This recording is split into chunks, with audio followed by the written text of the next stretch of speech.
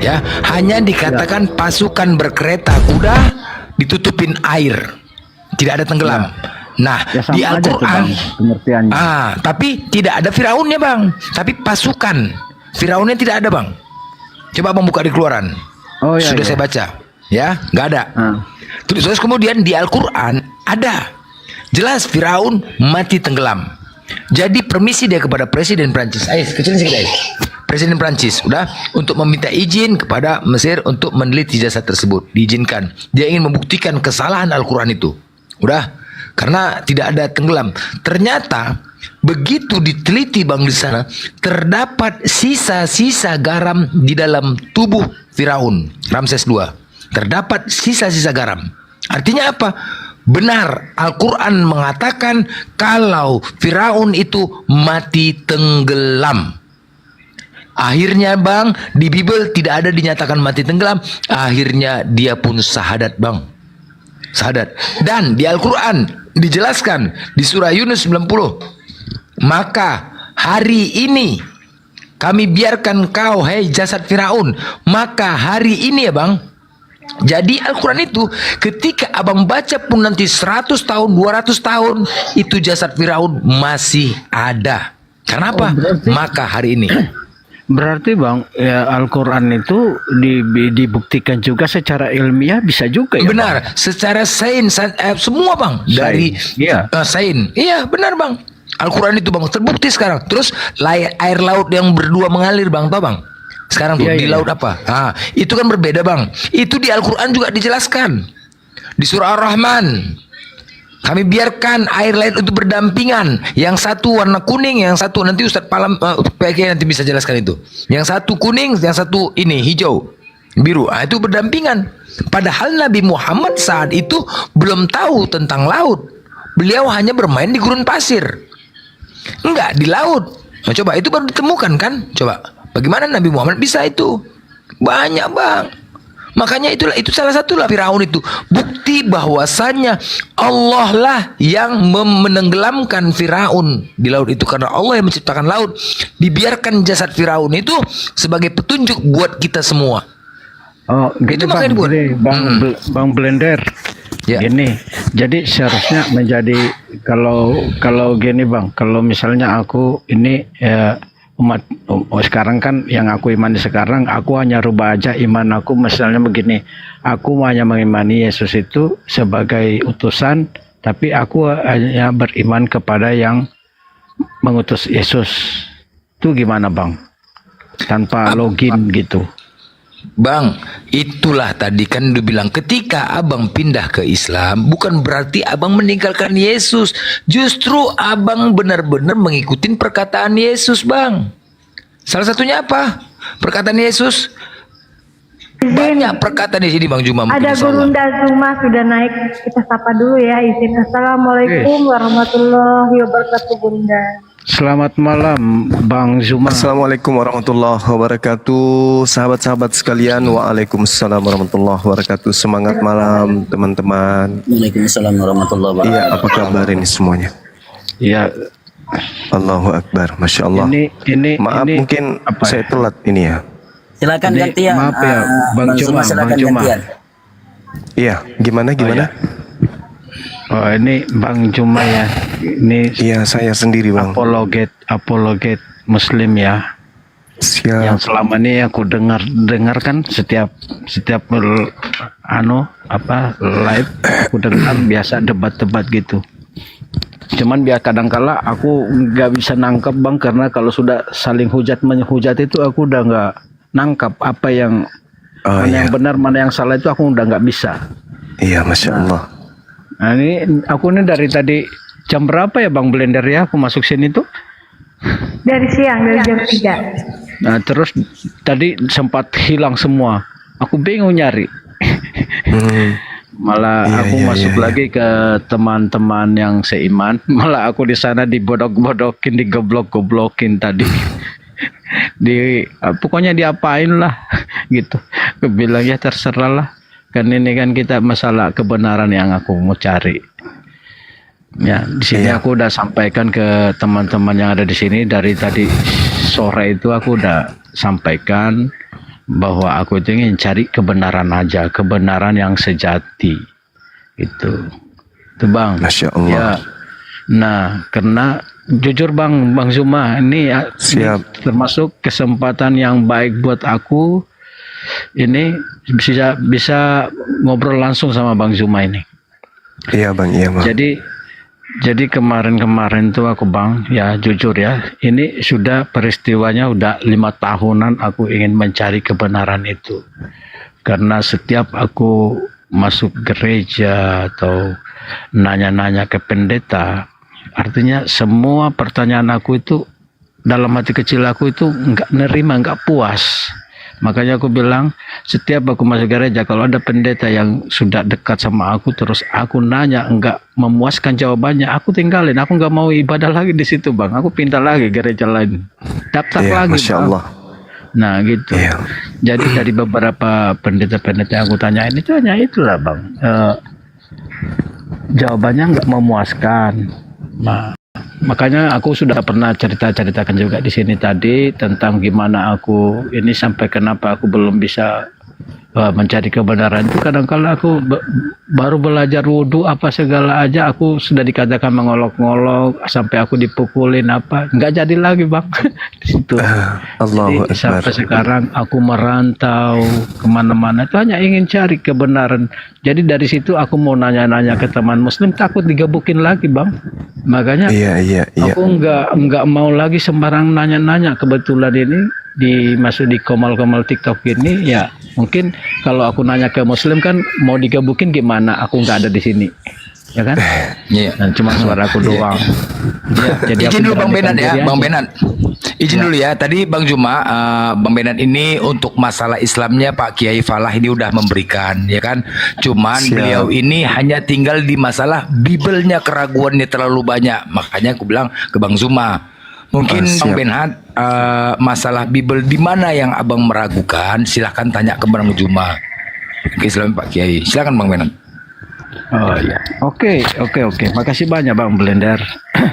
Jadi gini Bang Cuma, di sini aku ada beberapa kebingungan. Artinya dalam hati aku itu, artinya yang aku pegang dulu nih, ya kan kalau di Islam itu berbeda sama kami ya, yang kami imani. Kalau kami ini iman dulu baru akal, benar ya?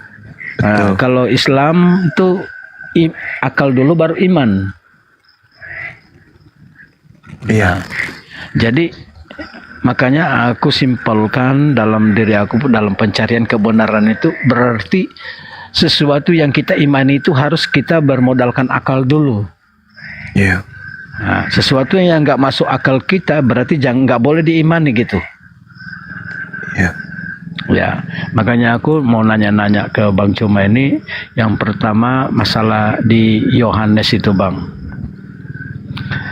Itu masalah Yohanes ya 13 lah Bang. Coba Abang bacakan itu. Abang kan jagonya nih Bible. Iya, Yohanes 13-nya di data nomor berapa Bang? Yohanes 13 atau Yohanes 3? Yohanes 3. Yohanes 3. Ya, jadi kami umat Islam itu ketika berbicara mengenai Bible, Rasulullah Muhammad SAW kemudian tidak pernah melarang umat Islam untuk belajar Bible, namun tidak membenarkan kami mempercayai sepenuhnya dan menolak sepenuhnya. Al-Quran menarasikan dengan sangat jelas, A'udzubillahi minasyaitonirrajim. Wa isqala Isa bin Maryam ya bani Israel inni rasulullahi ilaikum.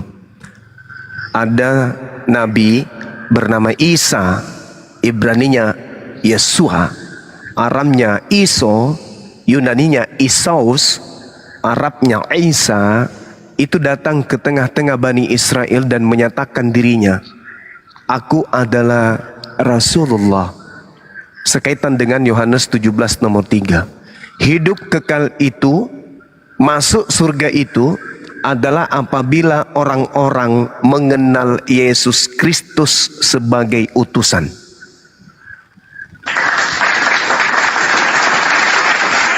Hidup kekal itu adalah mereka mengenal Engkau satu-satunya Tuhan yang benar dan mengenal Yesus Kristus yang Engkau utus. La ilaha illa huwa.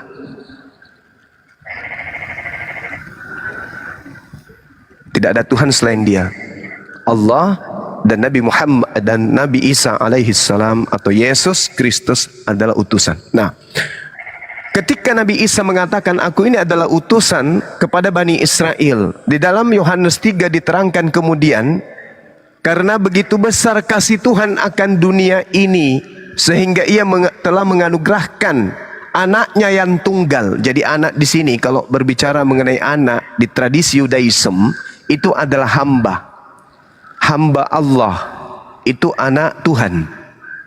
Nah, itu bisa dilihat di Amsal 3 nomor 11 nomor 12. Ternyata yang disebut anak itu identik dengan hamba. Kemudian Yesus disebut hamba itu jelas di dalam Kisah Para Rasul 4 nomor 30. Yesus adalah hamba yang suci. Jadi begitu besar kasih karunia Tuhan alam semesta akan dunia ini sehingga Ia menganugerahkan kemudian Yesus supaya setiap orang yang percaya kepada Yesus itu tidak mati, tidak binasa, melainkan peroleh hidup yang kekal. Nah, sekarang implementasi akidah Islam percaya kepada manusia yang datang lahir tanpa ayah sebagai Rasulullah. Tidak lebih daripada itu. Tidak lebih. Tidak pernah menggantikan Tuhan yang mengutus Yesus itu menjadi Yesus. Tak pernah. Sedangkan yang diurai di dalam Yohanes 3 ini harus mempercayai Yesus supaya kita bisa memperoleh hidup yang kekal. Pertanyaannya, dipercaya sebagai apa? Logika, akal sehat, rasio tidak akan mungkin mengatakan mengenal Yesus sebagai Tuhan. Itu mustahil. Tetapi Yesus dikenal dan harus dipercaya sebagai utusan Allah. Ini imannya umat Islam. Subhanallah. Ini imannya umat Islam. Umat Islam itu beriman kepada Nabi tersebut sebagai Rasulullah, utusan Allah kepada Bani Israel. Nah, sedangkan kalau saudara kita Kristen, mulutnya mengatakan betul Yesus itu adalah Rasul, utusan. Tapi coba nanti lihat pada praktiknya, mereka malah mengibadahi, menyembahi Yesus. Salah, offside. Mereka ini kemudian menyalahi. Artinya dia tidak percaya. Ketika Yesus mengatakan, aku adalah Rasul, aku adalah utusan, maka yang percaya kepada Yesus mendudukkan Yesus sebagai utusan. Tidak lebih. Dan itu hanya diimani oleh umat Islam. Saya kira gitu, Bang. Oke. Silakan kalau ada lagi yang mau dipertanyakan. Terima kasih Bang Cuma. Ini ada pencerahan dikit nih masuk. Jadi Yesus itu adalah utusan ya, sesuai Yohanes tadi ya. Iya. Yohanes itu sebagai utusan. Makanya inilah yang aku pertanyakan. Kalau di Yohanes ini aku tanyakan ke pendeta. Ini dia mengaku sebagai utusan. Secara akal, logika kita berarti kalau dia utusan jelas ada yang mengutus. Nah, kemudian aku tanyakan ini, katanya yang diutus dengan mengutus itu satu. Nah, makanya di sini aku Bang jelas aku nggak puas. Kenapa? Bagaimana caranya yang mengutus dan diutus itu satu? Masa aku logika kan gini, aku mengutus seseorang, terus seseorang itu adalah aku. Itu. Jadi disinilah aku bingung Bang, karena pendeta selalu bilang yang diutus dan mengutus itu juga. Maksudnya, Abang paham mungkin ya maksud saya, walaupun saya nggak jelaskan terlalu ini karena abang paham bebel lah gimana. Karena yang mengutus dan diutus itu jawaban pendeta satu. Artinya Allah Bapa, Roh, kemudian Firman. Itu satu hakikatnya. Nah, yang aku bingungkan tuh Bang, gini, yang secara logika akal aku nggak nerima itu, kenapa bisa yang diutus dan mengutus itu satu? Jelas yang diutus itu kalau aku nyuruh orang, apakah itu orang yang aku suruh itu adalah aku juga gitu. Nah, ini sampai Bapak Pendeta marah sama aku. Katanya, kamu kalau nanya begitu terus, kalau kamu memahami terus Alkitab gitu, kamu akan dikutuk gitu. Di situ aku bang keluar lagi, aku nggak ini. Jadi aku hanya cari kebenaran. Oke, yang Abang Juma tadi jelaskan itu sangat-sangat logik, sangat logik. Makanya kadangkala aku sendiri itu dengan Bible aku bingung juga gitu bang. Jadi ingin mencari kebenaran yang sesungguhnya. Yang satu lagi bang Juma, ini di Bible itu kan ada Allah itu putra ya, Allah putra Bapa. Jadi Yesus ini adalah Allah putra Bapa. Nah, ini secara penulisan saja ini sama dengan Al-Quran mungkin ya bahasanya ALLAH. Nah, apakah yang diimani Islam itu Allah yang menurut Kristen atau gimana gitu Bang Juma? Iya, baik Bang, saya tanggapi dulu yang ya. Nama itu, ya yang Okay. nama Allah ya, yang ini. Nah. Baik. Jadi kalau di dalam Al-Quran, Allah Subhanahu wa Ta'ala kemudian menyatakan, Inni ma'akum. Jadi Bani Israel bersama dengan Tuhan yang disembah oleh umat Islam. Inni ma'akum. Walakad ahazallahu mithaqa Bani Israel. Wa ba'athna minhum 12 naqiban. Wa qala Allah, Inni ma'akum. Jadi Allah bersatu dengan Bani Israel. Dan itu diuraikan di dalam kitab Yahudi dan juga kitabnya orang Kristen. Misalnya dalam di dalam Ulangan 31 nomor 6. Kuatkan dan teguhkanlah hatimu, janganlah takut dan jangan gemetar karena mereka, sebab Tuhan Elohim, dialah yang berjalan bersama dengan engkau. Yesaya 41 nomor 10. Karena itu janganlah takut, sebab aku Tuhan menyertai kalian. Itu di kitabnya Yahudi. Kalau di kitabnya Kristen, Matius 1:23, sesungguhnya anak darah itu mengandung dan melahirkan seorang anak laki-laki, dan mereka menamakan dia Immanuel, yang berarti Allah menyertai kita. Roma 8 nomor 31 dan seterusnya. Matius 28 nomor 20, Ibrani 13 nomor 5, Roma 8:26, 1 Tesalonika 5 nomor 17. Semua itu Tuhan menyertai. Aku bersama. Berarti ketika dikatakan Yesus dan Bapa adalah satu, itu bahasa biasa, itu bahasa lumrah. Contoh, di dalam Yohanes 8. Apa kata Yesus di sana? Jikalau aku menghakimi, maka penghakimanku itu benar. Sebab aku tidak seorang diri. Tuh, aku tidak seorang diri. Berarti Yesus tidak seorang diri. Kalau tidak seorang diri, berarti lebih dari satu. Jikalau aku menghakimi, maka penghakimanku itu pasti benar. Sebab aku tidak seorang diri, tetapi aku bersama dengan Bapa yang telah mengutus aku. Dan di dalam kitab Tauratmu ada tertulis bahwa kesaksian dua, malah disebut dua di sana. Dalam kitab Tauratmu ada tertulis bahwa dua orang adalah sah. Akulah yang bersaksi tentang diriku sendiri, dan juga Bapa yang mengutus aku bersaksi dengan aku. Sama dengan aku dan Bapa adalah dua. Kemudian terkait dengan nama Allah, Allah Subhanahu wa Ta'ala menjelaskan kemudian di dalam Al-Quranul Karim, ketika kemudian berfirman kepada Abraham, berfirman kepada Musa, dan juga berfirman kepada Daud, Salomo, Yakub, dan semua para nabi. Allah kemudian menceritakan di dalam Al-Quranul Karim, ketika kemudian Rasulullah Muhammad SAW menerima firman dari Allah. Allah menyatakan diri kepada Nabi Abraham. atau Nabi Ibrahim, bahwasanya dia adalah Tuhan yang disembah, baik yang disembah oleh Abraham, keturunannya secara turun-temurun. Dan itu juga diterangkan di dalam Bible. Saya ambil datanya. Is qala lahu rabbuhu aslim, qala aslamtu li rabbil alamin.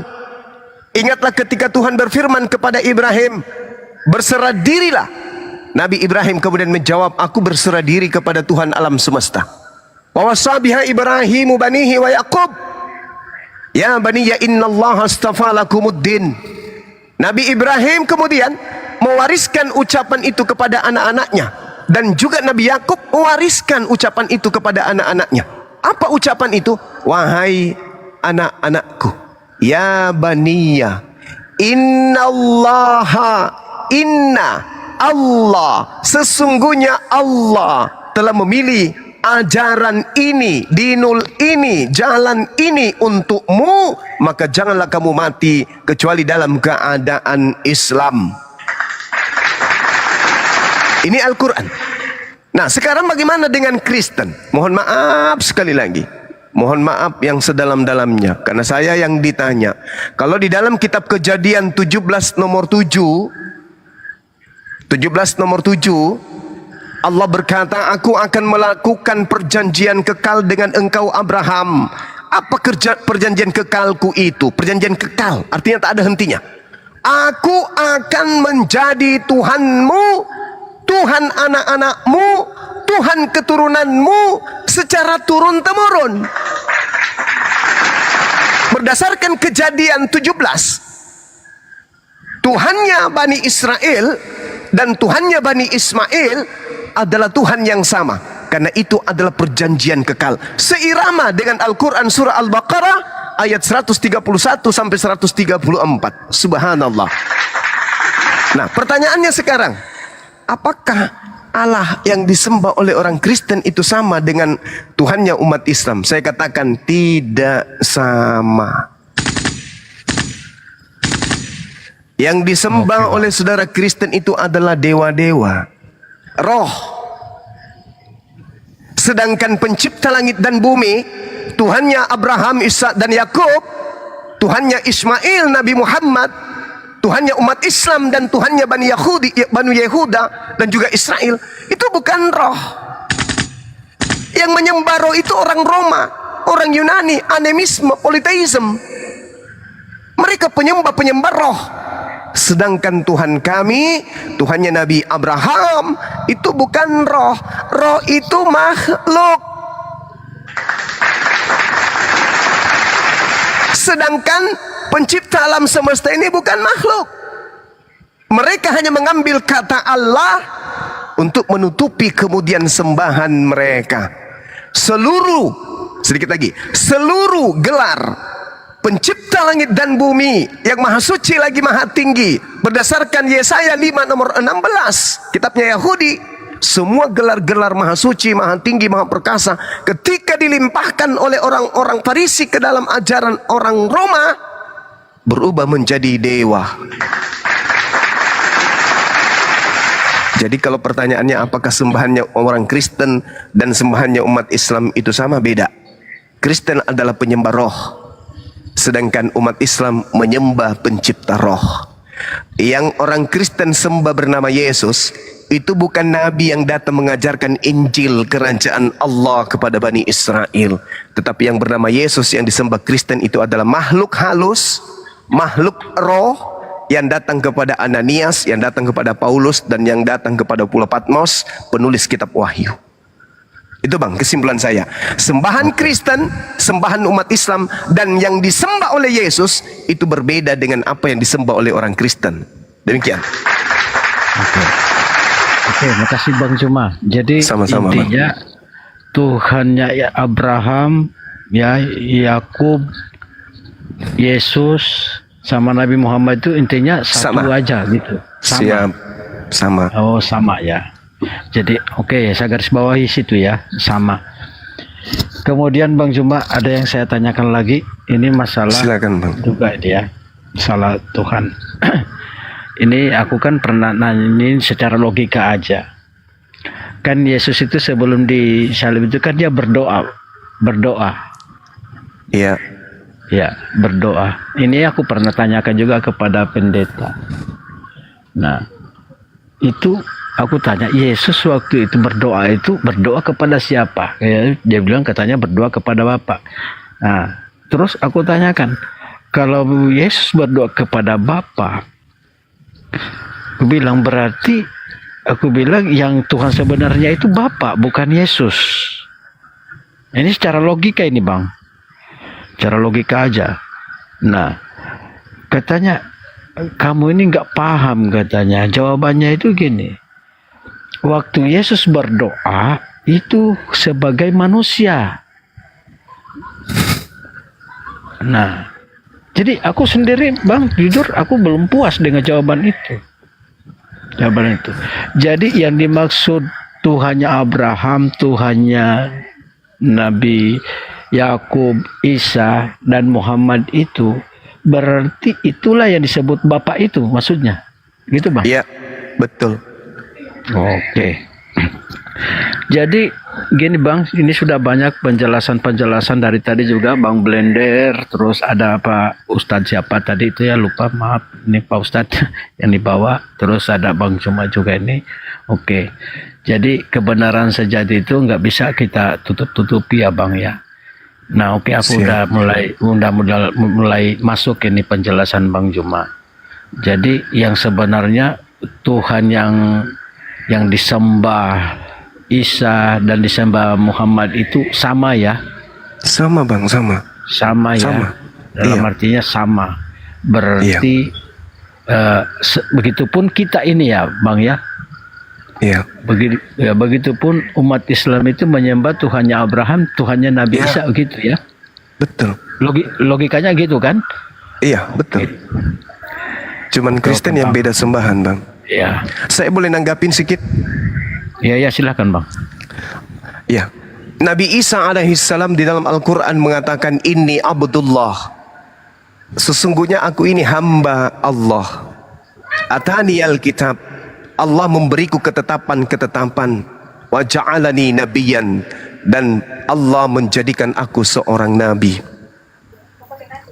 Lalu kemudian beliau menceritakan, wa ja'alani mubarakan aina ma kuntu.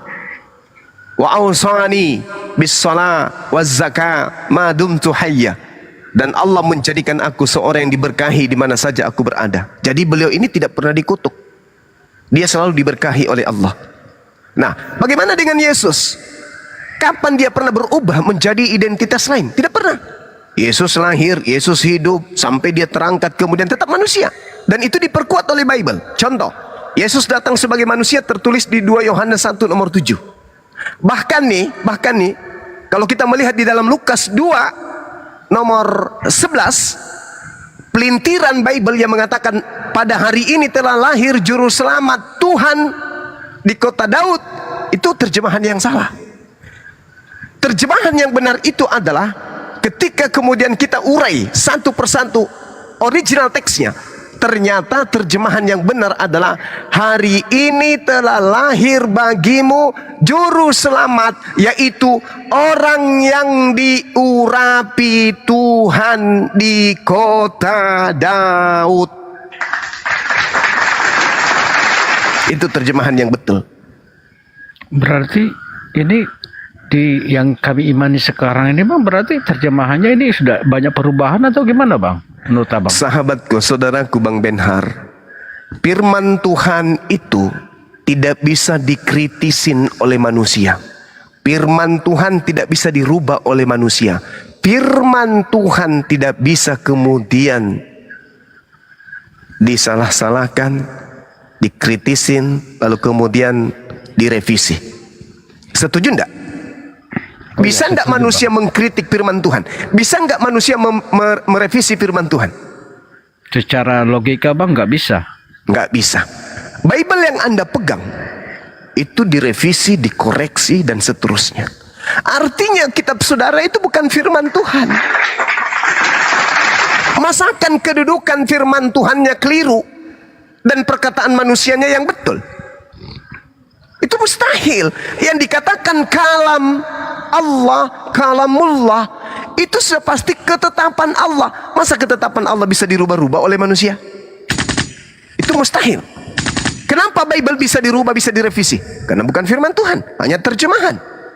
Sedangkan Lukas 2 nomor 11, hari ini telah lahir bagimu juru selamat, yaitu orang yang diurapi Tuhan, di kota Daud. Itu terjemahan yang betul. Nah, terjemahan yang betul ini tidak bertentangan dengan 2 Yohanes 1 nomor 7. Siapakah pembohong itu? Siapakah penyesat itu? Siapakah penipu itu? Siapakah setan itu? Dialah yang pergi ke seluruh dunia, yang tidak mengaku Yesus datang sebagai manusia. Dialah antikristus, dialah penyesat. Bible sendiri yang mengatakan bahwa Kristen itu penipu. Dalam arti Bible tadi ini ya, siapakah planos? Dalam bahasa Yunani planos artinya itu pembohong, penipu. Siapakah penipu itu? Siapakah penyesat itu? Siapakah pembohong itu? Dia yang pergi ke seluruh dunia, yang tidak mengaku Yesus Kristus datang sebagai manusia. Itulah penipu itu. Itulah antikristus. Nah, sekarang orang Kristen ditanya, wahai saudaraku Kristen, ya paman, apakah Anda percaya Yesus itu datang sebagai manusia? Oh iya dong, kami percaya dia datang sebagai manusia. Masa sih? Ya. Nanti saudaraku Benhar ke gereja intip mereka. Siapa yang disembah? Manusia atau Tuhan yang mereka sembah? Tolong suruh mereka jujur. Yang kalian sembah ini manusia atau Tuhan? Pasti mereka akan mengatakan yang kami sembah adalah Tuhan. Loh, tadi katanya Yesus itu datang sebagai manusia. Kok dituhankan? Nah, inilah yang dimaksud pembohong, penipu, antikristus, penyesat, iblis. Mulut berkata A, praktek berkata Z. Penipu, Iya bang. pembohong. Oke, bang. Nah, Masya Allah. Jadi Siap. gini bang. Jadi gini, aku berkesimpulan tuh ini udah terjadi 5 tahun lalu. Makanya aku bilang aku termasuk bukan umat Kristen yang fanatik. Karena sesuatu yang aku imani itu harus berdasarkan logika dulu. Ya harus. Ya harus itu. Karena mencari kebenaran itu harus dengan logika. Bisa diterima dengan akal gitu ya. Benar sekali. Oke. Nah, jadi gini bang, kalau abang bilang tadi di dalam Bible itu tadi, ternyata pengertian anak itu Pak adalah hamba ya. Hamba. Bukan anak Amsal seperti 3. yang ya, bukan pengertiannya seperti anak kita kini anak kandung begini, bukan ya? Bukan. Berarti Bunda Maria melahirkan Yesus itu berarti Murni manusia. Ya murni manusia, bukan berarti itu walaupun tak punya bapak itu hanya bentuk kekuasaan Tuhan ya. Iya. Oh, ya oke bisa diterima Bang Juma, bisa diterima. Siap. Oke. Sederhananya Kemudian, gini, Bang. Ya, lanjut. Ada yang aku tanyakan nih Bang. Berarti kalau Injil yang diturunkan kepada Yesus itu Injil yang benar ya Bang ya? Ya, halo? Halo? Kena report itu Pak, kena report. Ditombak lagi tuh. Aduh. Ada yang mereport. Nanti Insya Allah. naik lagi. Sabar nanti Bang Jumal ya. Itulah ya hoten-hoten pada kepanasan ini. Ya, tolong tap layar ya, saudara-saudara semua di bawah, kuatan koma kita. Diurus Pak. Itu tap layarnya. Kenapa sih harus begini? Kita diskusi yang bagus ini. Aduh. Ya, udah naik lagi Burunda. Ya, silakan Assalamualaikum, dilanjut silakan semua. Masya Allah. Jadi Tunggu, silakan Bang. Apa yang ingin dipertanyakan tadi? Saya tidak sempat mendengarkan sepenuhnya. Silakan. Gini Bang. Oke. Itu Injil yang benar itu Injilnya berarti Injil yang diturunkan sama Yesus ya Bang ya. Ya, sepakat ya. Iya. Ya nah. Betul. Injil yang benar ya, yang sesungguhnya gitu. Siap. Saya pernah baca juga Injil Yesus. Ya. Iya. Ya, itu ada Injil Yesus. Nah, tapi yang kenyataan sekarang itu Bang yang aku pertanyakan kan itu ada Injil Markus, ada Injil Matius, Yohanes apa segala. Lalu Injil Yesus itu yang mana sebenarnya?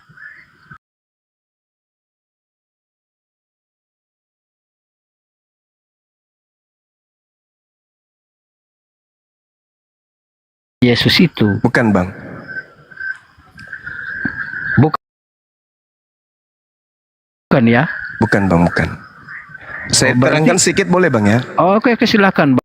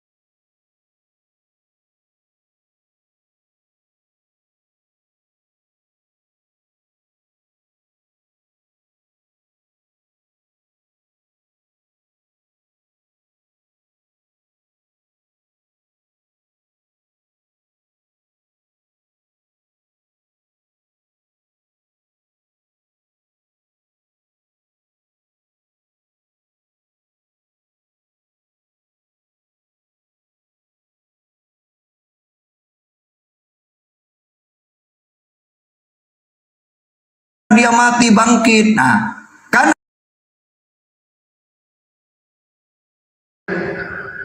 kitab yang datang kepada Nabi Isa itu masih ada. Contoh nih bang, contoh.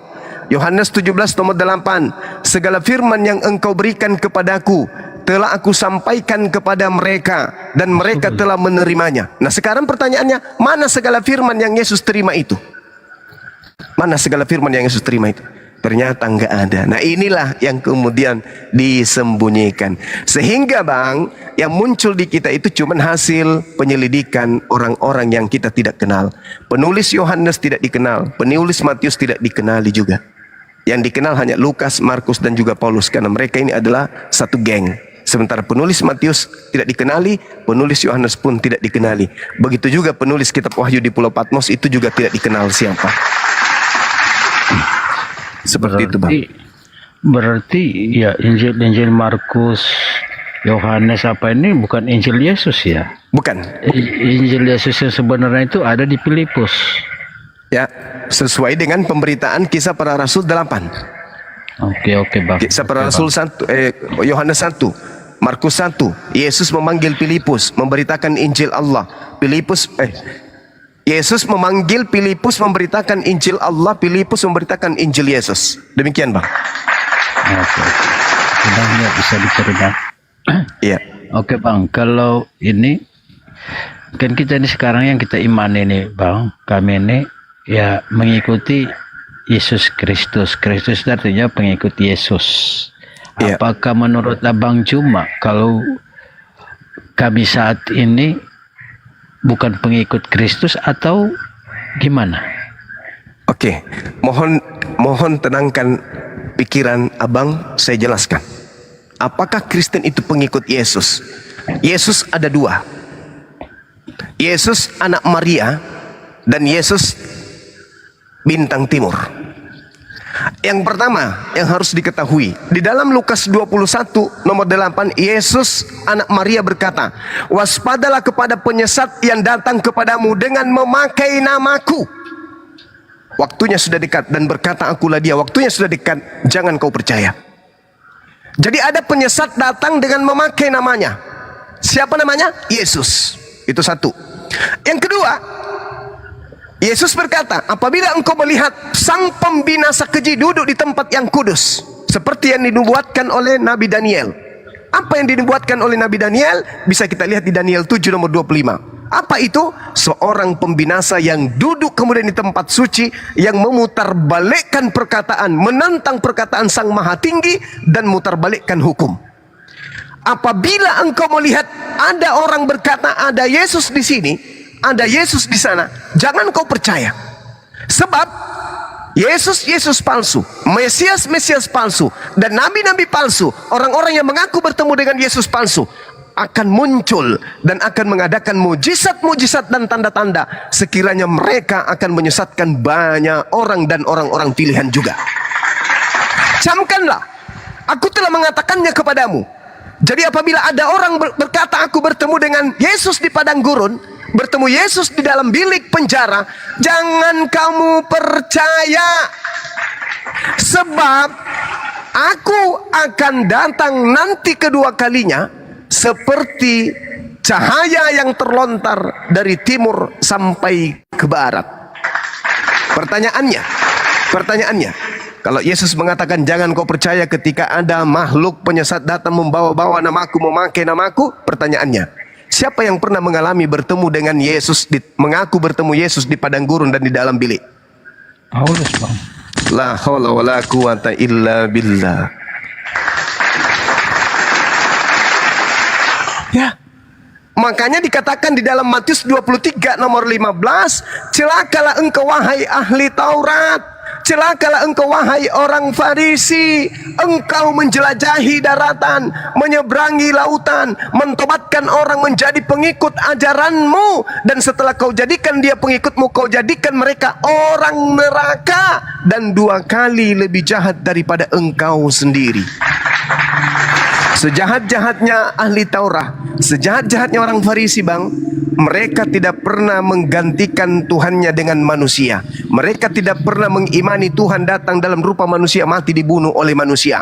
Tapi ajarannya untuk orang lain di luar dari bangsa Parisi mengajarkan Tuhan datang, mati, bangkit untuk menjadi Tuhan bagi orang-orang di luar Yahudi. Na'udzubillah summa na'udzubillah. Nah, ketika Anda bertanya apakah sama? Tidak. Yesus hanya untuk Bani Israel. Matius 15 nomor 24. Aku diutus hanya kepada domba-domba yang hilang, yang sesat dari umat Israel. Kisah Para Rasul 13 nomor 23. Seperti yang dijanjikan oleh Tuhan kepada Bani Israel, Tuhan telah membangkitkan juru selamat untuk Bani Israel, yaitu Yesus. Jadi Yesus mana yang saudara sembah? Yesus yang Berarti datang.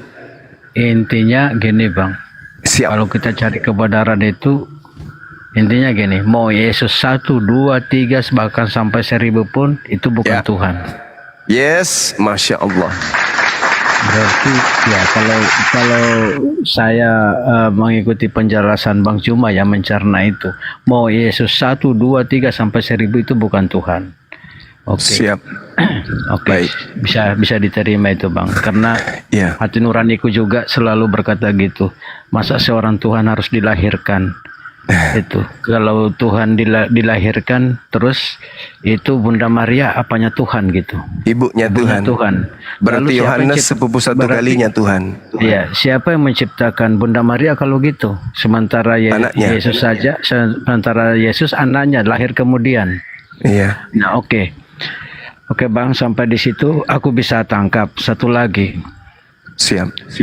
Karena Yesus sebiasa kan saya ikutin dengar-dengar Bang Zuma ngomong Yesus disunat apa segala. Siap. Itu katanya apakah Yesus yang disunat ini seorang muslim atau gimana gitu Bang? Iya. Bismillahirrahmanirrahim. Ini pertanyaan yang sangat menarik, Bang. Yang disebut muslim itu adalah orang yang berserah diri kepada siapa? Kepada Rabbus samawati wal ard, kepada pencipta langit dan bumi. Mereka tunduk kepada perintah Allah. Mereka kemudian tidak membantah perintah Allah. Subhanallah, ketika kemudian Yesus datang di tengah-tengah Bani Israel, tidak ada satupun perintah Tuhan yang dia langgar, yang dia tolak, yang dia ingkari. Contoh, bukti, Paulus sendiri mengakui itu. Coba Anda baca di Galatia 4 nomor 4 sampai nomor 5. Apa yang dikatakan oleh Paulus? Yesus takluk dan tunduk kepada hukum Taurat. Kemudian Ibrani 5 nomor 7. Sebagai manusia, dia telah mempersembahkan doa yang sungguh-sungguh kepada Tuhan yang sanggup menyelamatkannya dari maut. Dan atas kesolehannya, atas kemuslimannya, doanya dikabulkan. Nah, kita lihat apa yang dilakukan oleh Yesus. Yesus bersyahadat. Yohanes 17 nomor 3. Hidup kekal itu adalah mereka mengenal Engkau satu-satunya Tuhan yang benar dan mengenal Yesus Kristus yang Engkau utus. La ilaha illallah, Yesus Rasulullah. Apalagi setelah dia bersyahadat, dia melakukan sholat. Apa buktinya? Matius 26 nomor 39.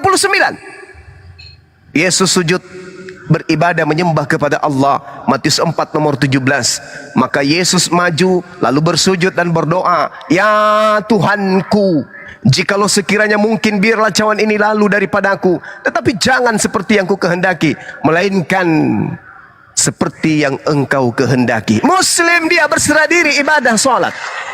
Kemudian sunat. Lukas 2 nomor 21. Ketika kemudian genap 8 hari, Yesus kemudian disunat. Dia diberi nama Yesus, yaitu nama yang disebutkan oleh malaikat sebelum ia dikandung oleh ibunya. Sunat. Lalu apa lagi? Berpuasa beliau. Matius 6 nomor 16, Matius 4 juga. Di situ diterangkan, apabila kamu berpuasa jangan muram mukamu seperti orang munafik. Mereka mengubah air mukanya supaya orang melihat bahwa mereka sedang berpuasa. Aku berkata kepadamu, sesungguhnya mereka sudah mendapat upahnya. Yesus kemudian berpuasa 40 hari 40 malam. Yesus berpuasa. Apalagi di dalam Matius 5 nomor 39, Yesus mengajarkan untuk beramal soleh. Tetapi aku berkata kepadamu, janganlah engkau melawan orang yang berbuat jahat kepadamu, melainkan siapapun yang menampar pipi kanan dan kirimu, dan kepada orang yang hendak mengadukan engkau karena menginginkan bajumu, serahkan juga jubahmu. Dan siapapun yang memaksa engkau berjalan sejauh 1 mil, berjalanlah bersama dia sejauh 2 mil. Berilah orang yang meminta kepadamu, dan jangan menolak orang yang mau meminjam kepadamu. Kamu telah mendengarkan firman bahwa kasihilah sesamamu manusia dan bencilah musuhmu. Matius 5 nomor 39. Yesus mengajarkan beramal soleh. Itu jelas itu. Oke. Oke Bang. Dia Oke, seorang Bang. Muslim. Silakan. Jadi ya kalau menurut penjelasan dari Bang Zuma, ya memang di Bible juga kan Yesus itu bersunat, ya benar. Jadi memang gini, Yesus bersunat. Nah sementara kami nggak bersunat Bang. Nah, Berarti kami bukan pengikutnya Bang gitu, nggak ikuti ajarannya. Yesus gitu. berkata di dalam Yohanes 10 nomor 27, aku mengenal muridku, muridku mengenali aku, mereka mendengarkan suaraku dan mengikuti aku. Coba Anda lihat di dalam satu lagi, Anda lihat di dalam 1 Yohanes 6, 1 Yohanes 2 nomor 6. Apa yang dikatakan kemudian di sana? Ini dalil kitab yang diimani oleh saudara-saudara Kristen. Lucunya mereka tidak praktekkan. Barang siapa mengatakan bahwa dirinya ada di dalam Yesus, ada kata yang sangat mengejutkan di sana, Bang. Ada kata opeilo. Opeilo itu dalam bahasa Yunani artinya wajib. Kalau tidak dilakukan berdosa. Dan kalau berdosa neraka. Apa kata 1 Yohanes 2 nomor 6? Barang siapa mengatakan bahwa dirinya ada di dalam Yesus, dia wajib opeilo, hidup sama seperti Yesus telah hidup. Oke Bang. Gimana dong? Jadi iya logik ini Bang. Masya Allah. Ya, Ya, artinya silakan. ini sangat masuk akal karena intinya gini. Aku tangkapnya di sini yang masuk akal aku, kalau kita berarti percaya kepada Yesus, mengikuti Yesus, berarti mengikuti ajarannya Yesus. Berarti harus bersunat, harus sujud, harus berpuasa. Puasa. Masya Allah. Kan gitu Bang, secara logika Bang ya. Iya betul. Kalau pengikutnya berarti harus mengikuti apa yang diajarkan gitu. Siap. Nah, di situ Bang. Kemudian ada lagi apa yang saya bisa tangkap di situ, artinya kalau nggak ngikutin itu berarti nggak ngikut, bukan pengikutnya Yesus. dia berarti. Penyamar.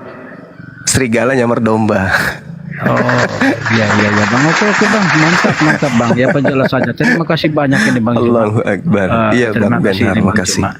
Jadi berarti itulah yang menjadi salah satu syarat-syarat masuk Muslim itu berarti harus bersunat juga.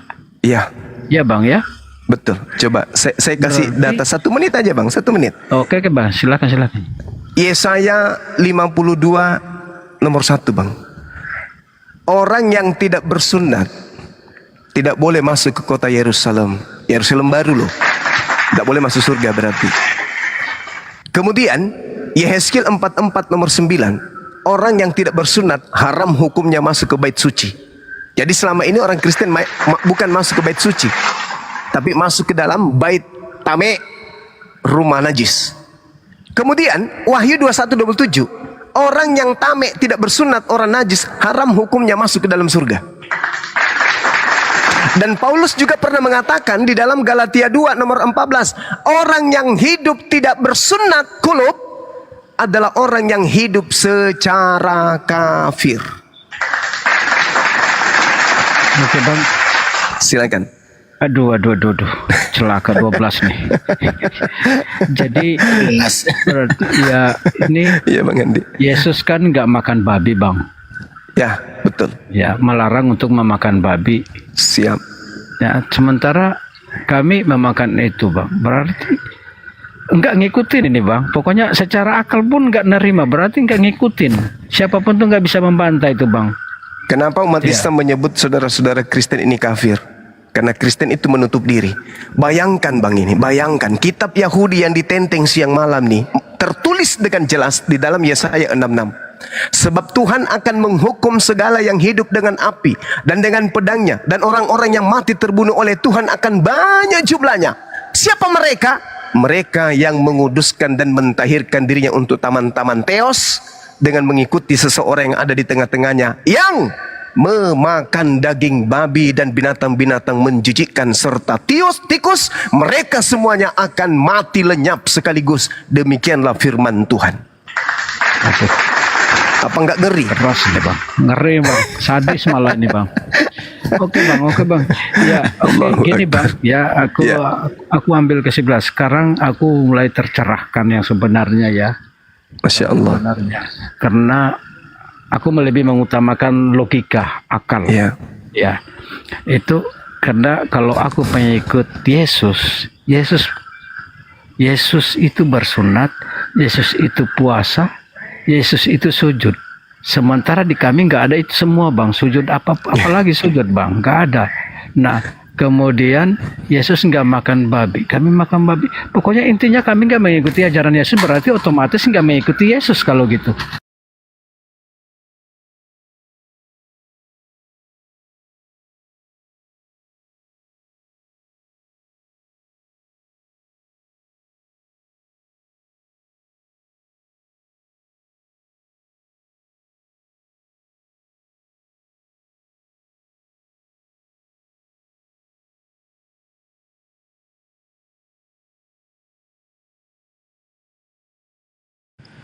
Ketika nanti semua manusia dikumpulkan pada hari kiamat, apa yang orang-orang kafir sembah akan menjadi musuh bagi mereka sendiri, dan pemujaan-pemujaan yang mereka lakukan terhadap yang mereka sembah akan diingkari oleh yang disembah. Nah, apa kata Yesus? Di mana itu, Bang? Al-Quranul Karim.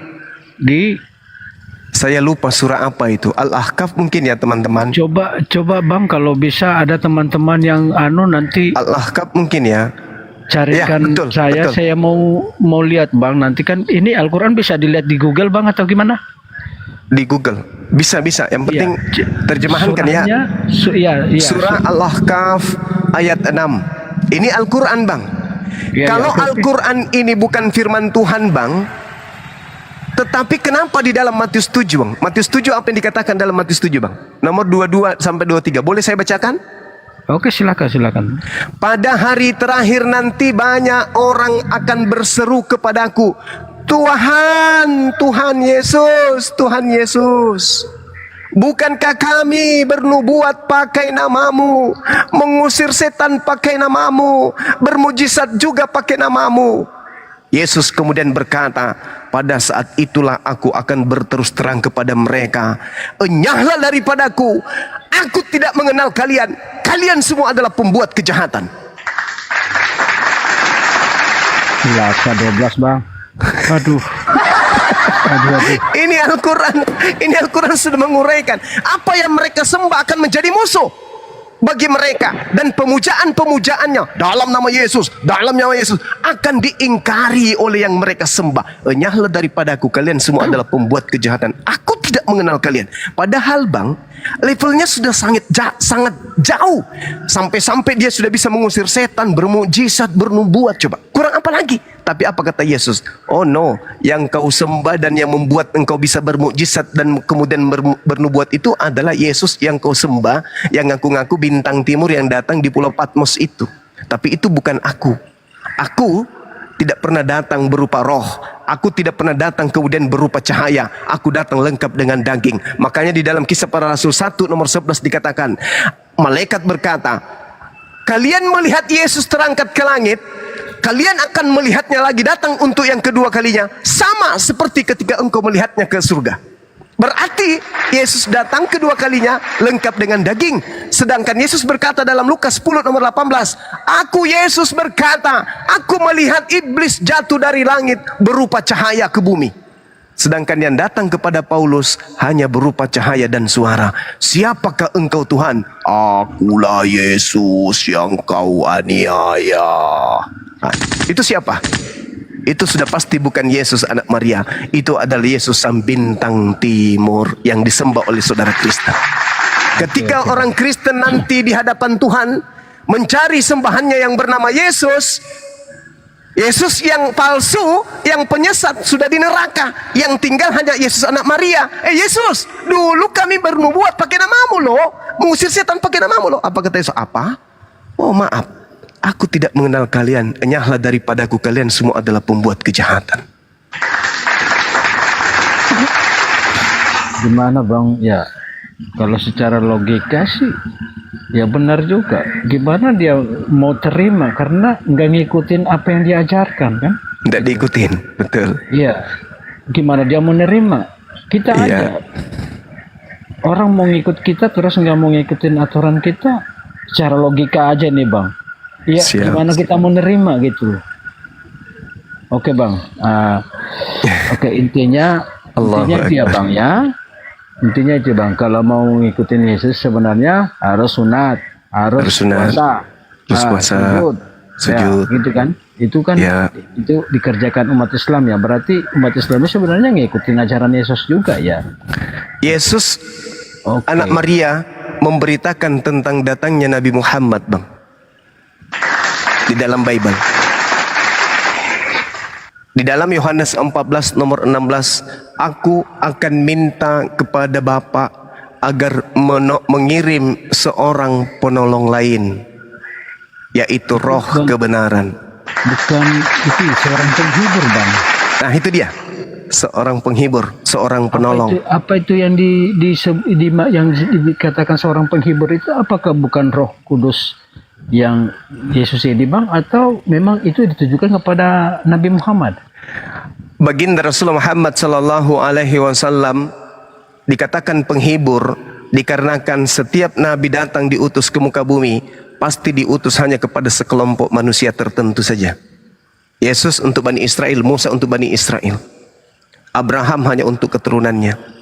Ya.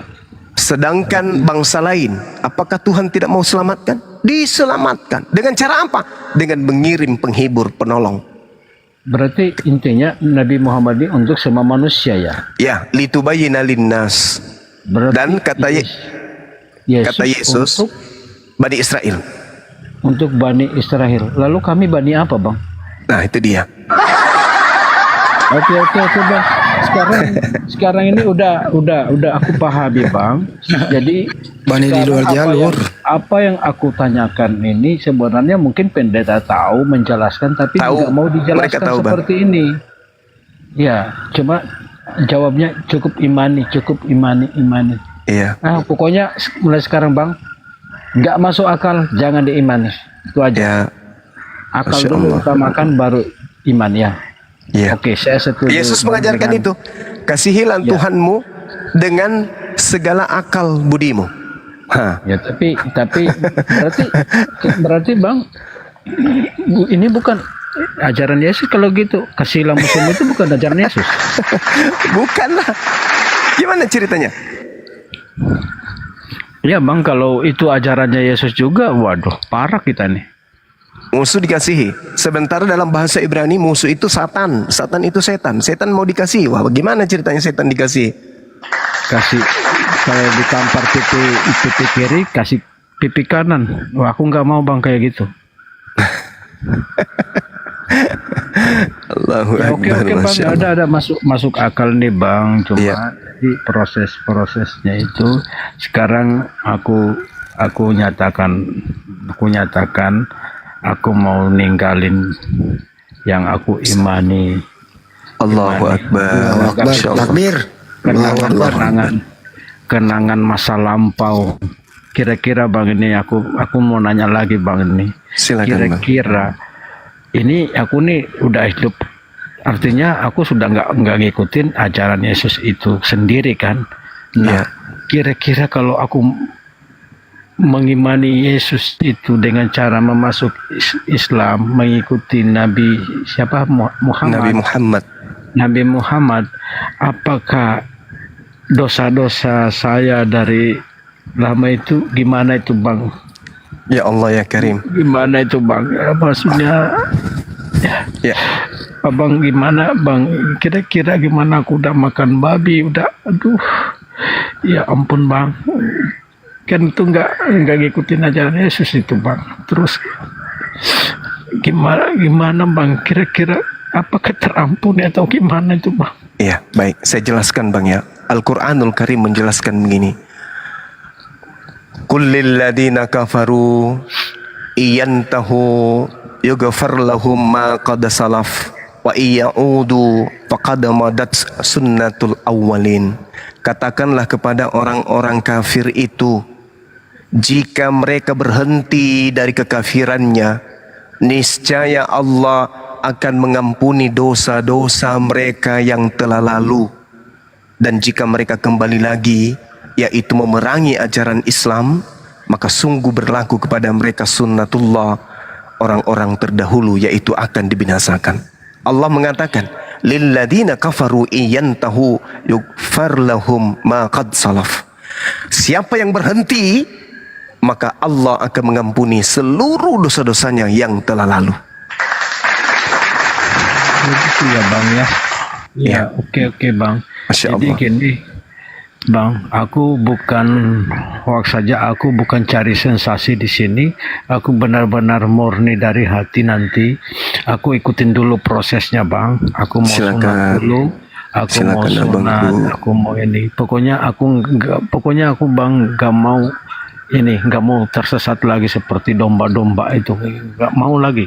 Pokoknya Mereka bukan domba Bang, serigala.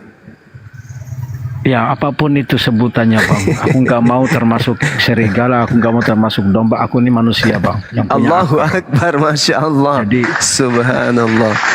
Manusia Bang, kita ini.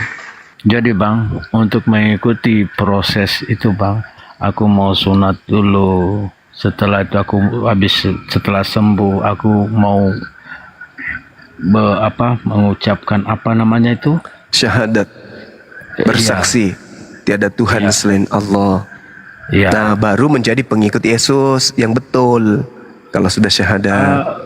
Gini Bang, kalau aku tangkap tadi kan itu mengikuti Yesus, ya mengikuti Yesus. Tapi kan kita artinya mengimani Yesus seperti Pak Kiai bilang tadi itu dengan cara sudut pandang yang berbeda. Kami menganggap dia Tuhan, tapi kalau di Islam sebagai menganggapnya Rasul. Rasul untuk Bani Israel. Tapi ya ada seperti abang katakan tadi, seorang penghibur yang diutus itu yaitu Nabi Muhammad ya. Nabi Muhammad sallallahu alaihi wasallam. Nah, jadi berarti mengikuti sunnah-sunnahnya dia begitu Bang ya. Betul sekali. Oke, berarti kalau kami mengikuti Nabi Muhammad berarti sama saja mengikuti Yesus juga gitu ya Bang ya. Benar sekali. Oke, secara ini karena abang utarakan tadi gitu. Ya, Yohanes 16 Bang. Iya. Yohanes 16 nomor 5 sampai nomor 7 sampai nomor 15. Di situ perintah Yesus untuk kita mengikuti Nabi Muhammad. Oke Bang. Ya, oke Bang. Kalau yang dibilang syahadat itu seperti apa bunyinya Bang? Asyhadu an la ilaha illallah wa asyhadu anna Muhammadar Rasulullah. Aku bersaksi Rasulullah. Ya, aku bersaksi tidak ada Tuhan selain Allah, dan aku bersaksi bahwa Nabi Muhammad adalah Rasul utusan Allah. Dah selesai. Aku gimana Bang? Asyhadu Allah ilaha illallah wa asyhadu anna Muhammadan Rasulullah. Aku bersaksi bahwa tidak ada Tuhan selain Allah. Allah. Dan aku bersaksi bahwa Nabi Muhammad adalah Rasul utusan Allah. Ya, Oh subhanallah. gitu ya bang. Insyaallah Iya. aku amalkan dulu tuh. Terus aku Siap. sunat dulu. Terus aku mau cari ustadz yang benar-benar yang bisa Siap. membimbing. Ya insyaallah. Siap. Ya. Jadi caranya bang gimana bang kalau gini bertanya kepada ustadz itu kita mau masuk Islam itu gimana bang supaya nggak digebukin lagi gitu. Saran bang, Jadi saran, bang. kalau saya nih, saya kan di Apologet Islam Indonesia, Bang. Kalau di Apologet Islam Indonesia, setiap orang yang kita syahadatkan itu kita kasih legalitas hukum. Kita kasih sertifikat bahwa yang bersangkutan sudah memeluk Islam. Dasar untuk mengganti identitas. Ganti KTP yang tadinya Kristen menjadi Islam. KTP-nya agama apa, Abang? Katolik. Protestan. Nah, nanti bawa surat dari kami, bawa ke Dukcapil untuk pergantian identitas agama. Karena jangan sampai tidak diminta-minta nih, Bang. Ya, ajal kan tak ada yang tahu. Mana tahu besok Pak Bombo meninggal. Kan nggak ada yang tahu. Nah, pada saat meninggal, kita perlihatkan kemudian kita punya identitas. Orang-orang akan tahu, oh, orang ini sudah Muslim. Maka keluarga Pak Bombo, keluarga kita nggak akan menguburkan secara Kristen, tapi dikuburkan secara Muslim. Dan kami sebagai saudara abang akan memperjuangkan sampai titik darah penghabisan agar abang itu dikuburkan secara Islam. Oh, terima kasih banyak bang. Iya. Oke bang, jadi gini bang ya, sengaja tadi aku udah utarakan juga kepada abangku blender ini, tadi sama bunda juga yang ada di sini nih. Saat ini kan aku masih menyembunyikan identitas aku bang, ya kan. Bahkan aku ditanyain tempat, aku nggak ngasih tahu. Abang tahu sendirilah gimana proses kami kalau kami masuk itu gimana ya. Abang pasti tahu sendiri.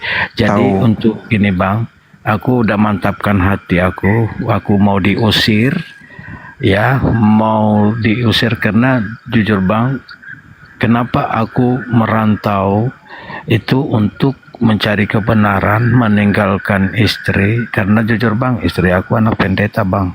Jadi karena aku nggak sepaham juga, karena aku selalu bertanya kepada mertua ya, itu ya karena nggak memuaskan hati aku ya aku pendam aja. Jadi aku juga nanti coba memantapkan diri, karena tahu sendiri bang kalau kami keluar itu gimana bang ya. Ya betul. Pasti betul. abang tahu sendiri itulah. Kami Jadi, paham. Ya, aku bukan hoak, aku bukan cari sensasi seperti itu. Pokoknya aku katakan Tuhanku Allah, itu aja. Nabiku Muhammad itu. Jadi aku mau mengikuti proses dulu seperti Nabi Isa tadi, sunat, gitu ya. Karena mungkin ya. Bang Benhard, nanti kita DM-an aja bang, nanti kita WA-kan, nanti mungkin insya Allah saya bisa bantu abang untuk masalah suratnya dan dokumen ya. Untuk kelanjutannya nanti kita diskusi bang. Nanti masalah privasi abang terjaga nanti pokoknya insya Allah. Pokoknya gini bang, nanti aku udah selesai sunat baru. Ya, nanti kita koordinasi untuk bantu dokumennya bang ya. Ya, aku sunat dulu pokoknya sunat. Kalau minta bantuan di sunat, kami bisa bantu. Ya. Kami ada api seluruh Indonesia ada. Oh, betul. Gini bang. Sekarang kalau tuh kan Tuhanku nih Allah nih. Berarti aku bilang demi Allah gitu ya. Ya. Demi Allah aku udah yakin itu, walaupun aku belum Muslim, tapi aku udah yakin itu. Aku bertuhankan Allah, Nabi Muhammad.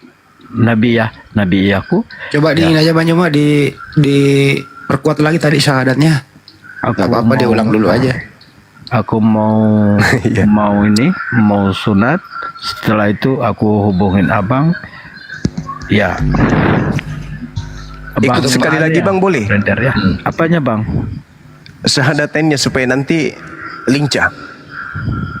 Coba bang. Asyhadu Allah ilaha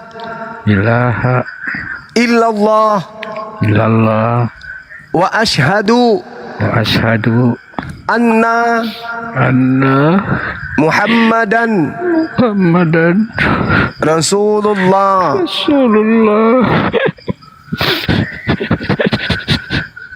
Allah Akbar. Masya Allah. Semoga bang, doain aku bang, semoga dosa-dosaku diampuni bang. Amin. Udah gak ngikutin ajaran Yesus sebenarnya bang. Amin, amin ya rabbal alamin. Oke bang, makasih banyak bang. Makasih. Semoga nggak bosan nerima aku di sini bang ya. Enggak. Kami paling suka, dan kalau perlu setiap malam kita mensyahadatkan. Nah ini juga saya mau bocorkan ke Bang Blender nih. Bang Blender ini kecolongan Bang Blender. Abang ini panglima di Medan tapi abang kecolongan. Alhamdulillah tadi malam saya telah mensyahadatkan salah satu tokoh pemuda, tokoh besar. Saya sudah mensyahadatkan kemudian dari Medan. Alhamdulillah, Masya Allah, kami bersama dengan Ahi Saiful sudah melakukan itu, tapi kita masih merahasiakan siapa oknumnya, karena kalau sampai ini bocor maka akan gempar dunia orang Batak.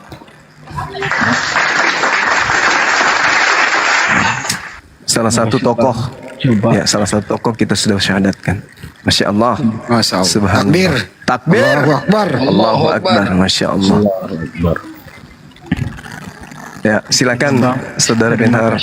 Ya, sama-sama. Terima kasih banyak. Terima kasih Bang Jemaah. Bang Benhar, kalau Anda izin kalau mengalami kesulitan, Anda bisa hubungi Api saya. Saya Bang Handi. ya saya humasnya Api. Bisa dicatat nomorku? Tunggu Bang, aku dalam di mana nih? Aku agak jauh nanti Bang, punya. Nanti ku DM Bang Andi, nanti beliau sama aku kasih Bang. Oke. Ya, nanti aku DM sama beliau ini. Mungkin Pak Benhard ini Pak Kiai ada di sini, mungkin Pak Kiai untuk untuk memulainya. Mana Kiai kita yang mana? Ini ganti kena tombak juga nih Pak Kiai ini.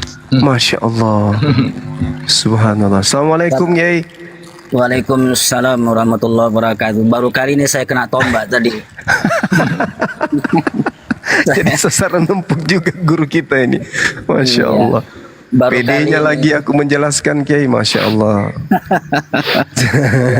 Maafkanlah. Ya Alhamdulillah tadi sudah disampaikan dalil-dalilnya ya dengan jelas. Ya Alhamdulillah. Jadi beliau ini tadi, Pak Benhard ini sudah diskusi dengan kita dari siang tadi. Beliau benar-benar ingin mencari kebenaran. Masya Allah.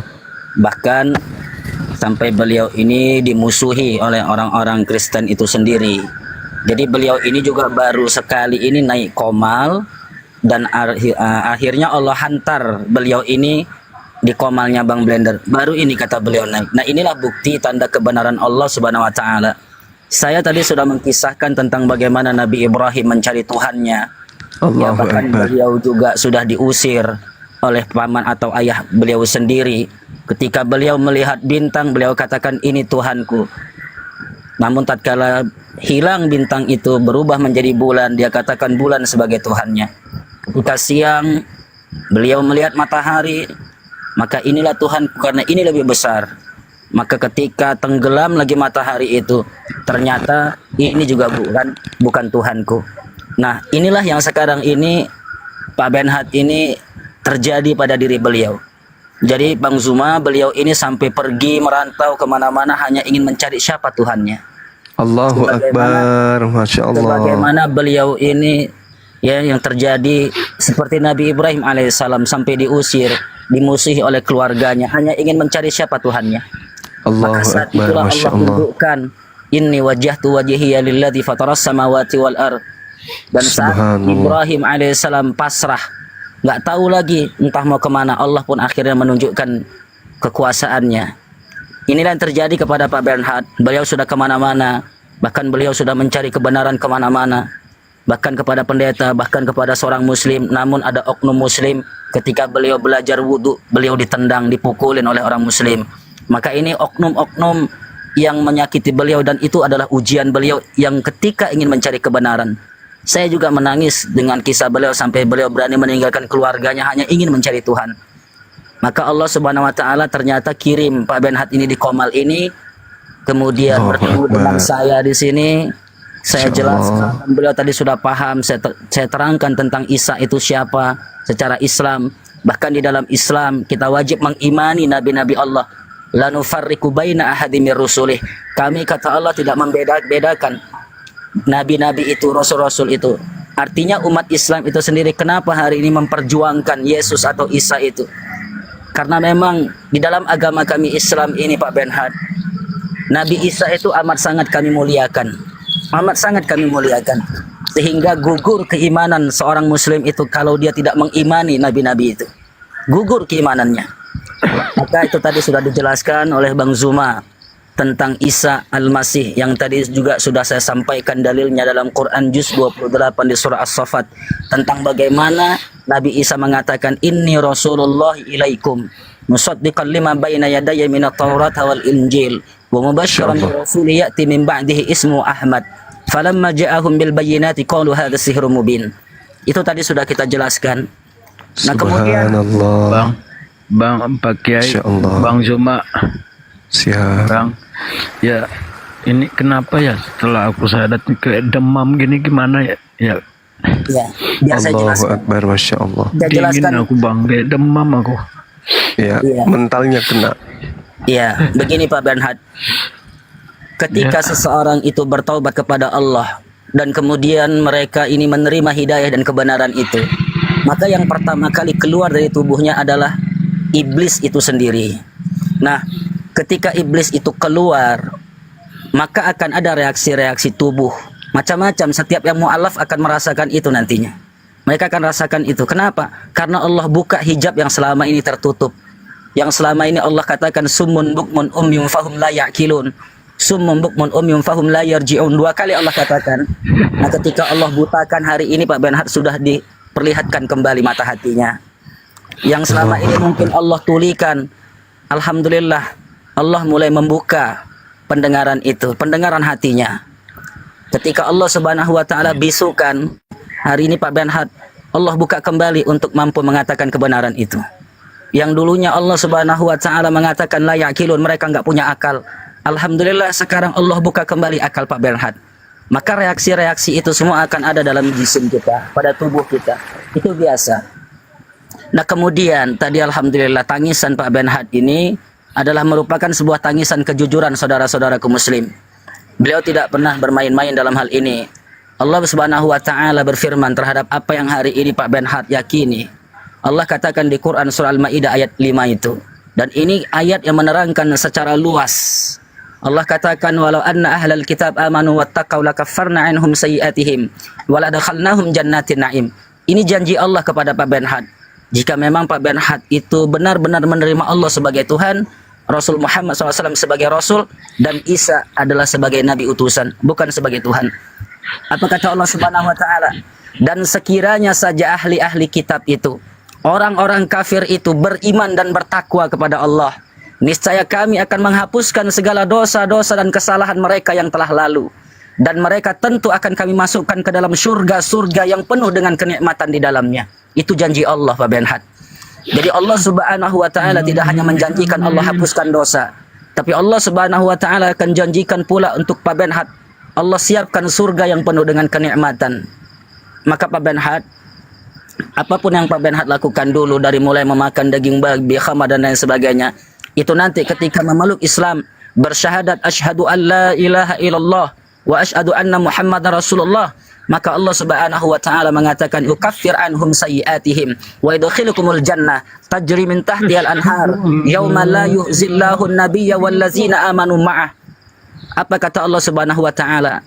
Maka kami akan hapuskan segala dosa-dosanya yang lalu, sengaja ataupun tidak, terang-terangan ataupun tersembunyi. Allah Subhanahu wa taala akan hapuskan. Yukaffir anhum sayyi'atihim wa yudkhilukumul jannah, dan Allah akan masukkan surga tajri min tahtihal anhar, yang di dalamnya ada sungai yang mengalir-ngalir di dalamnya. Maka Masya Allah, Pak Benhard jangan pernah ragu. Ucapan Pak Benhard tadi sebenarnya secara zahiriyah. Secara zahiriyah itu sudah masuk Islam, karena sudah mengakui Allah sebagai Tuhan, Muhammad sebagai utusan. Secara zahir sudah Islam, tapi belum secara batinnya. Amin, amin, amin. Amin ya Rabbal Alamin. Amin. Secara batinnya belum Islam. Amin ya rabbal alamin. tadi sudah saya sampaikan Bang Zuma dan teman-teman kepada beliau. Beliau ini sekarang posisinya terintimidasi. Ya, terintimidasi.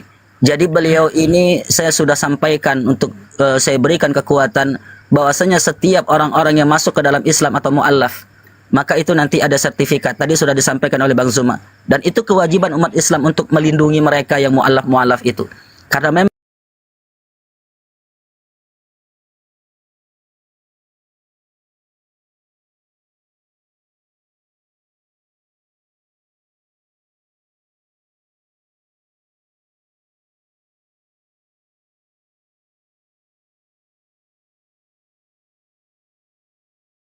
tantangan mereka itu dimusuhi oleh keluarganya sendiri.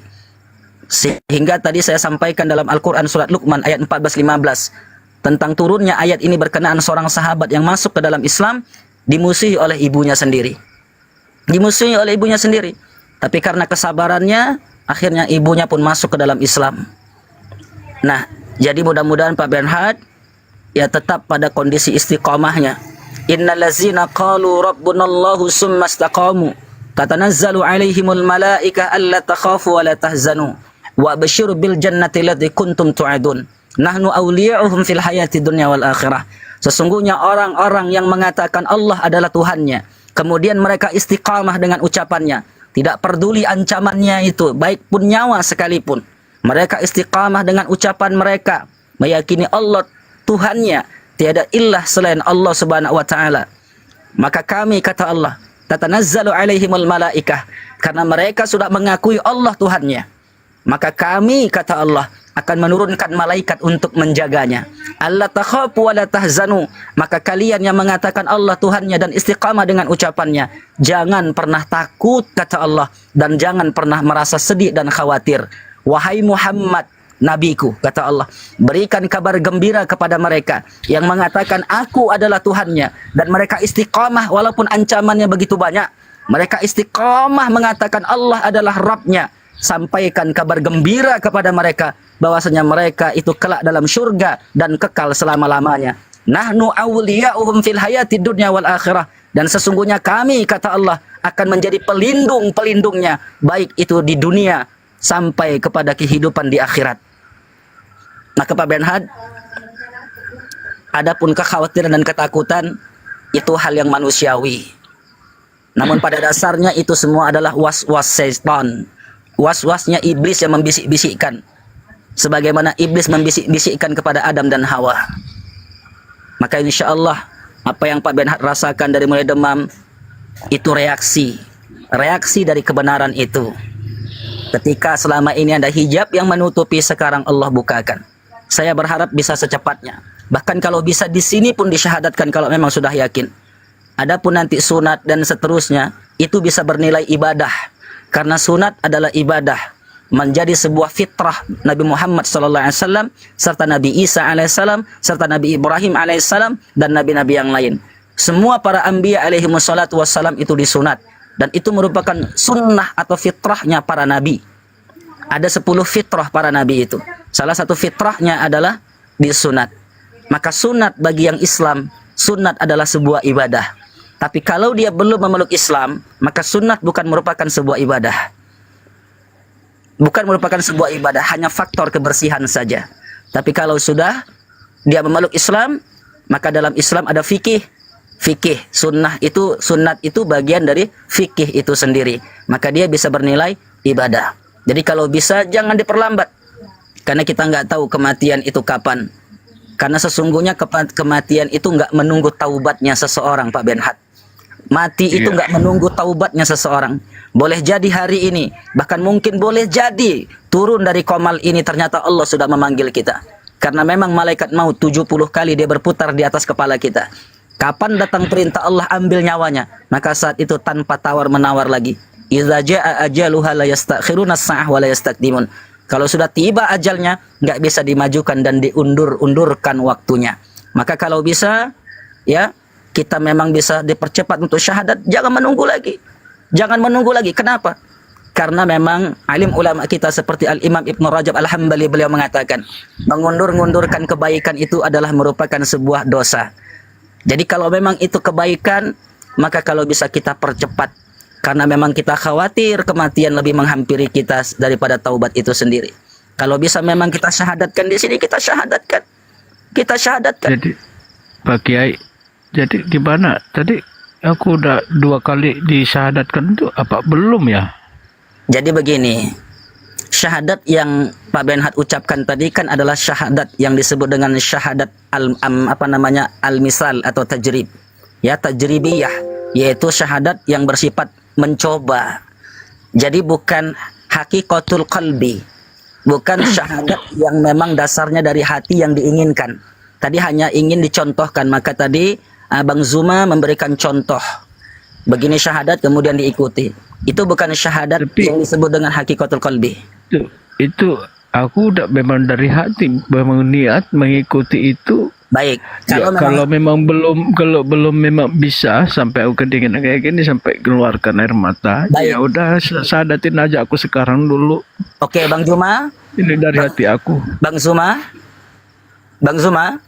monitor.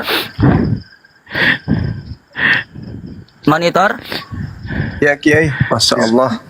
Saya minta beliau saat ini ingin disyahadatkan, bukan lagi sifatnya contoh seperti tadi. Tolong diulangin, beliau nggak apa-apa, tidak apa namanya. Tapi sebelumnya Pak Benhat bisa on cam nggak? Coba bisa on cam nggak? Jangan dulu Pak Kiai. Tidak bisa. Kalau rekam jangan dulu karena gini. Iya, saudaraku. Baik, Insyaallah. Sendirilah maksud aku tuh. Iya. Tahulah gimana kalau kami itu berpindah gimana. Iya, betul. Iya. Dari Bang mana Zuma, aja. Pokoknya intinya Baik, gini Pak Kiai. Secara Intinya kolbi, gini ya. jangan lagi secara tajribi, secara percobaan. Karena beliau tadi kan ingin disunat, nggak mau lagi begini. Supaya bernilai ibadah sunatnya tadi, saat ini beliau ingin minta disyahadatkan ulang. Dan ini dari hati. Tapi sebelumnya saya tanya dulu. Syarat orang masuk Islam itu tidak ada paksaan. Tidak ada paksaan. Jadi Pak Benhat ingin memeluk Islam dari hati, tidak unsur paksaan ya. Jadi gini Pak Kiai ya, biar enggak ada timbul lagi pertanyaan dari saudara-saudaraku ini. Iya. Ya, aku nggak perlu beberkan kemana-mana lagi Bang. Iya. Jadi gini, aku nggak ada paksaan karena memang dari dulu aku udah memang mencari kebenaran yang sebenar-benarnya yang mana, karena udah banyak dijelaskan dari Bible, dari ayat-ayat Al-Quran tadi. Memang di Bible aku sendiri sudah memang meragukan. Kalau aku memang nggak ragu ke Bible itu, aku nggak mungkin sampai jauh-jauh mencari kebenaran itu. Jadi jadi walaupun aku udah diusir di apa enggak di ini, aku udah memantapkan hati apapun yang terjadi. Kalau itu memang kebenaran, mau jadi abu mau jadi arang ya nggak apa-apa. Tapi yang sekarang aku benar-benar dari hati ingin bersahadat, ingin memeluk Islam itu. Nah, walaupun dibilang ini hanya percobaan atau apa, nggak masalah. Kalau memang itu dianggap percobaan, oke, nggak apa-apa, silakan disyahadatkan kembali. Ini maksudnya kita ulang. Ya. Nah, tadi aku siap mau diulang 1000 kali pun aku siap, asalkan itu aku diakui, udah diakui gitu. Nanti setelah nanti syahadat ini, karena ini syahadat batiniah yang sekarang ini kita akan ulang lagi, artinya bukan lagi kalimatnya contoh atau percobaan. Tadi kan sampai 2 kali minta diulang, dicontohkan. Nah sekarang ini yang terakhir, nanti ikuti nanti apa yang disampaikan oleh Bang Zuma, karena nanti ada memang salah satunya ketentuan. Karena ini memang tidak secara on cam, tapi ikutin aja nanti perintahnya, seperti nanti mengangkat tangan, dan itu pahamlah Bang Zuma. Nanti itu diikuti Bang Zuma, Bang Zumanya diikutin atas perintah beliau, yang nanti insya Allah kita semua di sini sebagai saksinya, sebagaimana yang seperti tadi dicontohkan, kemudian bisa dilengkapi dengan mengatakan Isa itu hanyalah utusan. Itu nanti dilengkapi lagi dengan kalimat seperti itu untuk menyempurnakan syahadatnya. Baik, silakan Bang Zuma diulangi. Dan beliau hari ini tulus akan benar-benar masuk ke dalam Islam. Saudara-saudaraku yang lain tolong disaksikan. Silakan. Masya Allah. Makasih Kiai. Allahu Akbar.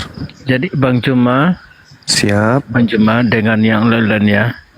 Jadi sebelum aku kembali disyahadatkan, aku mau bilang gini. Mulai saat ini ya Pak, Yesus atau Isa Al-Masih itu adalah nabi utusan, bukan Tuhan, ya, bukan Tuhan. Yang Tuhan sebenarnya yaitu Allah tadi, Allah. ya, yang disebutkan. Jadi ini ikrar aku bahwa mulai sekarang, saat ini, detik ini, enggak ada Yesus sebagai Tuhan di dalam diri aku. Yang ada Yesus itu adalah nabi utusan Allah, ya, Tuhan yang Esa. Oke, Baik, kita silakan mulai Bang proses, Cuma. Baik. Ikuti saya, Bang. Ya, oke. Bismillah Bismillah ar-Rahman Rahman ar-Rahman Ar-Rahman ar-Rahim. Ar-Rahim. Dengan menyebut nama Allah Dengan menyebut nama Allah yang Maha Pengasih, yang Maha Pengasih, lagi Maha Penyayang. lagi Maha Penyayang. Asyhadu Asyhadu Allah Allah ilaha ilaha illallah illallah wa asyhadu wa asyhadu anna anna Muhammadan Muhammadan Rasulullah. Rasulullah.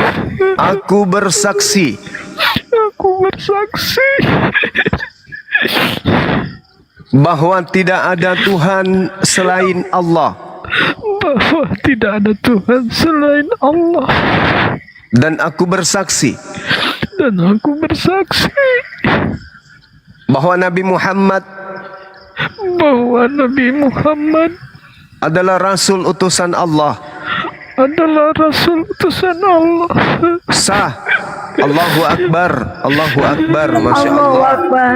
Masya Allah, Subhanallah, Subhanallah, Allahu Akbar, Allahu Akbar, Allahu Akbar, Allahu Akbar. Baik sahabat-sahabat sekalian, sebelum kemudian kiai kita hadir di tengah-tengah kita ini, Masya Allah, beliau dengan sabar menuntun dari tadi siang pada saudara kita yang sudah mu'alaf. Nanti beliau kita minta dengan hormat untuk mendoakan saudara kita yang baru mu'alaf. Namun sebelumnya saya minta kepada saudara Benhar mengikuti saya. Dan aku bersaksi bahwa Yesus Bahwa Yesus adalah manusia ciptaan Allah. Allahu Akbar, Masya Allah, Masya Allah, Subhanallah, Allahu Akbar. Subhanallah. Baik, selanjutnya saya serahkan kepada guru kita, kepada kiai kita untuk senantiasa memberikan doa. Kiranya doa beliau bisa diijabah untuk kita semua yang mendengarkan dan untuk umat Islam secara keseluruhan. Amin, amin ya rabbal alamin. Silakan Pak Kiai, Masya Allah. Ya, sila insyaallah, insyaallah. Baik. Saudara-saudaraku, alhamdulillah kita sudah memiliki saudara seiman yang baru, yang insya Allah saudara kita ini akan bersama-sama kita kelak nanti bergandengan masuk ke dalam surganya Allah Subhanahu wa Ta'ala. Amin, amin.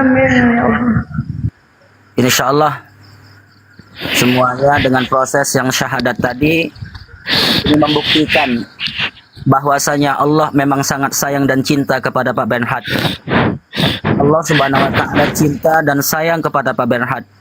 Semoga kita doakan juga nanti Allah memberikan hidayah kepada istri beliau, keluarga-keluarga beliau insyaallah. Mari sama-sama kita berdoa. Semoga Allah Subhanahu wa Ta'ala meridai, merahmati dan memberkahi apa yang hari ini kita laksanakan di Komal ini. A'udzubillahi minasyaitonirrajim. Bismillahirrahmanirrahim. Alhamdulillahi rabbil alamin. Hamdan na'imin hamdan syakirin.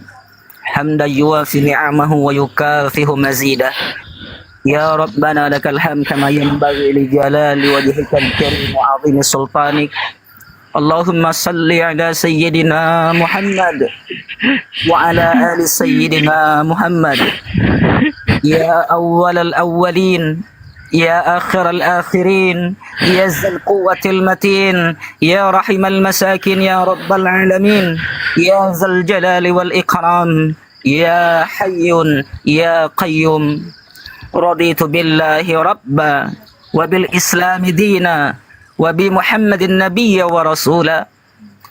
Allahumma rabbana taqabbal minna ya Allah du'aana innaka antas sami'ud du'a. Ya Allah ya arhamar rahimin, kami mengangkat tangan kami ya Allah, memohon kepadamu terhadap ampunan-ampunanmu yang luas ya Allah. Ya Allah ya arhamar rahimin, begitu banyak dosa dan kesalahan yang kami lakukan ya Allah. Di masa-masa kebodohan kami telah banyak mengingkari kebenaran-kebenaran-Mu ya Allah. Kami telah menyingkirkan yang hak ya Allah, dan kami senantiasa mengedepankan kebatilan. Ya Allah, itu semua kami lakukan ya Allah karena mungkin kebodohan kami ya Allah. Ya Allah ya arhamar rahimin, Engkau mengetahui ya Allah, sebanyak apapun dosa yang kami lakukan ya Allah, sungguh pengampunan-Mu lebih besar ya Allah. Ya Allah ya arhamar rahimin, seluas apapun dosa yang kami lakukan ya Allah, sungguh rahmat-Mu lebih luas ya Allah. Ya Allah, ampuni segala kesalahan kami, terkhusus saudara kami Pak Benhad ya Allah, yang hari ini telah mengakui tiada Tuhan kecuali Engkau ya Allah. Engkaulah satu-satunya yang patut untuk disembah. Hanya kepada Engkau ya Allah kami berlindung. Hanya kepada Engkau ya Allah kami memohon pertolongan. Ya Allah ya arhamar rahimin, dengan bertambahnya saudara kami ya Allah, dengan bertambahnya saudara kami masuk ke dalam Islam ya Allah, kami mohon kepadamu ya Allah, lindungilah Pak Benhad, lindungi pula kami ya Allah. Ya Allah ya arhamar rahimin, jagalah beliau ya Allah, tetapkan keimanan beliau di dalam hatinya ya Allah setelah Engkau menetapkannya. Kokohkan keyakinannya ya Allah, jaga keyakinan keimanannya ya Allah dalam hatinya ya Allah setelah Engkau memberinya hidayah. Jangan Engkau palingkan keimanannya ya Allah. Ya Allah ya arhamar rahimin, kami mohon kepadamu ya Allah, seandainya saja ya Allah kematian itu lebih mengawali kami ya Allah, maka matikanlah kami dalam keadaan husnul khatimah. Matikan kami dalam keadaan muslim ya Allah. Matikan kami dalam keadaan berserah diri kepadamu ya Allah. Ya Allah ya arhamar rahimin, matikanlah kami ya Allah ketika lisan kami mampu mengucapkan kalimat la ilaha illallah Muhammadar Rasulullah. Ya Allah, seandainya kematian itu datang kepada kami ya Allah, maka gerakkan lisan kami ini ya Allah untuk mampu mengucapkan kalimat la ilaha illallah Muhammadar Rasulullah. Ya Allah, Engkau hidupkan kami dalam kalimat iman, maka matikan pula kami dengan kalimat iman ini ya Allah, dan bangkitkan pula kami dengan kalimat iman ini. Ya Allah, kepada saudara-saudara kami yang berjuang hari ini siang dan malam yang memperjuangkan agama-Mu ya Allah, lindungi kami ya Allah dari segala fitnah ya Allah. Kembalikanlah ya Allah makar-makar musuh-musuh kami ya Allah. Ya Allah ya arhamar rahimin, kembalikan ya Allah makar-makar mereka yang hendak menghancurkan kami ya Rabbal Alamin. Ya Allah ya arhamar rahimin, kabulkan doa kami ya Allah, kabulkan keinginan kami ya Allah. Engkau mengetahui yang baik untuk kami, yang baik datangkan untuk kami, dan yang buruk jauhkan dalam kehidupan kami ya Allah ya arhamar rahimin. Amin. Amin. Ya Allah ya arhamar rahimin, kami mohon kepadamu, berikan kami hidayah, berikan hidayah pula kepada Pak Benhad dan keluarganya ya Allah, agar mau memeluk agama Islam ya Rabbal Alamin. Ya Allah ya arhamar rahimin, di akhir doa kami meminta, kabulkan hajat kami ya Allah. Ujibu da'i idza da'ani falyastajibu li wal yu'minu bi la'allahum yarshudun. Rabbana atina fid dunya hasanah wa fil akhirati hasanah wa qina azaban nar. Wa sallallahu wasallamun alaihi walhamdulillahi rabbil alamin. Takbir. Allahu Akbar. Alhamdulillah. Ya, silakan dilanjut.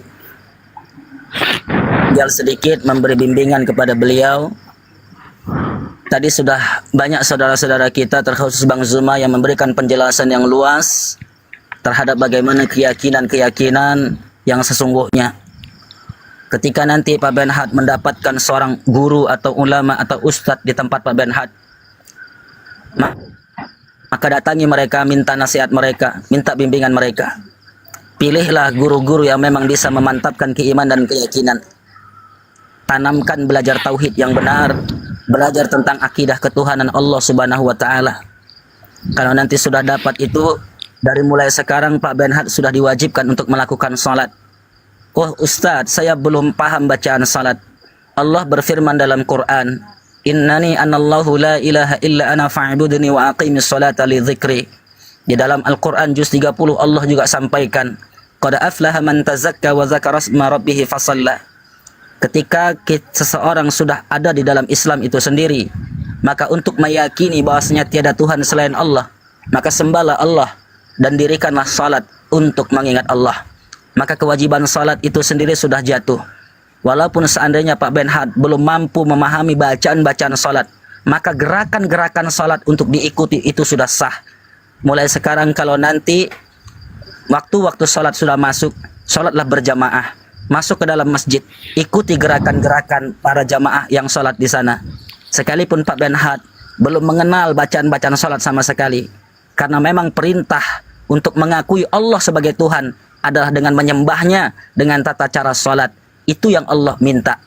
Maka untuk mengingat dan mengakui Allah adalah Rabb, sembah Dia sesuai dengan perintahnya yaitu salat. Sebagaimana Isa Al-Masih itu sendiri bersujud di malam hari kepada Allah Subhanahu wa taala, memohon dan berdoa dengan cara-cara Islam. Maka Pak Benhad, perintah salat sudah jatuh karena sudah bersyahadat. Ketika nanti waktu salat ada masjid, pergi ke masjid, ambil air wudhu. Ambil air wudhu sebagaimana Pak Benhad pernah pelajari wudhu yang sudah diketahui. Lihat aja nanti di sana, minta agar diajarkan wudhu. Bilang Pak Benhad sudah mu'allaf, baru masuk Islam, agar minta diajarkan tata cara berwudhu yang benar. Insya Allah akan diajarkan oleh umat-umat muslim nanti yang ada di sana. Kemudian ikut sholat berjamaah dengan mereka, ikuti gerakan-gerakan mereka. Maka disitulah nanti Pak Benhad akan menemukan bagaimana sebenarnya kebenaran itu. Dan disitulah Allah Subhanahu wa taala akan memberikan ketenangan di dalam batin Pak Benhad dengan ketenangan yang hakiki. Mungkin sampai di sini paham Pak Benhad ya? Insya Allah. Silakan dilanjut saudaraku. Iya. Terima kasih banyak Pak Kiai, Bang Zuma, semua saudara-saudaraku yang ada hadir di malam ini. Ya, terima kasih banyak atas bimbingan, petunjuknya. Artinya saya pribadi tidak lupa mengucapkan syukur karena saya menemukan yang sebenarnya yang saya cari. Jadi demi Allah dan Rasulnya, mungkin besok saya berhenti bekerja di sini. Mungkin saya akan pindah kemana untuk melakukan tadi syarat-syaratnya, karena saya pikir kalau di sini saya nggak bisa memenuhi syarat-syarat itu. Pasti saya disibukkan dengan pekerjaan bisa dicari, tapi untuk mencari kebenaran itu kapan lagi kalau nggak sekarang. Benar. Ya mungkin saya pamit juga nanti juga dengan baik-baik sama bos saya nggak mengutamakan dulu pekerjaan. Karena mungkin saya mau bersunat dulu. Setelah bersunat saya mau mencari orang yang tepat, yang dekat, yang langsung dengan saya. Insyaallah saya mulai saat ini saya sudah mantapkan diri untuk meninggalkan pekerjaan saya. Mungkin terserah mau dibayar full atau nggak dibayar, nggak peduli pokoknya. Ya asal saya bisa keluar sudah dari sini, karena di sini nggak mungkin, karena nggak ada yang paham. Karena teman-teman saya Muslim di sini, tempat kerja saya di sini, rata-rata nggak ngerjain apa yang diperintahkan tadi itu, yang seperti Pak Ustadz bilang tuh sholat nggak ada. Makanya kalau aku tetap di sini sama aja gitu dengan yang agama lalu. Nah, oke. Selama jadi saya ungkapkan kalau memang ada teman-teman Oten yang di sini, ya saya minta maaf. Kenapa saya berpaling? Saya ingin mencari kebenaran Saya harap teman-teman Oten juga mau membuka diri, jangan menutup diri dari kebenaran. Ya, ini semoga teman-teman saya yang Oten dapat juga doa-doa dari Ustadz itu. Jadi didoakan semoga kalian juga bisa dapat hidayah. Jangan pernah takut. Jadi mulai saat ini saya mau kemas-kemas barang juga Pak Ustadz, Bang Zuma, Bang Blender, semualah Bunda yang menyaksikan. Saya mau kemas-kemas barang juga karena saya mau pamit. Entah itu mau dibayar hasil kerja aku selama ini, nggak apa-apa. Nggak dibayar juga nggak apa-apa. Pokoknya saya mau melangkahkan diri. Saya meluruskan dulu niat saya mencari kebenaran. Dan sudah ada dasar, insya Allah Allah dan Rasulnya membimbing saya ke jalan yang benar, yang lurus. Benar. Mencari, menemukan orang yang tepat, yang benar-benar mau menerima saya untuk membimbing saya nanti. Iya, iya. Doakan saya Bang Juma, Pak Kiai, semua, Bang Blender, doakan saya. Iya, iya. Saya punya coba tawaran, ya, saya punya dengan- tawaran kepada Pak Benhad. Seandainya Pak Benhad itu ingin ya misal ya, ini misal saja. Ya, Pak Benhad itu boleh mendatangi di tempat pondok pesantren Al Husna, alamatnya Samarinda Seberang, Jalan Kiai Haji Harun Nafis nomor 38. Nah, di situ nanti Pak Benhad akan menjumpai saya kalau seandainya Pak Benhad ada di atau menjelajah ke Samarinda. Saya siap membimbing kalau seandainya bertemu dengan saya. Kita bisa belajar sama-sama ya di pondok pesantren yang saya bina itu. Ya, insya Allah. Tapi kalaupun tidak, bisa di mana saja. Dan untuk masalah apa tadi sudah disampaikan oleh Bang Zuma dan teman-teman dari Apologet Islam, di setiap wilayah itu ada cabang atau utusan tersendiri yang insya Allah ini tetap dipantau dan tetap dijaga. Ya, tetap dipantau, tetap dijaga, apapun itu namanya. Jadi Pak Benhad tidak sendirian ketika seseorang sudah mengislamkan, maka kewajibannya adalah membimbing, tidak dibiarkan.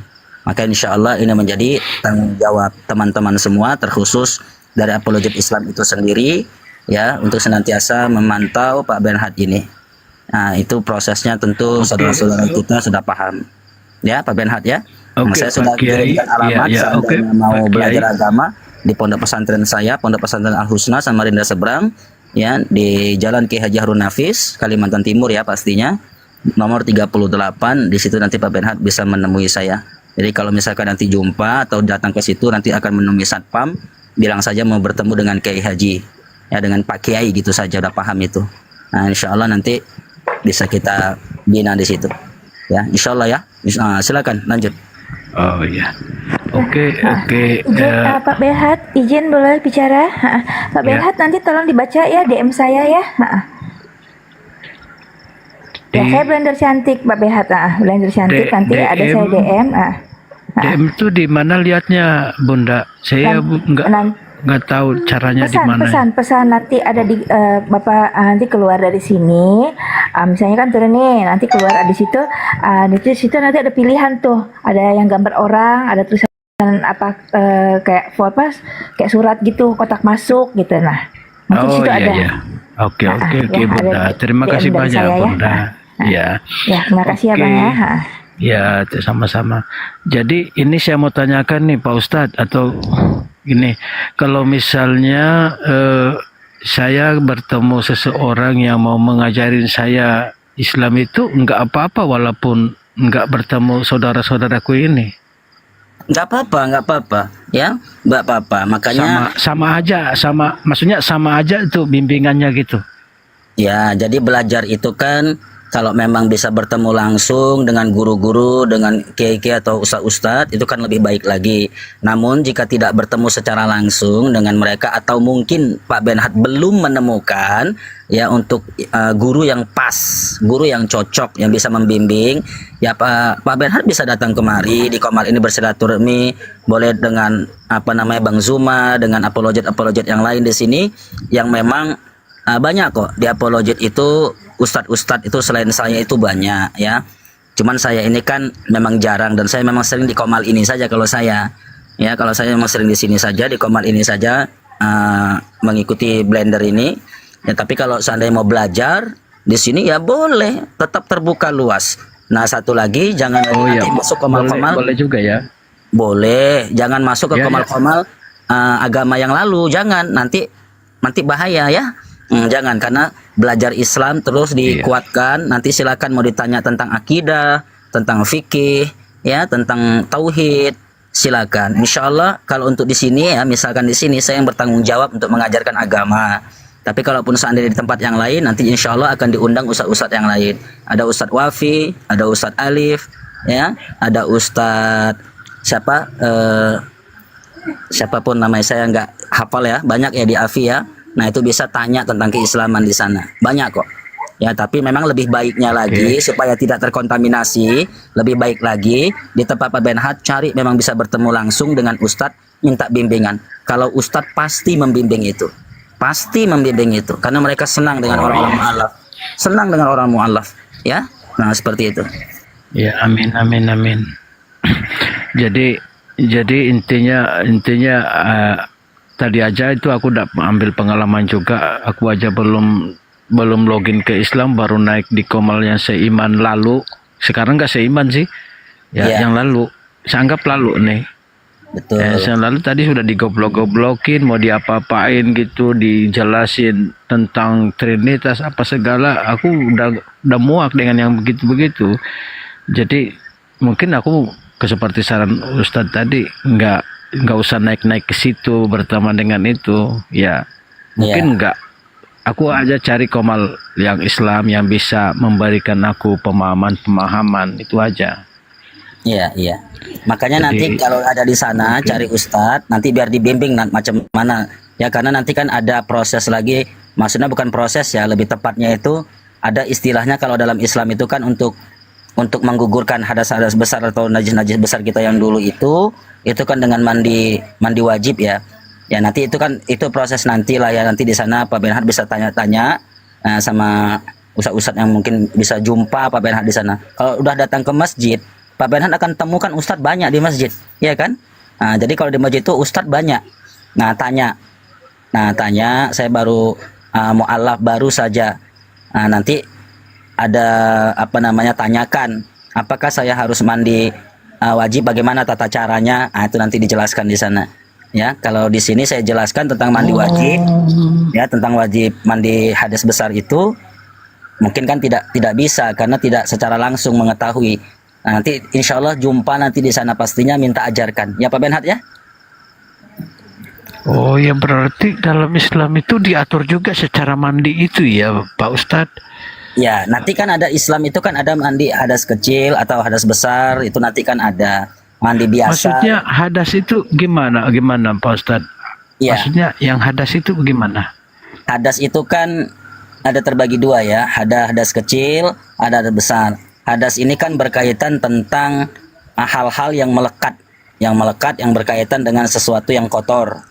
Makanya kan kalau misalkan kita sholat ini ada wudhu itu kan menggugurkan hadas kecil. Jadi kotoran-kotoran kecil atau dosa-dosa kecil kita itu wudhu. Jadi membersihkan dosa-dosa kecil kita dengan tata cara wudhu. Nah, kemudian ada mandi hadas besar. Hadas besar ini dengan menggugurkan dosa besar itu sendiri. Jadi ibaratnya Pak Benhad ini kan udah bersih seperti bayi baru dilahirkan. Pak Benhad ini seperti bayi sekarang posisinya. Tidak ada dosa sama sekali. Tapi untuk menggugurkan seperti yang dulu perbuatan-perbuatan lalu lebih abasah lagi, lebih ditekankan lagi agar supaya lebih afdol lagi, lebih utama lagi ada mandi hadas besar untuk lebih membersihkan. Jadi dulu pernah begini, pernah begitu macam, untuk lebih afdol lagi mandi hadas besar. Jadi kalaupun seandainya itu tidak dilakukan, juga tidak bermasalah dalam Islam. Yang penting sudah bersyahadat dan mengakui Allah sebagai Tuhan, Rasul sebagai Nabi. Seperti itu. Jadi kalau proses-proses tentang masalah fikih itu nanti bisa dipelajari untuk selanjutnya. Karena kalau sekarang saya jelaskan, Pak Benhad nanti bakal belum paham, ya, makanya perlu bimbingan. Itu nanti. Yang penting udah masuk Islam, ya, tinggal melakukan sholat. Itu kewajiban yang mutlak. Selebihnya nanti bisa diurus oleh guru-guru yang lain yang mungkin nanti Pak Benhard jumpai di sana. Makanya jangan malu bertanya, karena nanti nggak bakalan dipukulin lagi karena udah Islam, ya. Oh Jadi iya gitu ya. nggak usah takut dipukuli lagi, nggak usah. Saya baru masuk Islam nih, mualaf baru saja kemarin malam bilang ajarkan saya. Wah itu nanti Pak Benhard itu diladeni kayak raja tuh nanti, ya, diladeni kayak raja, nggak dipukulin lagi. Terima kasih banyak Pak Ustadz. Ya, oke. Ya insya Allah lanjut. Tapi sekarang saya Pak Ustadz setelah tadi ikrar itu mulai muncul kemantapan, tidak ada rasa takut mau digebukin lagi. Karena walaupun mati itu dalam kebenaran ya nggak apa-apa, kita kan cari kebenaran aja kan. Betul. Kalau mati dalam kebenaran masa mau tempatnya yang salah. Betul. Ya. Jadi makanya walaupun aku nggak tahu mau dalil-dalil apa, aku sekarang ini masih dalil logika aja, akal yang bermain. Betul. Itu syarat dalam Islam memang akal. Berakal, ya. Nah, jadi Pak Benhard udah nggak ada lagi rasa khawatir kan? Kenapa? Karena memang awalnya rasa khawatir itu datangnya dari syaitan. Dia membisik-bisikkan itu hingga akhirnya Pak Benhard merasa takut. Itu setan. Nah sekarang setannya udah lepas. Iya memang benar-benar Pak Kiai. Karena tadi memang aku masih rasa takut atau apa, sekarang kayak itu apa ya, di hati tuh kayak nggak gentar itu mau digebukin, mau diapain tuh. Udah nggak rasa takut gitu. Cuman nanti ini aku mau memenuhi dulu syarat-syarat karena aku ingin mau sempurna Islam itu yang Alhamdulillah bagus untuk diriku. Jadi aku mau penuhi semua syaratnya, karena kalau nggak memenuhi syaratnya itu gimana? Kita nanti dibilang Islam gimana?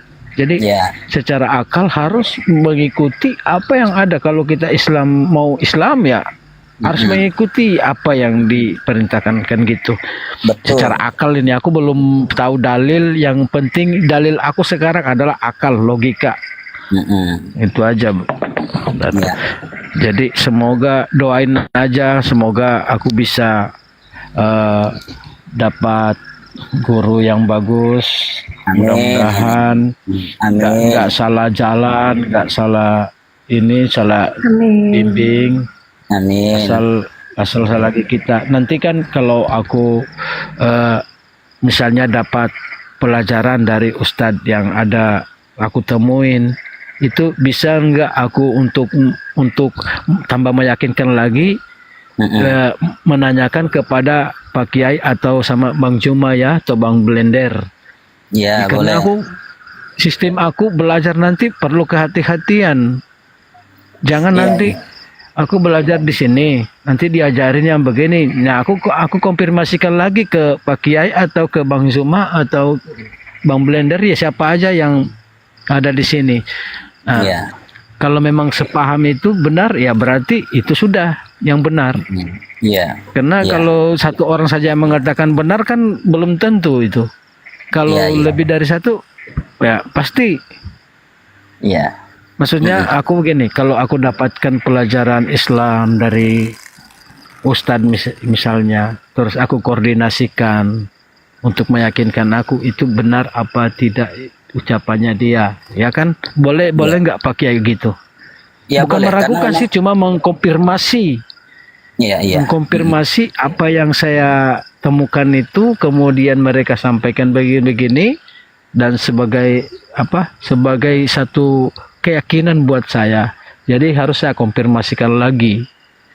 Itu boleh Pak Kiai seperti itu?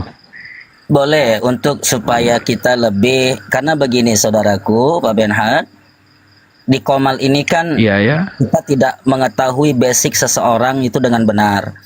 Kita memang kan kalau di medsos ini kan siapa saja mungkin boleh mengaku sebagai guru atau ustadz maksudnya, ya kan? Nah, untuk masalah keilmuan agama ini memang harus hati-hati, dan itu perintah Allah dalam Al-Quran. Allah sampaikan fas'alu ahla dzikri in kuntum la ta'lamun. Maka bertanyalah engkau tentang agama, tentang ilmu, ya, jika engkau nggak mengetahuinya. Jadi memang ada perintah dari Allah untuk mencari orang yang memang paham ilmu agama. Itu perintah Allah. Nah, memang itu perintah. Jadi kalau misalnya konfirmasi ditanyakan, Pak Kiai, ini saya kemarin dapat penjelasan seperti ini kira-kira bagaimana? Mungkin seperti itu maksud Pak Benhad kan? Nah, kalau seandainya Iya, iya, ya. ya, kalau seandainya seperti itu, ingin mempertanyakan atau ingin memperjelas, boleh-boleh saja. Kita lebih memperjelaskannya lagi atau mengatakan ya seperti itu. Kalau memang nanti, oh bukan seperti itu, pemahaman mentahnya bukan begitu, itu ada penjelasannya lebih luas lagi. Nah, itu nanti bisa dijelaskan. Itu insya Allah mudah-mudahan kalau saya sendiri ada di sini. Karena memang untuk 24 jam saya belum tentu ada di Komal. Karena kesibukan-kesibukan saya yang mengurus para santri-santri kan. Nah, jadi tidak sepenuhnya ini sudah saya korbankan. Harusnya malam ini ada majelis taklim ini, ada pengajian malam untuk santri, tapi saya korbankan. Terima kasih banyak Pak Ustadz sudah menghalangi nih. Pak Ustadz minta maaf. Tidak. Justru gara-gara saya enggak. Sampai Pak Kiai ini terhambat. Tidak. Ini justru lebih merupakan sebuah kehormatan dan kebanggaan saya secara pribadi. Karena ini merupakan sesuatu yang lebih hak daripada apa yang saya sampaikan kepada para santri-santri itu. Karena untuk santri itu bisa kapan saja untuk memberikan ilmu. Tapi kalau untuk Pak Benhad ini kan belum tentu. Dari sejuta manusia yang ada di Komal ini, baru ini saya secara pribadi, kalau Bang Zuma mungkin sudah berpengalaman berapa orang yang di Komal itu untuk disyahadatkan. Saya kan baru ini, ya. Kalau secara dunia nyata udah banyak.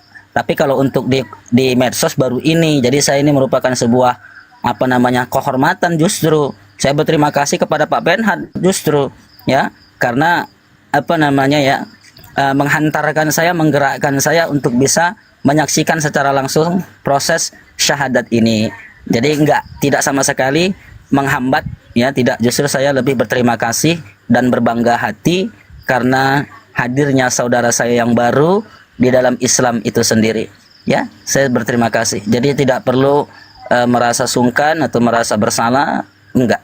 Saya korbankan waktu ini, justru ini yang saya korbankan karena agama, bukan untuk yang sia-sia.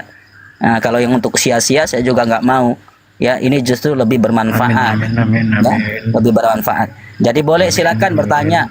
Ya, kalau nggak ada saya, silakan diskusi-diskusi ringan, tanya-tanya ringan kepada Bang Blender, atau mungkin nggak bertemu dengan Bang Zuma, atau nanti ada Komal Bang Zuma kan, kalau TikToknya diikutin, ada beliau, ya ikut naik aja. Bang Zuma kan pasti hafal sama Pak Benhad, ya minta naik.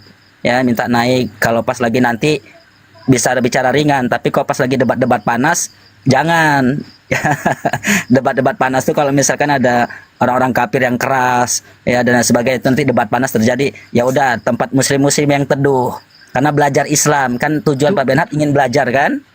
Nah, kalau ingin belajar, ya pas dari diskusi-diskusi ringan, bertanyalah, ada ustaz-ustaz di situ. Nah, seperti itu. Saya insya Allah memang di sini aja, tapi tidak 24 jam itu bisa hadir. Seperti itu Pak Benhad. Makanya saya sarankan lebih baik Pak Benhad itu berkorban untuk betul-betul mencari ustadz di wilayah setempat yang memang ada di sana. Kalau di masjid banyak itu Pak Benhad, banyak ustadz-ustadz kalau ada di masjid. Dekatin, kalau udah nampak bersorban-sorban, nanti berjubah, ya, memang pakaiannya luar biasa, ya kan, nampak tuh ya ciri-ciri ustadz tuh kelihatan tuh. Nah, jadi boleh bertanya, salamin dia, katakan sebenarnya yang terjadi apa, tentang masalah aku baru masuk Islam, ingin belajar. Nah, itu nanti Allah tunjukkan. Allah nggak akan membiarkan Pak Benhad, tidak akan membiarkan. Allah pasti bimbing ke jalan yang memang Pak Benhad inginkan, pasti itu, ya, nggak usah khawatir untuk itu. Silakan lanjut. Oke.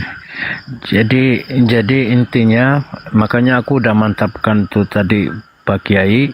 Aku mau berkemas-kemas juga sebentar, karena aku besok pagi jelas sudah meninggalkan pekerjaan aku. Aku ingin memenuhi syarat-syarat dulu, setelah bersunat, kemudian mencari seorang guru itu untuk membimbing aku. Ya. Jadi makanya. Masalah izin Bunda potong sedikit ya Pak Benhad. Mungkin Gurunda Zuma ada yang mau disampaikan Ya, pada silakan. Pak Benhad atau Bang Handi Selebes. Ya, silakan Bang Zuma, Pak Handi, silakan gantian. Saya mau dulu, istirahat sebentar. Siap, Oke, terima kasih. ya.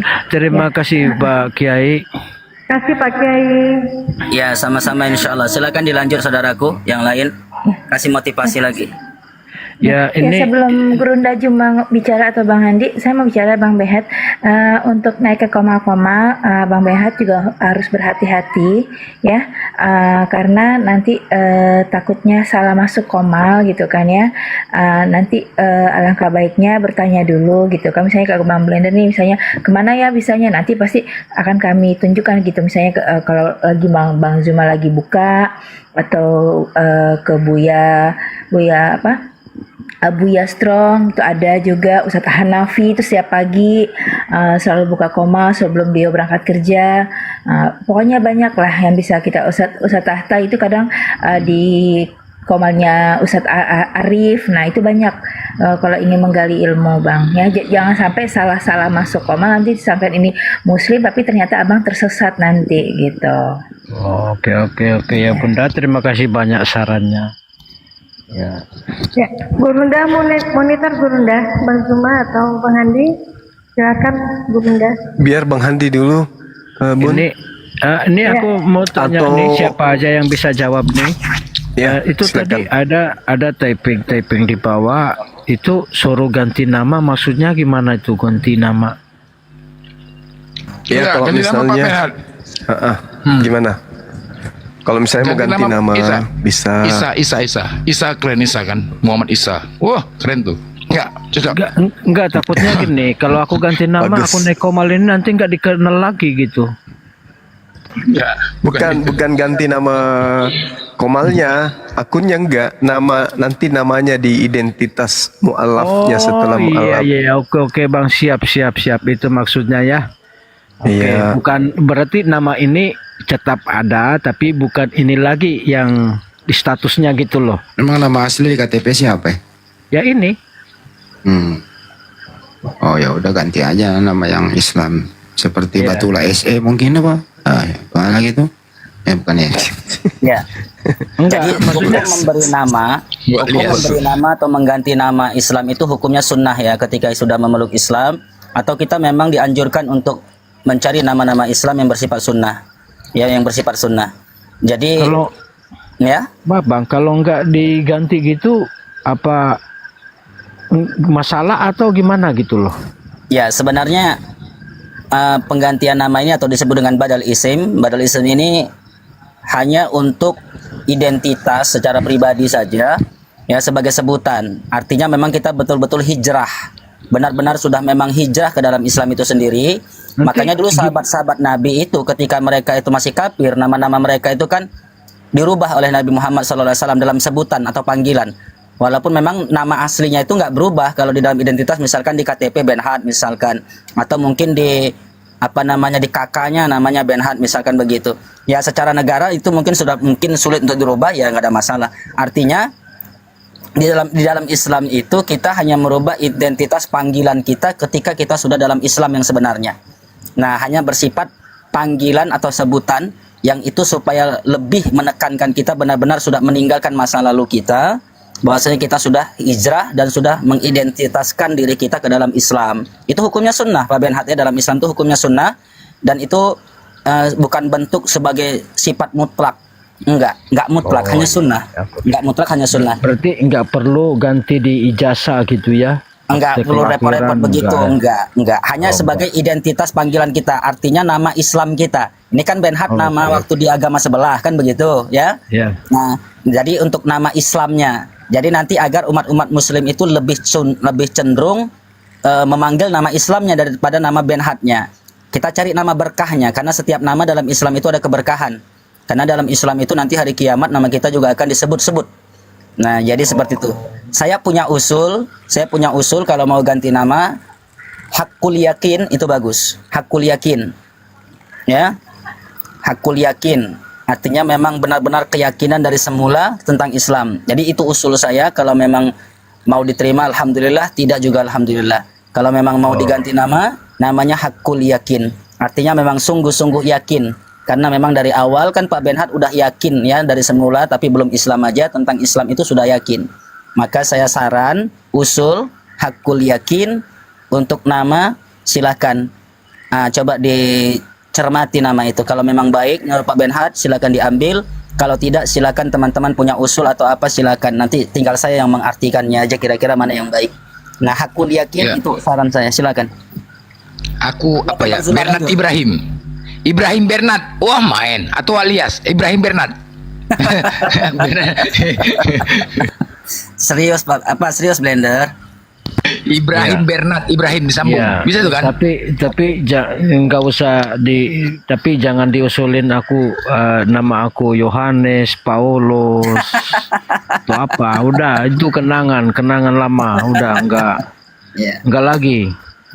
Pokoknya nggak ada lagi sangkutannya sama itu yang sebelah. Mulai saat ini nggak ada. Nah, kalau tadi siang masih terkait, tapi sekarang udah nggak ada. Udah lupakan itu semua. Jadi boleh teman-teman usul untuk nama yang terbaik, boleh saran satu-satu. Nanti Pak Benhat tinggal memilih mana kira-kira yang beliau suka. Kalau tidak ada, ya cari nanti sama guru-guru di sana.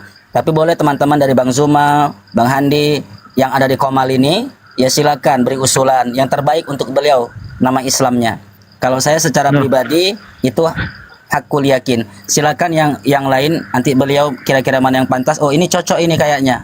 Beliau setuju ya silakan. Kalau memang mau ini ada yang usulin ini dibawa katanya aduh itu apa dan nama Saifuddin itu.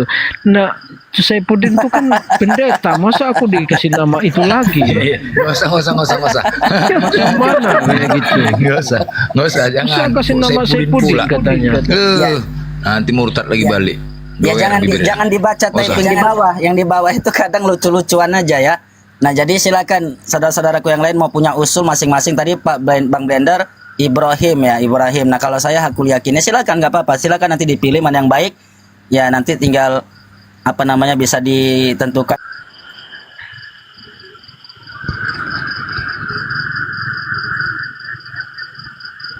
Termute Pak Kiai. Termute tuh Pak Kiai. Pak Kiai monitor. Iya. Oh termute. Silakan didiskusikan teman-teman mana yang cocok untuk beliau. Silakan. Ya, Bunda, Bang Juma. Oh dari Bang Juma lah. Dari Gununda dulu ya. Apa itu nama? Iya. Tadi yang dari Kiai kita udah bagus. Ya, hakul yakin. Oke, Bunda sepakat Bang Juma sama hakul yakin. Bunda? Kalau Bunda dari depannya Bunda tambahin Ahmad Benhat hakul yakin ya. Benhatnya nggak Bunda hilangin ya. Silakan Panjang Bang. kali, pendek aja lah, ribet kali manggilnya, pendek aja. Ya, Ahmad Benhat aja. Ahmad. Bang Andi. Kalau saya ini mungkin yang terbaik ya. Tuan logika. Tuan berarti bijak. Tuan logika.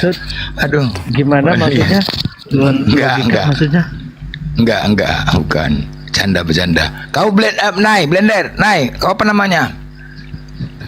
Aku Muhammad Benhat aja. Muhammad Benhat. Bang Saiful. Pingsan. Nah, itulah baru ada Bang Ibrahim hakul yakin sama Ahmad Benhat. Ahmad Benhat aja. Nah, Ahmad. Untuk panggilan nanti enak. Pak Ahmad, Pak Abdul. Mana enak tuh? Pak Ibrahim. Pak Hakul yakin.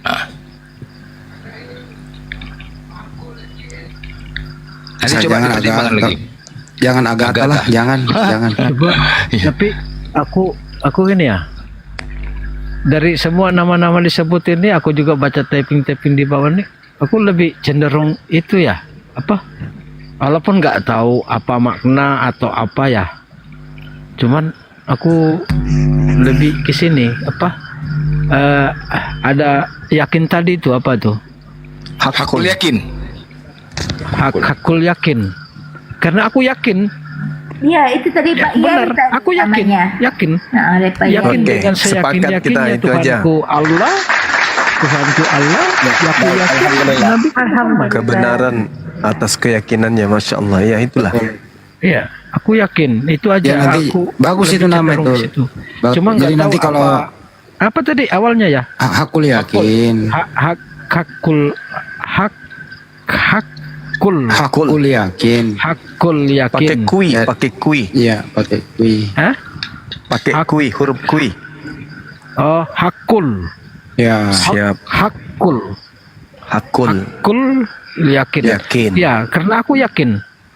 Aku Masya Allah. yakin. Iya, benar, Tuhan bagus Allah. itu.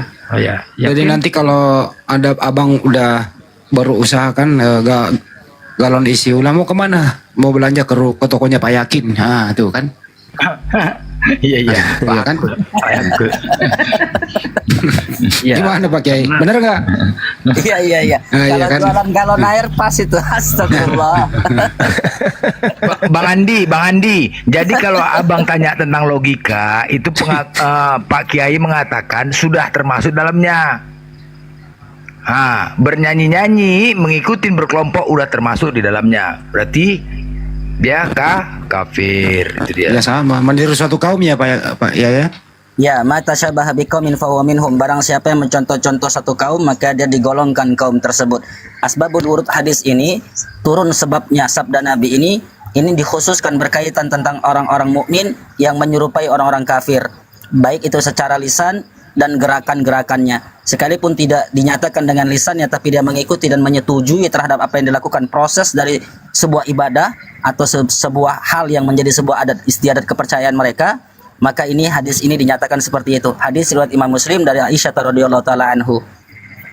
Ya, telah kufur secara fi'il, secara perbuatan sudah kufur, sudah kafir. Jadi aku masih masuk kafir itu. Gimana? Udah enggak lah. Oh, bukan. Enggak ya? Oh, enggak ya. Bukan Bahasan lain. Ini bukan menceritakan Pak Hakul Yakin ya, tapi ini menceritakan ada tetangga sebelah ya, yang mereka yang dia sudah, artinya secara perbuatan itu sudah meniru-niru orang-orang kafir ya, baik itu secara perbuatannya, secara narasinya dan lain sebagainya. Nah, jadi sudah termasuk dari golongan itu. Itu dijelaskan dalam kitab Aqidatul Awam ya. Di pondok-pondok pesantren itu udah nggak asing lagi kitab Aqidatul Awam ini, tentang kekufuran itu terbagi 3 bagi seorang muslim kalau itu dilakukan. Secara fi'il perbuatan, secara kaul perkataan, dan secara kolbu yaitu dalam hatinya. 3 itu udah ada dalam diri beliau yang dibincangkan. Secara fi'il perbuatan, secara kaul itu ucapan, dan secara kolbu itu hati. Jadi perkataan, perbuatan serta hatinya itu sudah satu di situ. Maka terjadilah mata syabaha biqaumin fahuwa minhum. Maka barang siapa yang mencontoh-contoh satu kaum, maka dia termasuk golongan itu, kelak akan dibangkitkan dengan kaum tersebut. Seperti itu. Silakan dilanjut. Ya kita doakan juga ya Pak Yakin ya, semoga segera dipotong kulupnya karena kelamaan bau terasi kan nggak enak juga ya. Kita doakan secepat. Itu sudah beliau sampaikan tadi, mau sunat duluan. Ini Pak Andi ini ada-ada saja. Visit Blender, mungkin jangan lupa nanti Pak Benhat DM Blender, minta Jangan WA-nya. lagi dipanggil. Biasakan panggilan Islam. Iya, Pak, saudara Pak Yakin ya. Sudah ku WA tadi Bunda disuruh Bang Blender, jadi aku mewakili Bang Blender. Nanti Pak Behat buka DM ku ya kita. Iya. Jadi gini, aku bukan termasuk kafir lagi ya, bukannya? Ya, Bukan, sudah Pak enggak, Yakin, kan sudah bukan. syahadat Pak. Bukan. Oh, Udah oke. syahadat. Oke. Jadi nanti kalau Bapak Yakin disunat, kasih tahu dokter, dok, potong dikit aja, jangan semuanya gitu ya. Oh iya bang, nanti aku sampaikan. Disisakan buat kenang-kenangan, ada saja. Ya nanti aku sampaikan. Ya maksudnya ala kadarnya lah, jangan lebay gitu loh. Maksud bang gimana? Maksudnya ya yang biasa, jangan sampai kepotong semua. Masa bang dipotong semua bang? Ya jangan sampai. Terus mau pakai apa?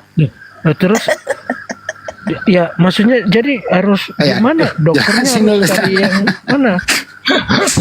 Takut. Enggak bercanda itu. Bercanda.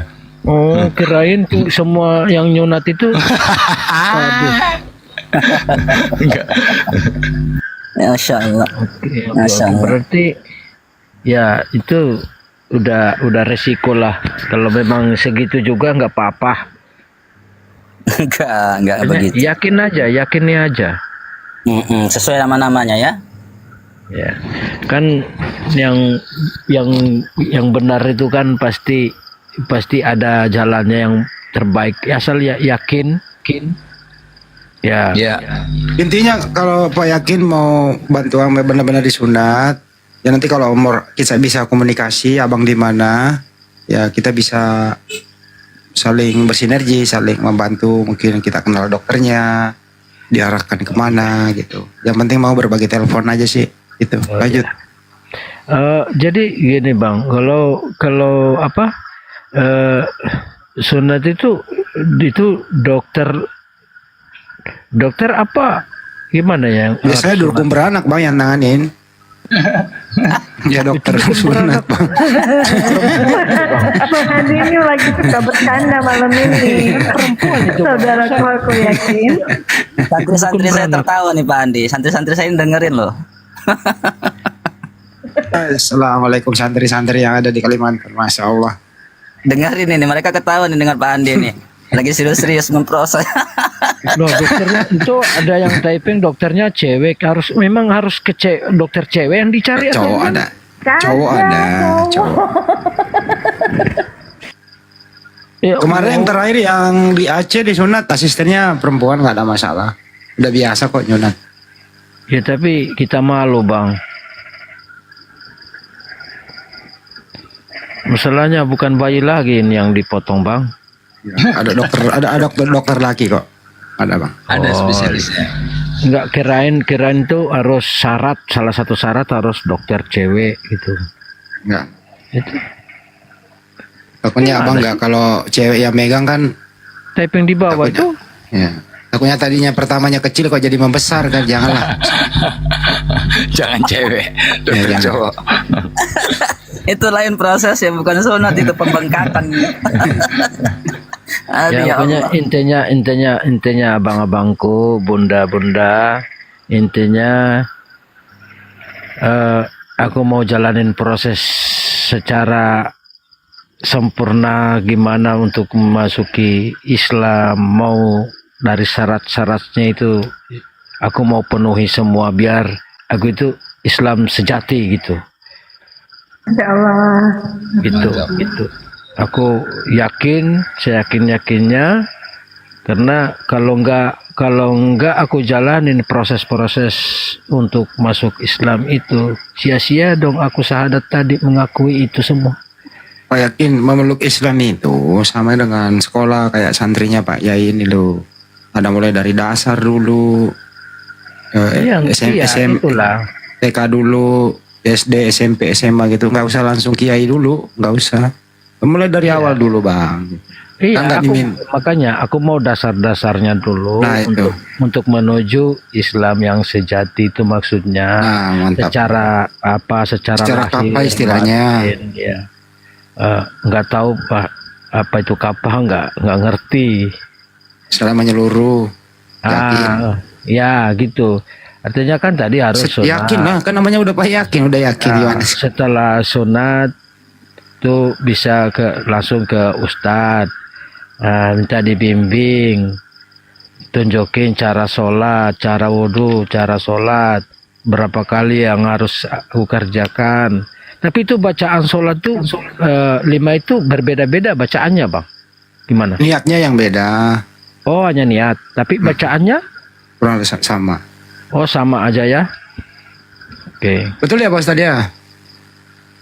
Ya, tadi kan sudah saya jelaskan. Kalau baru masuk Islam itu kan tentu tidak tahu sama sekali tentang bacaan. Makanya tadi cara terbaiknya adalah ikut sholat berjamaah. Ikuti saja gerakan-gerakan dari jamaah-jamaah yang ada di situ. Ikutin aja gerakannya. Ya, ikutin gerakan. berarti gini Pak Ustadz ya. Kalau udah sunat, udah artinya udah diterima gitu, udah sholat walaupun belum tahu bacaan Bacaannya. apa saja, cuman Iya. gerakannya aja itu sah. Sah. Ya artinya sambil belajar kan ini tentang Betul. bacaannya. Iya. Daripada kita nggak ngerjain itu tunggu-tunggu hafal dulu ini kapan kita gerakan kalau gitu. Iya, betul. Makanya perintah Allah tadi kan sudah saya sampaikan dalam Al-Qur'an.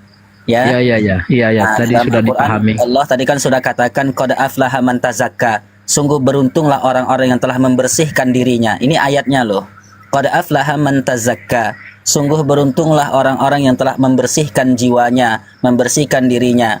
Qad aflaha man tazakka wa dzakkara asma rabbih fasalla. Kemudian dia ingat terhadap Tuhannya yaitu Allah, kemudian dia sholat. Maka di sini kalau Pak Benhat lagi, Pak Yakin tadi sudah membersihkan diri, maka beruntung kata Allah mereka yang membersihkan diri itu. Kemudian mereka itu ingat, Pak Yakin tuh ingat dengan Tuhannya yaitu Allah dan sholat. Maka perintah pertamanya itu setelah syahadat adalah sholat. Walaupun tidak tahu, belum paham bacaannya, ya, yang penting sholat. Tapi ya di sisi lain mencari tahu atau belajar, ya. Jadi sholatnya tetap, belajarnya tetap, seperti itu, paham ya? Ya, ya. Oke. Itu sholat itu firman-firman Allah yang dibaca ya? Ya, jadi untuk bacaan-bacaan sholat itu kalau saya jelaskan ini panjang. Dia tidak serta-merta yang kita baca itu bacaan-bacaan sholat itu, ya ini firman Allah, bukan.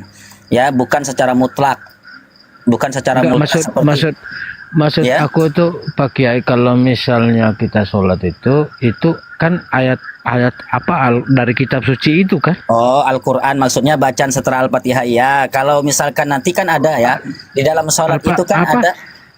Ya. Pak Kiai bilang tadi Al-Fatihah itu apa? Ya, makanya di dalam sholat. Iya, saya jelaskan. Iya, saya jelaskan. Di dalam sholat itu, ya Pak Yakin ya, dalam sholat itu kan kalau kita belajar ilmu fikihnya, ilmu fikih, ya, ilmu syariatnya, di dalam sholat itu ada yang disebut dengan rukun. Rukun dalam sholat itu kan ada 13. Ada rukun yang disebut dengan rukun qalbi, yaitu niat. Jadi yang 13 tadi itu kan dirangkum menjadi singkat, ada 3. Rukun qalbi itu niat. Ada rukun fi'il perbuatan. Ada rukun kaul itu adalah ucapan. Ada perkataan-perkataan di situ. Nah, jadi kalau yang ditanyakan itu dalam bacaan Al-Quran, iya, Al-Fatihah itu apa? Al-Fatihah itu adalah bacaan atau surat dari Al-Quran itu. Nah, nanti Al-Fatihah itu di dalam sholat itu disebut dengan rukun kaul. Itu nanti wajib dihafal. Ya, sembari terus kita belajar, itulah yang pertama nanti Pak Yakin harus belajar menghafal surat Al-Fatihah, karena itu adalah merupakan kewajiban yang harus dibaca ketika di dalam sholat. Al-Fatihah itu nanti yang terpenting pertama. Itu nanti dihafal karena itu kan pendek, ya. Pendek itu Al-Fatihah. Ya, cuma 7 ayat aja, cuma 7 ayat. Itu nanti belajar, ya. Itu nanti belajar sembari terus kita sholat, kita belajar di luar sholat, kita belajar terus seperti itu. Nah, jadi ada bacaan Al-Quran yang disebut dengan Al-Fatihah. Adapun bacaan-bacaan yang lain itu bukan termasuk dari bacaan-bacaan Al-Quran, tapi itu ada proses sejarah hingga akhirnya bacaan-bacaan itu dibaca di dalam sholat. Seperti misalkan at-tahiyatul mubarakatuh sholawatu thayyibat, itu kan proses sejarah antara pertemuan Rasulullah SAW itu ketika Mi'raj, ya, bertemu dengan Allah Subhanahu Wa Taala ketika menghadap, hingga dibacalah kalimat at-tahiyat. Itu kan bukan dari Al-Quran, tapi proses sejarah, ya, terjadinya menjadi sebuah syarat dibacanya itu di dalam sholat. Begitu juga dengan bacaan-bacaan yang lain. Intinya nanti ada bacaan-bacaan yang disebut dengan rukun kaul, yaitu ucapan yang memang Pak Benhat harus mempelajari, itu harus dihafal nanti. Ya, itu nanti jangan dipikirkan itu dulu Pak Benhat ya, jangan dipikirkan macam-macam. Yang penting sholat dulu, itu dulu intinya ya. Nah, intinya sholat dulu. Nanti proses belajarnya itu nanti bertahap-tahap. Makanya cari guru di sana kalau misalkan nanti jumpa. Kalau di sini kan nggak mungkin saya ajarkan Al-Fatihah, kan nggak mungkin di sini. Nanti bukan jadi room diskusi, jadi room belajar Quran, belajar tahsin jadinya. Iya, siap. Ini kan diskusi lintas agama, ya. Okay. Makanya cari pembelajaran ustadz di sana, belajar Al-Fatihah, belajar cara baca Quran. Nah, itu nanti jumpa ustadz di sana, nanti dibimbing itu. Ya, kalau dalam Islam namanya Iqra. Belajar Iqra, belajar baca Quran dari Iqra, dari alif, ba, ta, sa, dan seterusnya. Itu nanti dipelajari secara langsung dengan ustadz yang nanti Pak Yakin jumpa orang-orang yang ada di sana. Seperti itu. Jangan dipikirkan macam-macam. Yang penting sholat dulu, ikuti gerakan-gerakan makmum itu, ikutin gerakan-gerakan teman-teman nanti yang bersama-sama sholat, walaupun nggak hafal, ketika mereka mengatakan mengangkat tangan Allahu Akbar, ikutin aja gerakannya, dicontek, bahasanya nyontek kita, nah, ikutin aja. Iya, iya. Ya, yang penting Oke. awalnya berwudu dulu, berwudu habis itu sholat. Seperti itu, paham ya Pak Yakin ya? Iya, iya. Nanti kan aku tanya-tanyain juga nanti caranya sebelum sholat harus apa dulu gitu-gitu. Iya. Jadi wah, itulah disinilah tambah mantap keyakinan aku karena Alhamdulillah. artinya di sini kalau kita ibadah itu sholat itu menggunakan firman Allah ya dari kitab suci. Betul. Kalau yang kemarin tuh aku bilang kemarin aja lah. Itu kan kami pakai itu lagu nggak tahu siapa yang ciptain, pokoknya Nggak tahu siapa yang ciptain. ya karena nggak ada di kitab itu bang. Coba cari di Jangan-jangan blender yang ciptain kali nggak? abang-abangku Silakan yang lain udah ya diskusi ya. Saya ada keperluan sebentar ini mau jumpai santri dulu. yang Saya paham dulu. Bible ada nggak lagu-lagu itu di dalam Bible yang kami pakai dulu? Itu ada lagu karangannya Bang Blender itu, yang isinya Amsal sama Yeskia. Karena ya kalau coba makanya ini agak jauh sekali perbedaannya ini bagaikan langit dan bumi.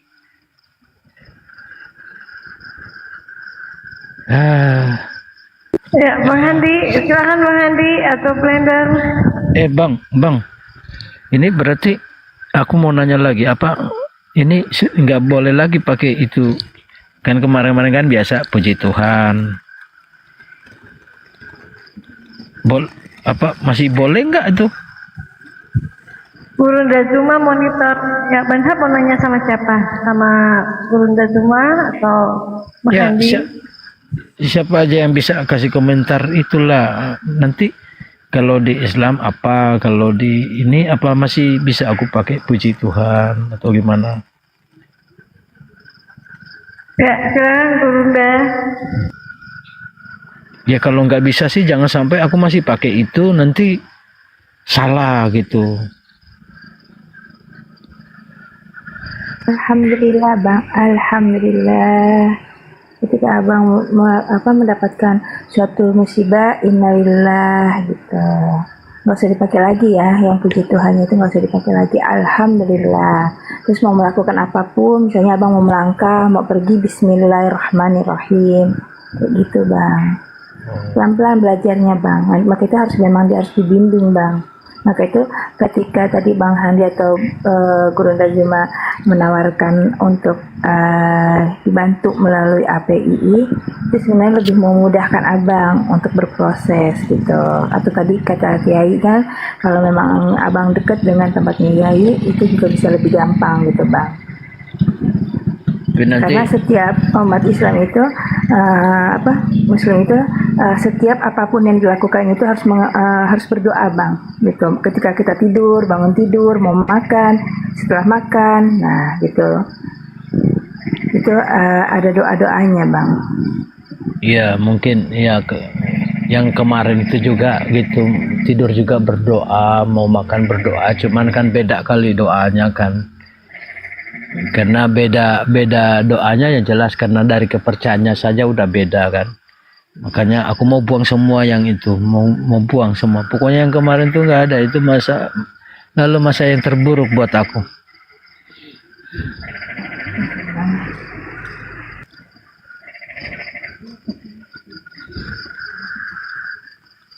Cuman yang pasti bang, nanti cobaan itu pasti berat bang. Ya nggak apa-apa bang, aku aja cari kebenaran ini belum keluar aja udah diusir kok bang.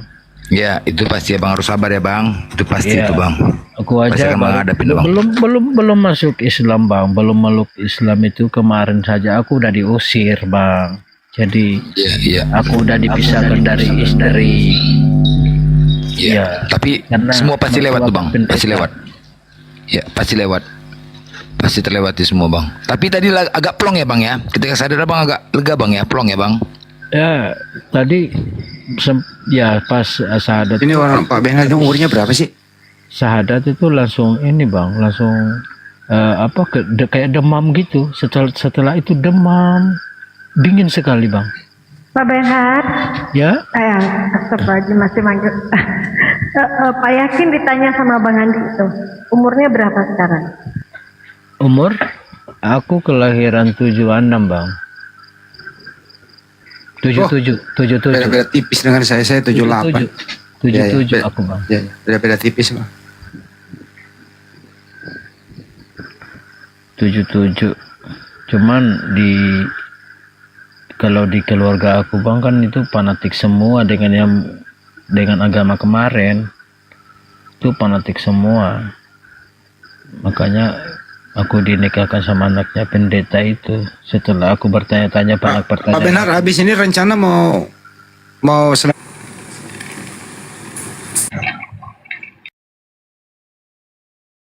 di rumah sama keluarga.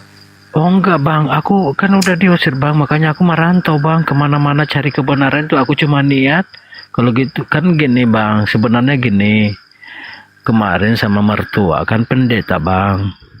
Nah, aku nanya tentang itulah ketuhanan itu yang aku utarakan tadi itu. Nah, makanya aku sempat bilang gini, nggak tahu keceplosan atau gimana. Kalau gitu, kalau nggak dijelasin secara detail sama aku bilang aku mau mencari kebenaran yang sebenarnya gitu. Nah disitulah aku diusir bang, langsung di baju-baju itu udah dilemparin semua dari kamar, dikeluarin sampai di tanah bang. Itu aku hanya ya sabar aja lah, kalau memang kebenaran itu akan datang sama aku pasti aku temukan, gitu aja. Nah, makanya aku merantau, tanya kebenaran itu, makanya aku sampai belajar wudhu itu, mencontohi teman-teman tuh wudhu, aku digebukin itu bang. Makanya gitu aja. Jadi ya kalau mau aku ceritain lagi panjang-panjang bang, itu hanya menyakitkan aja. Jadi aku mau nikmati kehidupan aku yang baru sekarang. Jadi mungkin langkah, kalau aku bang udah jauh dari keluarga, dari istri, itu udah jauh. Makanya bahkan pekerjaan aku sekarang aku mau tinggalin bang. Besok aku udah nggak di sini lagi. Aku mau cari bimbingan langsung gitu loh. Biar enggak bingung lagi aku. Langsung ada praktek gitu maksudnya bang, belajar praktek langsung. Karena kalau cuma dia omongin gini kayaknya aku masih bingung juga. Jadi kalau langsung dipraktekin kan mungkin lebih cepat itu bang. Kira-kira begitu bang.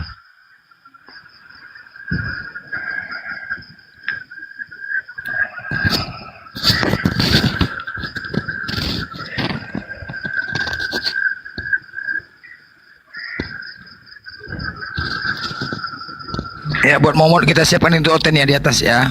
Dinaikkan dulu yang Islam ya. Yang oten ya. Yang Islam tahan dulu. Iya, nanti disunat dulu. Ya nggak apa-apa itu bang. Aman tuh bang. Wah, Namanya bang udah yakin kan? Yakin aja bang ya kan. Yang penting itu aja bang. Ya cobaan itu pasti akan datang bang, ujian dan cobaan itu, sabar bang ya.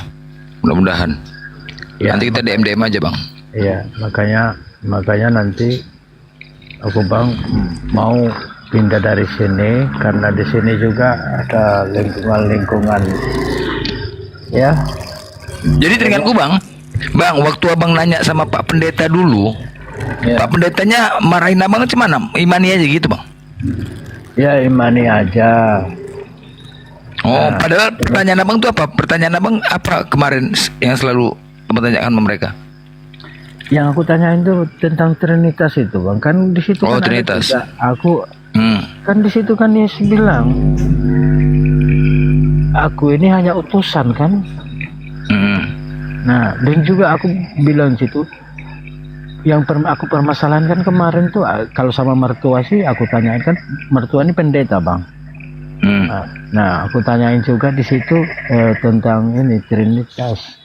Bagaimana bisa aku bilang itu kita memahami Trinitas itu? Aku bingung karena gini, Yesus kan bilang gini, aku tidak bisa berbuat apa-apa melainkan atas kehendak Bapa gitu. Ya kan Bang ya? Nah, aku tanyakan itu. Terus kalau Yesus itu Tuhan, kenapa dia ngomong kayak gitu? Aku nggak bisa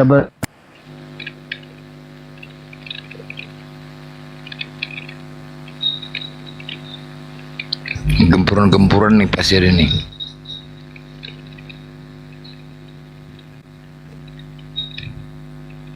Langsung kerja dah.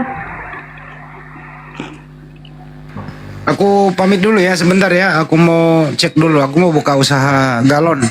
Isi air ulang. Apa nama? Apa namanya Bang? Warung Pak Yakin. Mental. Biasa aja. Ya, diskusi itu jangan terlalu serius lah. Perlu juga guyon. Iya betul. Bang, Ya. kemarin si Logika dia nggak dapat ongkos pulang. Jadi kemarin udah pulang, makanya kemarin dia nggak dapat ongkos pulang. Dia buka Komal, Oten penghujat Yesus. Nah tiba-tiba nggak buka itu lagi dia, udah dapat ongkos dia. Mungkin cara gitu ya, buatnya Komal ya kan. Udah pulang deh sekarang, tengok. Oh iya. Jadi kalau dia mau dapat ongkos itu dia mulai nyerang lagi. Iya Oh, gitu iya, dia. iya. Main kan. Dasar Oten penghujat Yesus katanya buat tema. dasar manusia sawit. Sekarang udah balik dia ke sawit. Nyanyi pula. Ada juga orang ya jual imannya demi cuan ya. Iyalah, apalagi. Jadi dia Carrefour. Buka sepatu dia, buka sendal dia Carrefour masuk.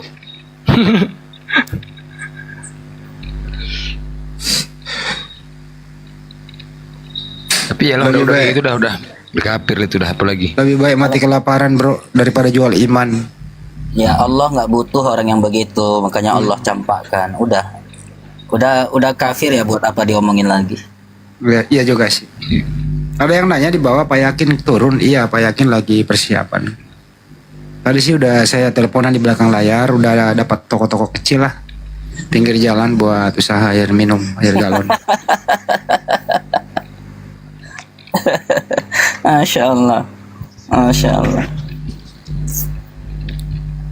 Tapi serius kalau memang Pak Yakin mau ya telepon saya ada di YouTube. Saya kalau masalah sunat ya kita nggak sombong sih ya, kita bisa bantu lah ya. Ya, Berbagai cara, alhamdulillah. insya Allah. Ya, alhamdulillah. Udah banyak kok kita bisa sunat. Beliau tadi itu sudah menyampaikan merantaunya itu, cuman beliau tidak menyebutkan tempat asli tinggalnya di mana. Kalau merantaunya di Sulawesi katanya beliau. Iya, terakhir di Sulawesi Bang Andi tadi. Jadi. Di Sulawesi, apalagi Sulawesi kampung saya. Nah iya, di sana beliau. Sulawesi Selatan kah? Kalau Sulawesi Selatan insya Allah lah. Kalau di Sulawesi Tengah ya ada Dokter Rahman di sana. Insya Allah bisa lah, ada masalah. Tadi beliau sampaikan di sini ketika ditanya di mana posisi sekarang di Sulawesi, aslinya di mana? Nah, beliau tak menyebutkan, itu yang privasi. Tadi beliau takut karena udah diintimidasi kan. Iya, tadi Bunda yang nanya, Bunda. Tadi Bunda Vera bertanya tentang tempat tinggal, beliau nggak nyampaikan itu privasi.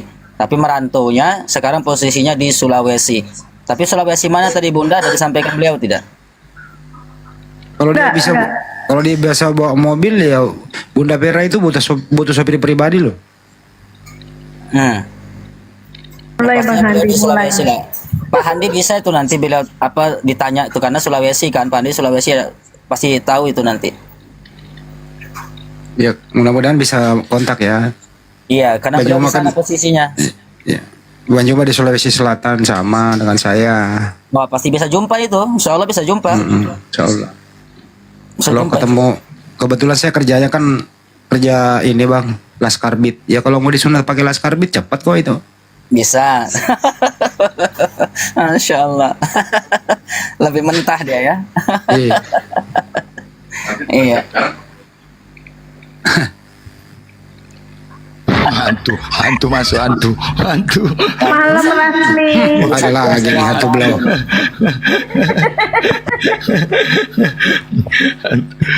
Rasmi.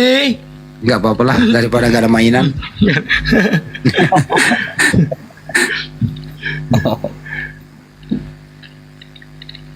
Ibu Rasmi itu ternyata kerjanya itu di pinggir jalan. Bukan kan di kampungnya ditanya, Bu Rasmi kerja di mana? Saya kerja di Pertamina. Wih, hebat kali Bu Rasmi kerja di Pertamina. Pas dicek ternyata dia jual bensin eceran. Pertamina juga. Gitu. Pertamina kecil. Iya. Ya. Ngeripat nih. Bu Rasmi ngeripat. Ini beliau ini katanya ngejar-ngejar Bang Blender ini. Beliau suka katanya. Saking Rasmi. demennya Bu Rasmi ini saking demennya sama Bang Blender itu ya. 7 kali sehari dia ke salon. Iya. Kalau Sudah Dia jual- sudah 172 merek skincare yang dia coba, belum ada yang cocok. Masya Allah. Bersuara Bu Rasmi, bersuara. Iya. dia lagi ngurus Tapi tua bisa ini, kalau tua. Dia mau saingan sama Blender boleh juga nih. Dia ngurus tua itu. Dia mau jual tua ini. Masya Allah. Rasmi Yes. monitor. Rasmi. Monitor. Tapi Bu Rasmi segitu-gitu lu bilang galak ya. Bu Rasmi itu kalau tidur paling sabar kalau dia tidur.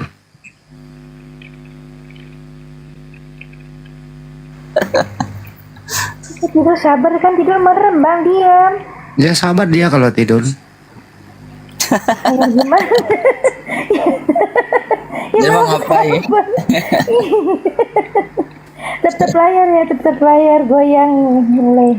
Waktu dia masih muda katanya hobinya suka manjat kelapa. Waktu masih muda dulu. Pas ada bapak-bapak. Tua. Iya. Bu Rasmi itu apa namanya? Perempuan sakti, mandraguna. Bu Rasmi nggak mau bersuara ini Bang Handi. Ketawa-ketawa itu dengerin tuh. Ngeripat. Nanti kasih nama Bang Handi aja lagi.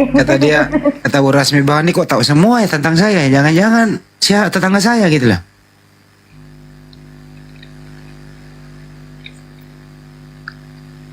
Rasmi. Buka mic-nya Bu Rasmi, kangen nih nah, kangen. Ribut di sini loh, aku lagi ini. Tuh, dia denger kan? Lagi manjat. Oh, manjat pohon kan? Dia bilang juga apa? Bener kan? Manjat apa? Manjat pohon ya, manjat pohon tua ya. Lagi manjat. Allahu Akbar. Lagi manjat Bang Juma dalam mimpi. Nenekmu kiper. Besera. Aduh. Besera. Semua mau dipanjatnya. Aduh. Ini kalau ada soal gila gawat ini.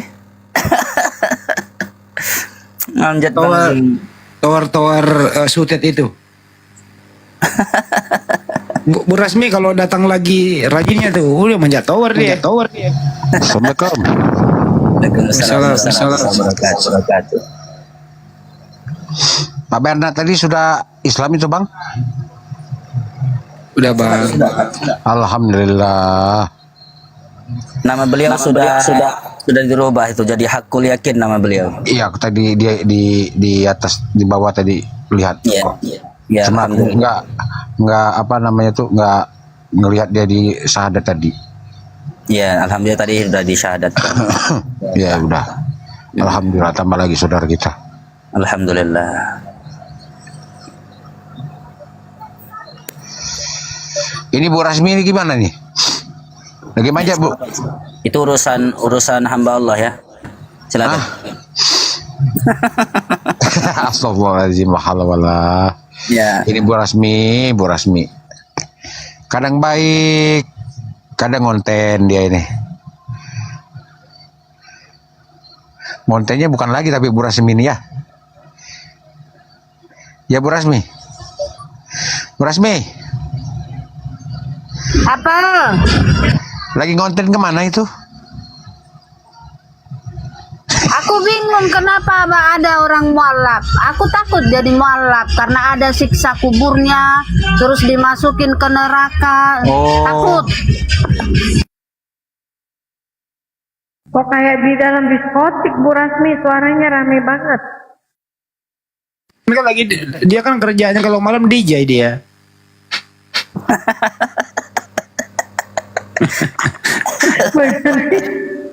DJ. Itu kalau beliau jadi DJ itu yang datang siapa itu? Yang datang itu ya si Loga, si Topi, siapa? Logika. Aduh. Masya Allah. Jadi DJ-nya untuk 50 tahun ke atas mungkin ya. Astagfirullahaladzim. Ya silakan hamba Allah, ini urusan hamba Allah ini Rasmi ini.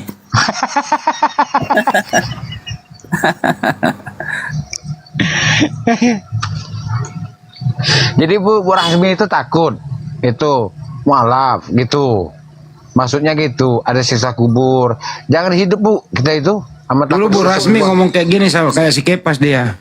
Kamu lebih baik memilih masuk Islam apa masuk angin? Dia pilih lebih baik masuk angin katanya. bukan nah. Kurang ajar si Kepas. Dia lebih milih masuk angin daripada masuk Islam. Benar-benar pas besoknya masuk angin sakit 7 hari. Bener itu. Masya Allah, lebih milih masuk angin.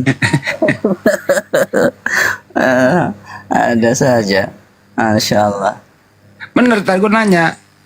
Pas kau lebih baik milih masuk Islam apa masuk angin? Saya pilih masuk angin aja. Bener besoknya. Sakit 7 hari demam. Langsung dikabulkan ya. Masya Allah. Lebih milih masuk angin dia. Masya Allah. Jelaskan dong tentang siksa kubur di Al-Quranmu. Bagaimana ceritanya itu? Nih saya ceritain. Siksa kubur itu pertama-tama yang dicari itu pertama orang pemakan babi. Tuh disiksa kubur itu. Dikasih nanti.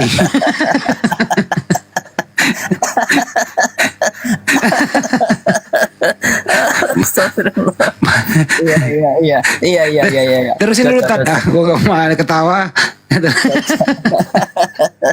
Iya, saya nggak usah kasih dalil. Udah Pak Andi lanjut ah. Bener itu Bang Andi, teruskan Bang Andi, bener.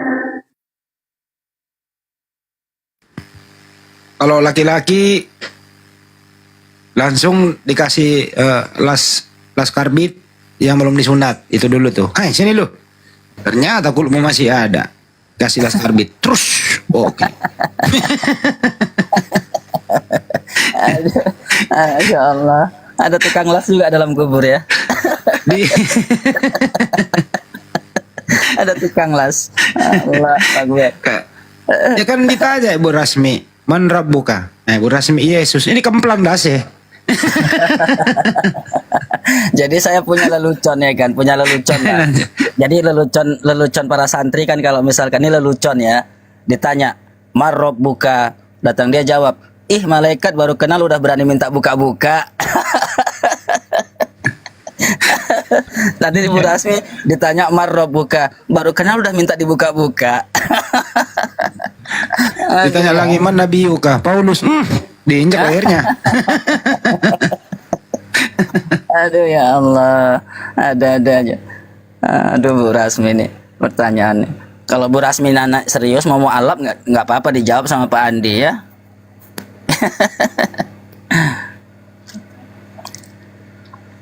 Aduh. Bu Rasmi. Jawablah. Udah dijawab itu. Beliau belum puas Bang Andi, lebih minta lagi penjelasan panjangnya apa aja siksanya. Tadi udah ya kan yang makan babi, terus yang dilas apalagi. Beliau minta lebih banyak itu, sampaikan aja. Siapa saudaramu kan pertanyaannya tuh. Nah, Tuan logika, luka tambunan.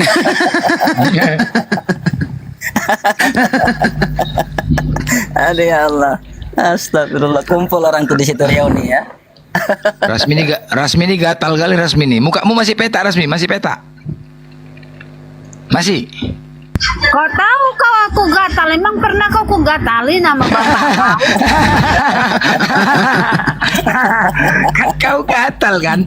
Kau suka kali menggoda-goda laki-laki kau itulah kau. Nanti ku tanya kau janda sebentar enggak. Apalagi kalau malam gelinjang-gelinjang kau betul. Kalau jam 12, wih. Masih kotak. Muka. Masih. Di salon enggak? Di salon. Rasmi. Rasmi. Segi 3, segi 5. Segi 5 wajah. Assalamualaikum Abuya. Assalamualaikum. Waalaikumsalam warahmatullahi wabarakatuh. Assalamualaikum para guru semua. Waalaikumsalam warahmatullahi wabarakatuh. Abangku Blender izin sebentar ya, setengah menit. Nah begini ikhwan fillah, akun saya cuman punya 2 dan tumbang dua-duanya, kena tombak tentara Romawi. Dan ini akun ketiga ini, akun baru banget gitu kan. Dibantu di follow ikhwan fillah ya. Saya mohon Iwan Pillah bantu follow. Dan Ahi Blender kalau ada yang mau naik setelah beres follow nggak apa-apa, saya diturunkan. Aman. Dari tadi ku jambak nggak ada. Ya di follow juga. Mungkin Kiai Falah di sini juga di follow teman ya. Iya baru kena tombak. Kena tombak terus ya. Fallback sama Abu ya. Sedih aku nggak pernah di fallback. Saya cuma 2. Udah.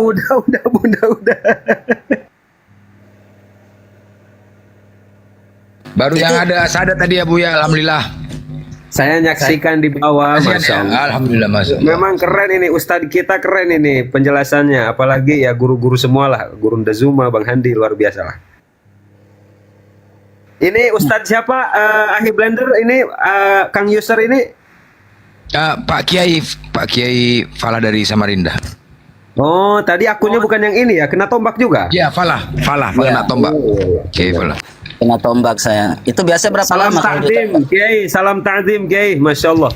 Ya, sama-sama insyaallah. Sama juga Pak Kiai. Ini Abu ya, ini punya pondok juga, santren sama. Ya, Masya Allah. Tapi beda, Kiai. Kalau saya mantu, jadi diam di pesantren juga gara-gara istri. Kalau Kiai kan enggak gitu. Pesantren mana?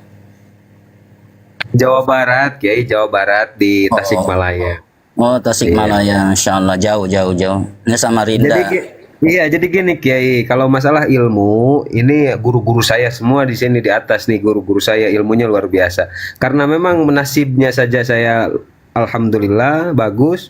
Ya saya di qadarullah, saya disimpan oleh Allah di pesantren. Tapi kalau masalah ilmu, jauh saya dari guru-guru yang di atas ini. Justru saya belajar ini dari Daeng Handi, Bang Zuma, dari Antum, dari Bang Blender, semuanya lah luar biasa. Lanjut. Ya kalau saya ya memang secara pribadi tentang Bible ya sama sekali buta kalau untuk itu. Jadi memang fakir ilmu juga nya saya ini.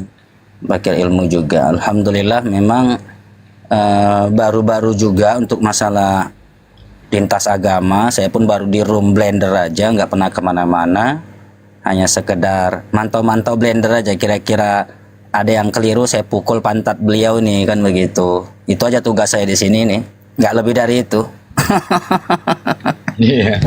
Allah, memang keren ya Kiai. Muslim ini saling melengkapi satu sama lain. Jadi kekurangan itu ditutupi oleh saudaranya sendiri, bukan kayak si lo gila kan. Justru dia malah membuka aib-aib Muslim. Apa-apaan Muslim kayak gitu, naudzubillah. Lanjut. Ya, kalau bicara beliau itu rasanya lisan kita sebagai mukmin ini tidak ada manfaat lagi kalau membicarakan beliau. Yang pastinya Allah Subhanahu wa taala tidak menjadikan beliau itu sebagai hal yang utama dalam Islam, makanya Allah campakkan. Jadi nggak penting. Jadi kita umat Islam ini jangan membicarakan sesuatu hal yang nggak penting. Jadi beliau itu bukan lagi hal yang penting dalam Islam. Ya semoga kita berdoa untuk diri kita, semoga Allah tidak menyamakan diri kita dengan mereka atau dengan dia secara pribadi. Itu aja sekarang kita doakan. Kita berdoa semoga Allah kekalkan iman kita, hidayah kita, tidak Allah jadikan kita itu seperti dia. Itu contoh yang Allah tunjukkan, sebagaimana Allah menunjukkan contoh Fir'aun itu sebagai pelajaran, Qarun sebagai pelajaran. Nah ini logika itu juga sebagai pelajaran bagi kita, ya, supaya kita ini tidak salah melangkah, tidak salah dalam bertindak dan berbuat tanpa disadari, ya, dengan sendirinya beliau sudah keluar dari milah Islam itu sendiri, karena beliau sudah mengikuti milah daripada orang kafir itu sendiri. Ya udah jelas itu. Allah katakan wala ini taba'ta ahwa'hum min ba'di ma ja'aka minal ilm. Nah, apabila kamu juga masih mengikuti hawa nafsu mereka, kata Allah, kan seperti itu. Setelah ada orang-orang yang memberikan kamu peringatan, memberikan kamu himbauan, terkhusus orang-orang beriman, nah itu kan sudah jelas. Jadi beliau itu kan sudah mengikuti hawa nafsu orang-orang kafir itu, ya sudah. Artinya Allah nggak butuh lagi. Allah nggak rugi kok. Allah nggak rugi. Nah jadi nggak perlu lagi lah itu. Ya mudah-mudahan kita jangan sampai seperti beliau. Itu saja. Amin ya rabbal alamin. Lanjut. Ya, Jadi Mbak Buya, abangku Bang Blender, Ikhwan Pillah, ya yang belum follow saya mohon ya, saya maksalah sekarang memaksa ya. Yang nggak mau follow pun mohon follow ya. follow teman-teman ya, yang 1,9 nih follow ya. Ini Abu Yani sering buka komal juga, biar rame komal-komal Islam kita, ya. Jadi Pak Kiai ini Abu ya, beliau ini penyemangatku lah untuk membantai orang-orang munafik saat ini. Wah, penyemangat. Ketika saya melakukan sekarang, orang-orang munafik di mana-mana sekarang udah tiap hari komalku ribut terus dengan orang munafik. Nah, Pak Kiai inilah penyemangat aku. Sesuai dengan dalil, selalu bertanya ketika ada orang memframing salah satu Tristan yang keroknya Tristan bersama grup-grupnya. Jadi itulah sekarang perang kita. Iya, abangku Bang Blender, mungkin Kiai nanti koreksi ya. Sebenarnya setinggi apapun ilmu Muslim, ketika tugasnya untuk memecah belah, bahkan memecah belah sesama umat Muslim sendiri, maka kita sebagai Muslim itu jangan mendekat kepada orang-orang seperti itu, meskipun ilmunya tinggi. Karena apa? Karena hal seperti itu tidak pernah dicontohkan oleh Rasulullah. Bahkan Rasulullah sendiri al-Muslim akhul Muslim. Bahkan Al-Quran sendiri yang berbicara Bismillahirrahmanirrahim. Innamal mu'minuna ikhwatun fa aslihu baina akhawaykum. Al-ayah sadaqallahul azim wallahu a'lam bihaqiqatil murad. Nah, memang kita ini sebagai seorang muslim itu saudara semuanya. Bahkan kalbunyan, seperti bangunan, yashuddu ba'duhum ba'da, saling melengkapi satu sama lain. Maka ketika memang ada muslim seperti itu, setinggi apapun ilmunya, ya lebih baik kita hindari. Buat apa? Karena Rasulullah sendiri sebagai uswatun hasanah, suri tauladan bagi kita, tidak pernah mencontohkan hal seperti itu. Mungkin dikoreksi Ustadz kalau salah. Wallahu a'lam. Iya, itu benar sekali ya, bahwasanya seorang mukmin itu al-mu'min kalbunyan yashuddu ba'duhu ba'da. Orang mukmin itu memang saling menguatkan. Maka Allah sampaikan wa'tasimu bihablillahi jami'an wa la tafarraqu. Saling berpegang teguhlah kamu pada tali Allah dan jangan bercerai-berai.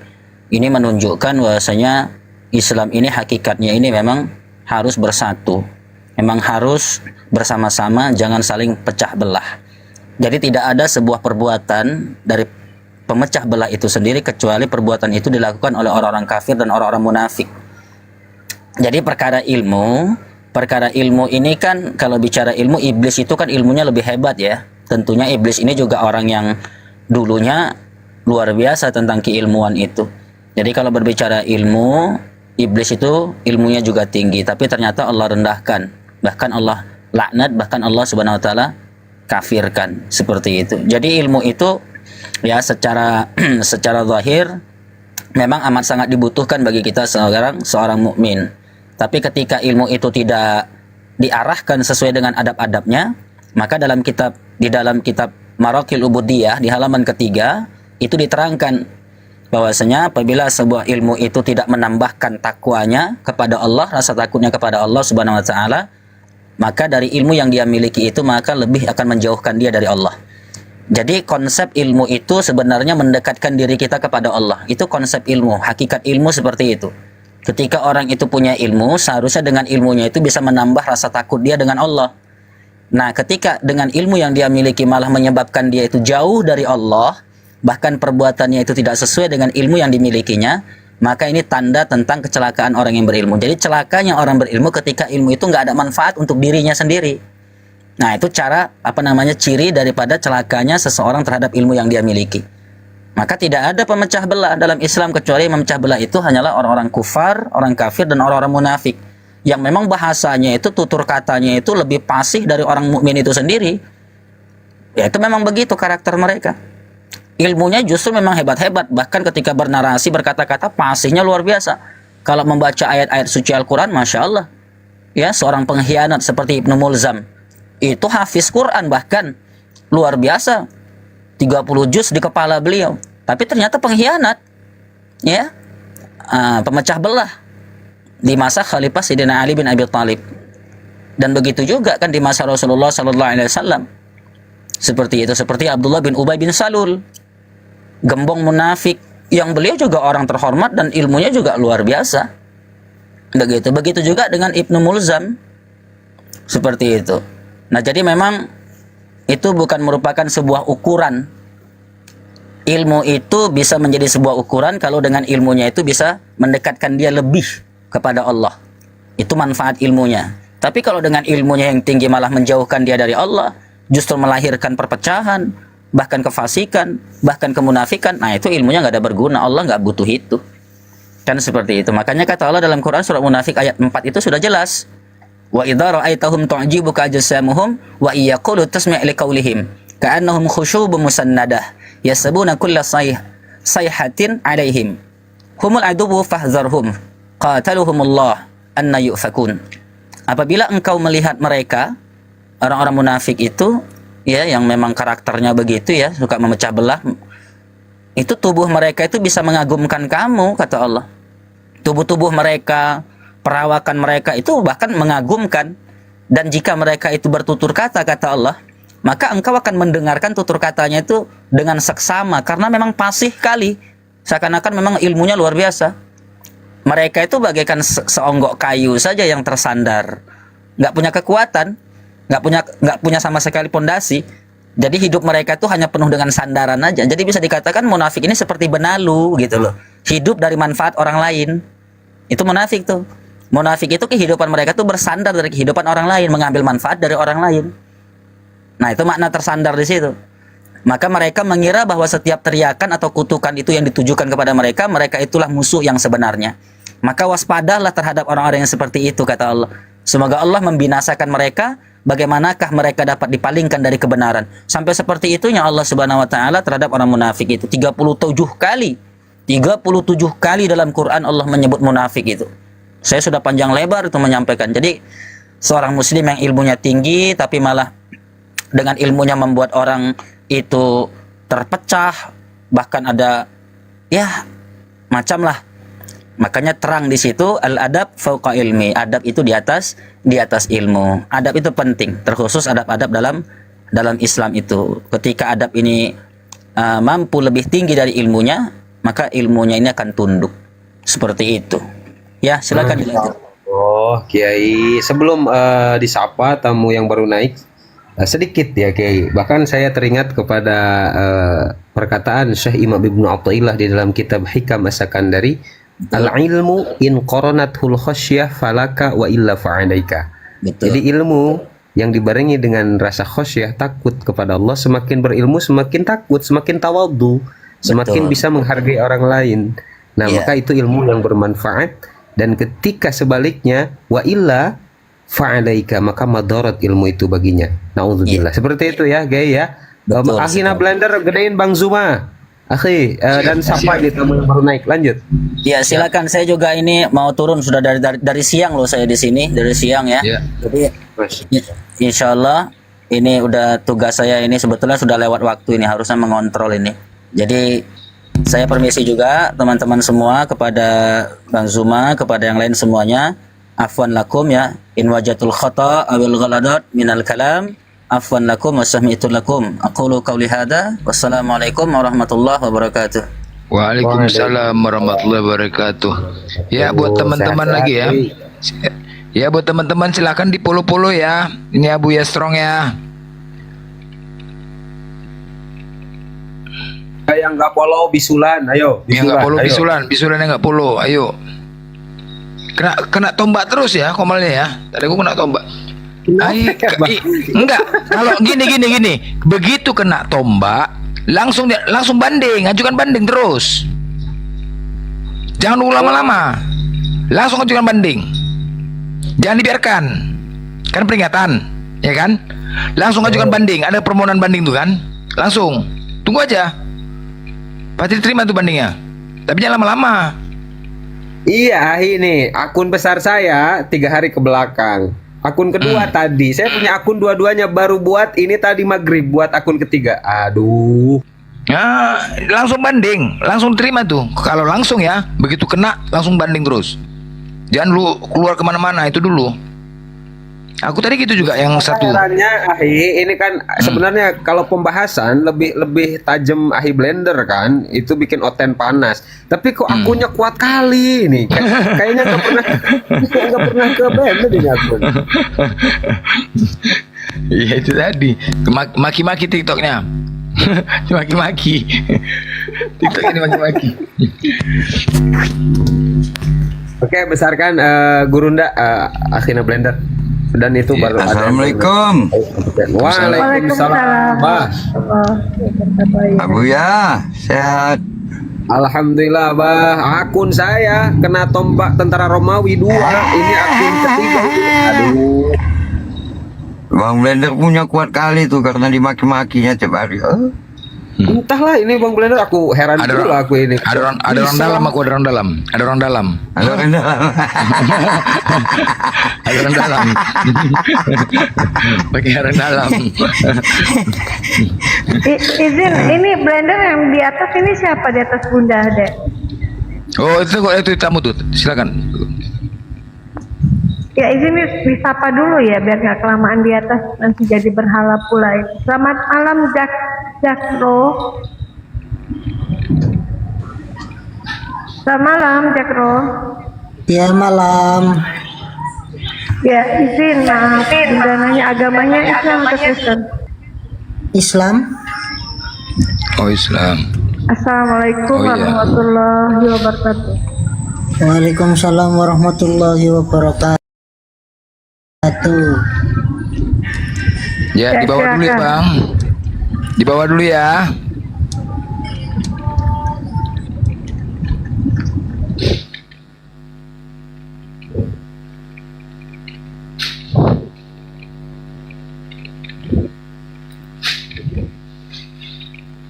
Ini kalau udah sini oten-oten ini kujambain semua ini gak ada yang berani nih otenin. Jangan kalian pikir aku nggak kerja di sini, woi. Semua kujambain. Banyak kali oten lewat langsung jambak, lewat langsung jambak. Kalian pikir cuma tahu lah di sini. Bersera orang nih ngomong di sini, kalau udah kupecahkan piring tuh lagi apa nggak lari?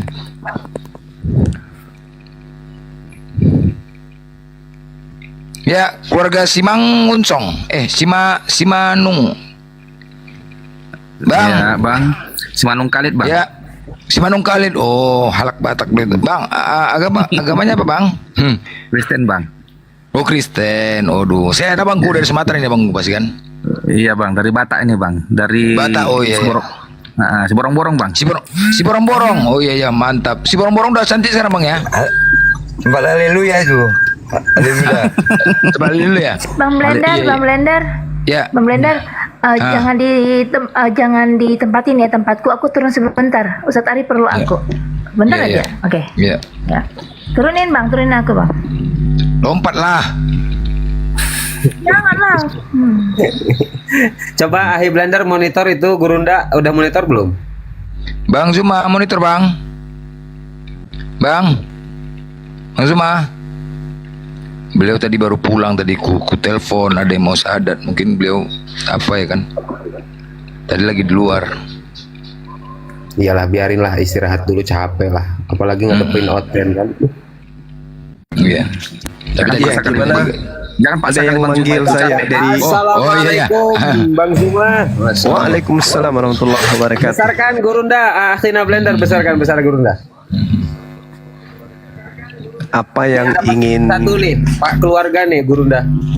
ya gimana Bang? Malam Bang. Malam. Iya. Ini Bang mau diskusi Bang. Dari sekte mana saudara? Dari Kristen Bang. Kristen Protestan. Iya Bang. Oh iya.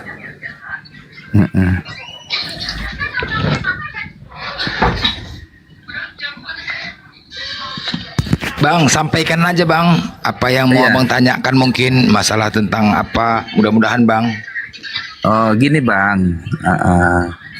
Jadi kayak mana lah dibilangnya. Sebenarnya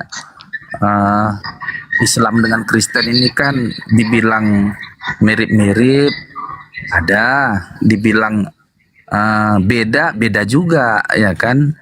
Iya. Jadi sebenarnya apa ya, semacam kabur yang betulnya yang kayak mananya nih. Contohnya dulu ya, kalau Kristen realnya kami sudah nggak lagi mengikuti Taurat. Contoh nih, yang mengikuti Taurat itu Yahudi yang sekarang ya. Tetapi Islam ini sebenarnya mengikuti Taurat atau tidak yang sebenarnya? Kalau dibilang Islam ini mengikuti Taurat, mengapa tidak dilaksanakan hukum Taurat itu dengan sepenuh hati semuanya? Contoh nih, kalau Musa itu mengatakan ya kalau mencuri potong tangan, itu Taurat begitu. Contoh, artinya gigi ganti gigi. Taurat itu lebih keras itu Taurat daripada Kristen. Kristen ini kan kasihnya ini, ditampar pipi kiri kasih pipi kanan. Nah Islam mengklaim ajaran Musa diikuti oleh Islam. Contohnya nih kan adalah itu sunat, kurban, itu kan semacam mengikuti Taurat. Tetapi kalau dibilang Islam ini juga tidak juga serta-merta suka Yahudi, artinya membenci Yahudi juga dari gaya-gayanya. Yang benarnya Islam, spesifik pertanyaan, apakah memang Islam ini mengikuti ajaran Taurat atau sudah berbeda? Silakan Bang. Baik. Bismillahirrahmanirrahim. Allah Subhanahu wa taala menerangkan di dalam Al-Qur'anul Karim, Qala ya Musa.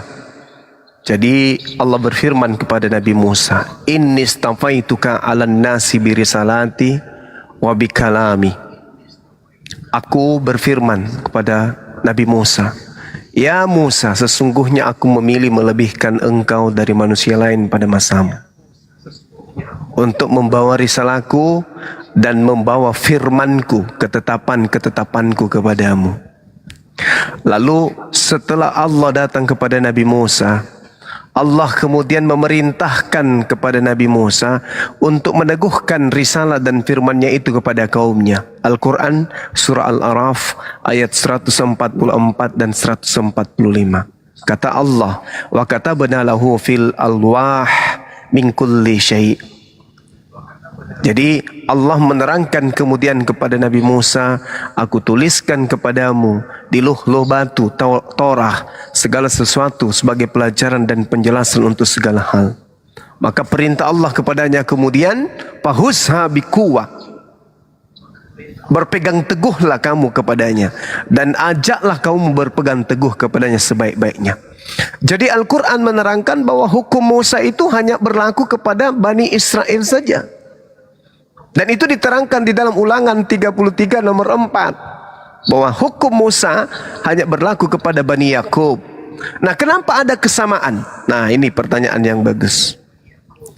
Allah Subhanahu wa taala menjelaskan di dalam Al-Qur'anul Karim surah Al-Baqarah ayat 130. Wa may yarghabu 'an millati Ibrahim illa. Di situ ada pengecualian kemudian man safiha nafsah. adalah orang yang memperbodoh diri, yaitu orang yang kemudian membenci ajaran Nabi Ibrahim alaihissalam. Apa ajaran Nabi Ibrahim? Wa ilahukum ilahu wahid. Menyembah kepada Tuhanmu, yaitu Tuhan yang satu. Yang kedua, berkurban kemudian dengan kurban hewan. Dan yang ketiga adalah bersunat dengan sunat kulub. Barang siapa yang membenci ketiga ajaran ini, kata Allah, mereka adalah orang yang memperbodoh dirinya. Alhamdulillah, ketika ada perintah kemudian datang kepada baginda Rasulullah Muhammad SAW, diperintahkan dalam Al-Quran surah An-Nahl ayat 123, ikutilah ajaran Nabi Ibrahim yang lurus. Makanya ada kesamaan yang Anda lihat, menyembah kepada Tuhannya Abraham, ila Ibrahim, ila Ismail, ila Ishak, ila Yakub. Kemudian syariatnya diajarkan kepada baginda Rasulullah Muhammad SAW itu mirip dengan syariat yang datang kepada Nabi Musa. Syariat itu adalah hukum-hukum, kaidah-kaidah dalam beribadah dan sunnat. Nah, jadi bukti bahwa agama yang dibawa itu adalah agama samawi, sunnat. Keturunan Nabi Ishak sunnat, keturunan Nabi Ismail sunnat. Jadi kalau mau lihat siapa yang memberkati ajaran Abraham, lihat kelompok mana kemudian yang bersunat. Alhamdulillah kami Islam bersunat, Bani Yisrael juga bersunat. Sedangkan Kristen diajarkan oleh Paulus dalam Galatia 5 nomor 2, barang siapa yang menyunatkan nonotnya, maka Yesus Kristus tidak berguna baginya. Sekira gitu, Bung. Jadi kesamaan ini karena memang asalnya sama.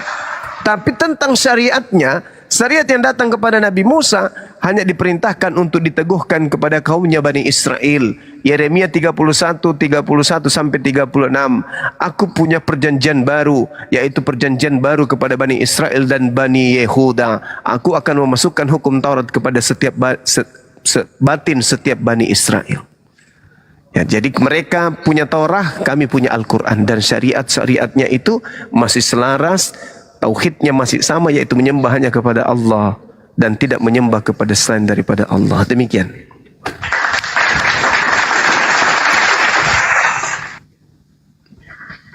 Masya Allah. Silahkan Bang Keluarga, mungkin saya sederhanakan ya Gurunda dan guru-guru yang lain. Jadi begini ya Pak Keluarga. Jadi kami umat Muslim, karena kami umat Nabi Muhammad, maka yang kami ikuti adalah Nabi Muhammad dan firman Allah yang disampaikan kepada Nabi Muhammad, yaitu Al-Quran. Nah, tetapi kami diperintah untuk mengimani para nabi terdahulu sebelum Nabi Muhammad, seperti Nabi Musa, Nabi Isa, dari mulai Nabi Adam, semuanya kami imani. Tetapi tidak kami ikuti, karena yang kami ikuti ya ajaran Nabi Muhammad, karena kami umat Nabi Muhammad Sallallahu Alaihi Wasallam. Bahkan Gurunda jelas tadi, ajaran Nabi Musa atau nabi-nabi terdahulu itu hanya untuk satu kaum. Nah, tadi jelas Gurunda sudah menjelaskan semua itu. Sekarang Anda tanggapi apa yang disampaikan oleh Gurunda. Silahkan, ini Kristen Anda mengikuti ajaran siapa? Kok berbeda dari ajaran-ajaran para nabi? Silahkan.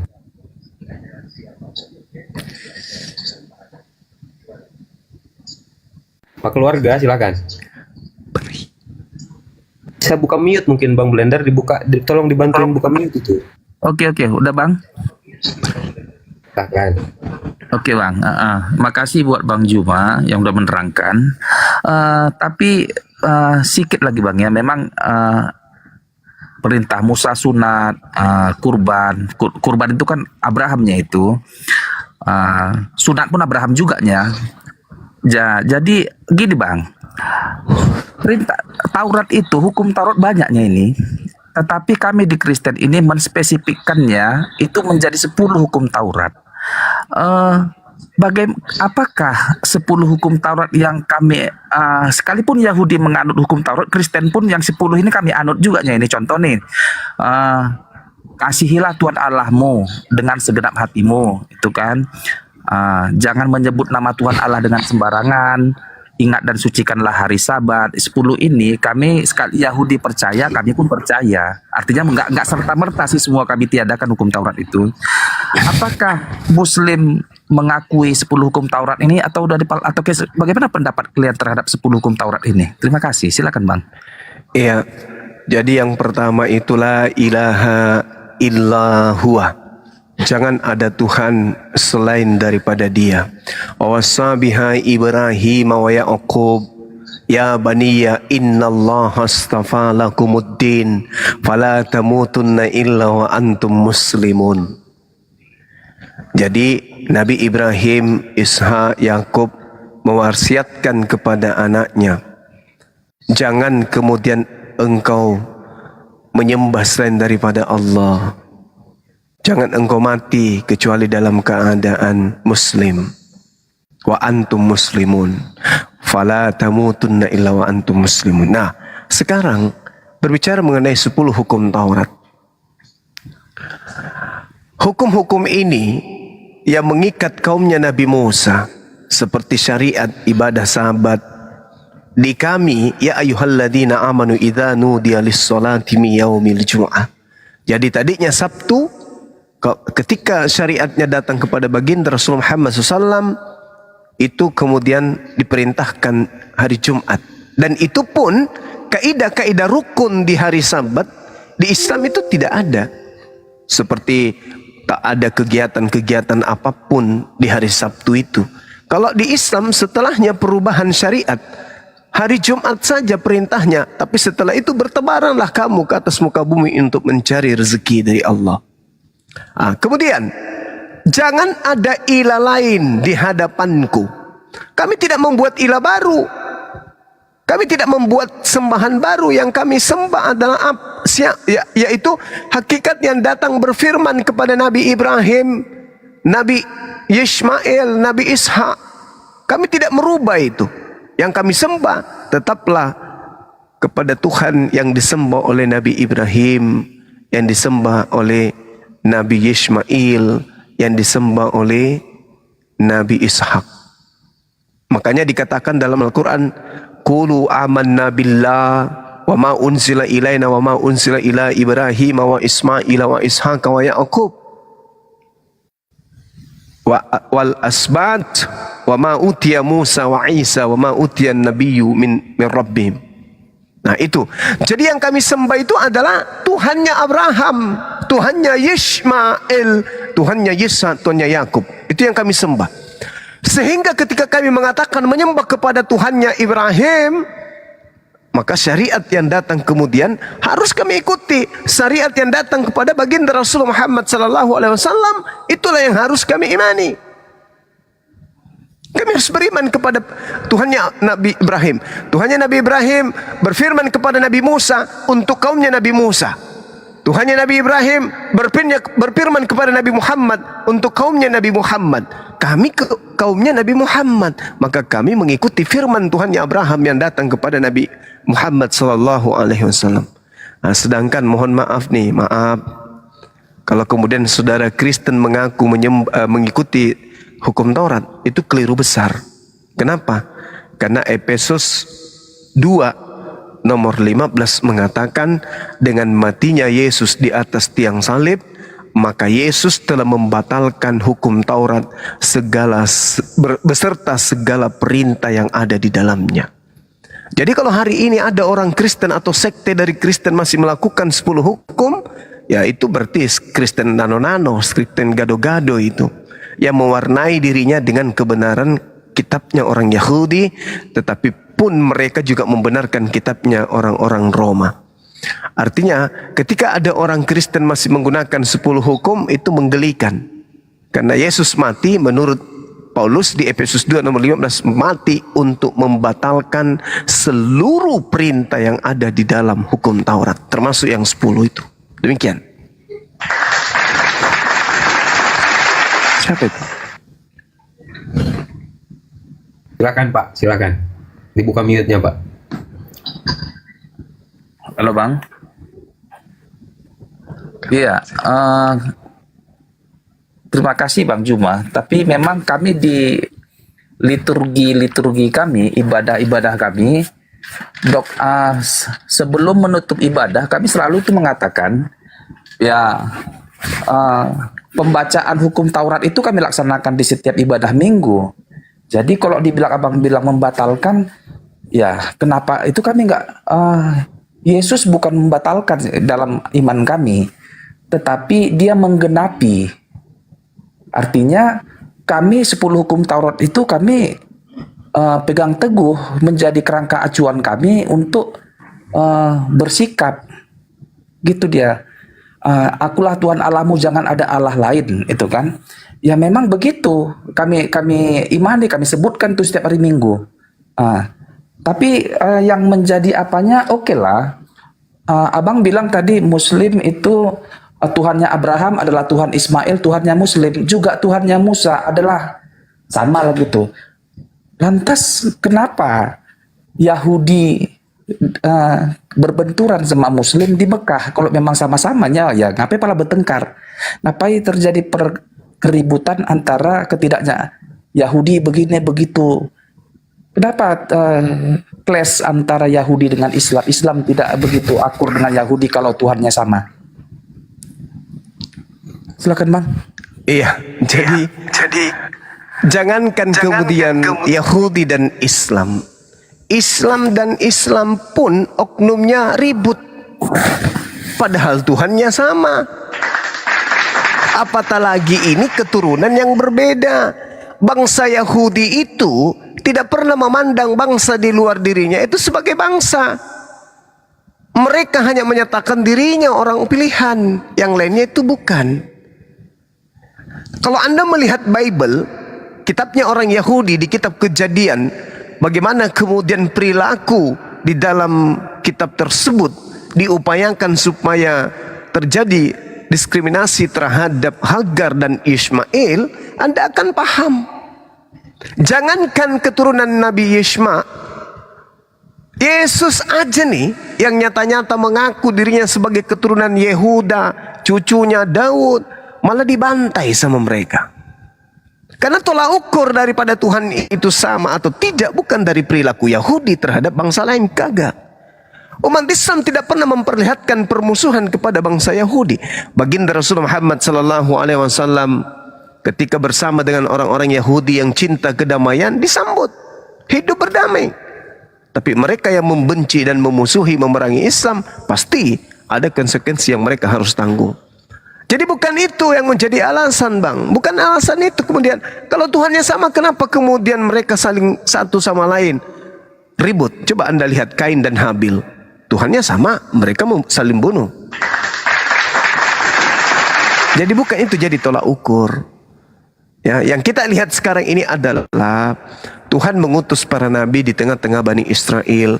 Terakhir datang Nabi kami Isa alaihissalam, Yesus yang kami imani, datang ke tengah-tengah mereka memberikan kabar gembira, mengajarkan kepada mereka kesempatan terakhir untuk selamat, yaitu kembali kepada hukum Taurat untuk mereka praktekkan dalam kehidupan keagamaan. Tapi jangankan diterima, bahkan Yesus itu ditolak dan diusahakan dibunuh. Lalu kerajaan yang mereka gaung-gaungkan itu diambil alih, kemudian diberikan kepada tadinya yang tidak dianggap bangsa. Coba Anda baca di dalam Bilangan 32 nomor 21. Itu masih terekam di sana. Bagaimana kemudian Allah murka kepada mereka ketika di dalam ulangan bukan Bilangan, tapi Bilangan. Ulangan. Ya, di situ diterangkan bagaimana kemudian Allah murka ketika mereka membuat Allah itu cemburu. Allah kemudian bersumpah di hadapan mereka. Mereka membangkitkan cemburuku dengan yang bukan Tuhan. Mereka menimbulkan sakit hatiku dengan berhala mereka. Sebab itu aku akan membangkitkan cemburu mereka dengan yang bukan umat dan menyakiti hati mereka dengan bangsa yang ummi. Makanya terjadi hari ini ketika kejayaan kerajaan itu diberikan kepada Bani Ismail, mereka keteteran ke sana kemari. Tak ada tempat tinggal, tak ada tempat bersandar, tidak ada lagi kerajaan, tak ada lagi istana. Sehingga apa yang terjadi? Merampas secara paksa apa yang sebenarnya memang Tuhan sudah rencanakan untuk mereka. Mereka dipanjangkan usianya, dipanjangkan umurnya, tidak layaknya seperti keturunan yang lain, orang Kanaan dan seterusnya, seperti orang Saduki, orang Farisi. Mereka ini khusus dipanjangkan usianya untuk Allah balas dendam kepada mereka melihat kejayaan dari Bani Ismail. Mereka membangkitkan cemburuku, mereka menimbulkan sakit hatiku. Sebab itu aku Tuhan akan membangkitkan cemburu mereka dengan menggunakan yang bukan umat. Ingat, keturunan Hagar pada masanya itu tidak dianggap umat, dan akan menyakiti hati Bani Israel dengan menggunakan bangsa yang ummi. Siapa bangsa ummi itu? Bangsa Arab. Sekarang mereka kecil, yang besar bangsa Arab, keturunan Hagar, keturunan Sarah kecil sekarang ini. Tidak seperti dulu, dipilih oleh Allah 12 raja-raja dari mereka. Hagar terbuang dengan anaknya, kemudian batu penjuru dibuang kemana-mana, diusir, dianggap sampah, dianggap bukan umat manusia, dianggap seperti binatang, dianggap seperti dia ini adalah orang yang bahlul, jahil, ummi. Tapi apa kata Allah? Karena mereka ingkar, tegar tengkuk, maka aku akan membalaskan dendamku dengan menggunakan hambaku dari golongan yang ummi. Islam jaya, mereka mengkerek. Islam sejahtera, mereka menderita. Sakit hati sampai hari ini. Itu fakta yang ada. Sehingga Allah mengatakan dalam Al-Quranul Karim, disebabkan karena mereka ingkar terhadap janjinya yang aku berikan kepada mereka, maka aku akan membangkitkan sakit hatinya. Apa kata Allah? Itu di dalam Al-Quran.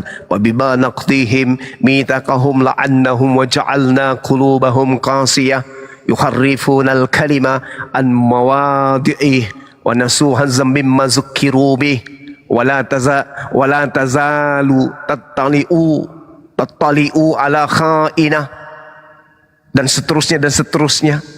Allah mengatakan itu karena mereka melanggar janjinya, maka aku melaknat mereka.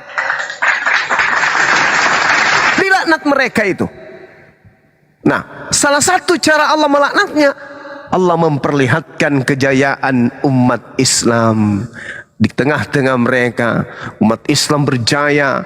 Kota yang tadinya mereka tempat mengasingkan Hagar dan Ismail, justru menjadi kota keagungan turun-temurun yang tidak berkesudahan sampai hari ini. Seluruh raja-raja kemudian datang tunduk bersiarah kepada tempat Hagar dan Ismail mereka buang. Ini fakta. Sedangkan tempat mereka menjadi puing-puing kering yang hanya ditinggali serigala-serigala yang tak bermakna. Itu fakta, Bu, yang terjadi hari ini. Demikian. Assalamualaikum warahmatullahi wabarakatuh. Waalaikumsalam warahmatullahi wabarakatuh. Masya Allah, Allahu Akbar. Lanjut, silakan ditanggapi Pak Keluarga. Makasih Bang Juma, juga rekan-rekan. Tapi saya meluruskan sedikit tentang penjelasan Bang Juma tadi tentang umat pilihan itu. Artinya tadi Bang Juma bilang bahwa keturunan Sarai menganggap enteng keturunan Hagar, mengatakan bahwa keturunan Sarai adalah bangsa pilihan dan Hagar itu bangsa yang gak ada apa-apanya gitu kan.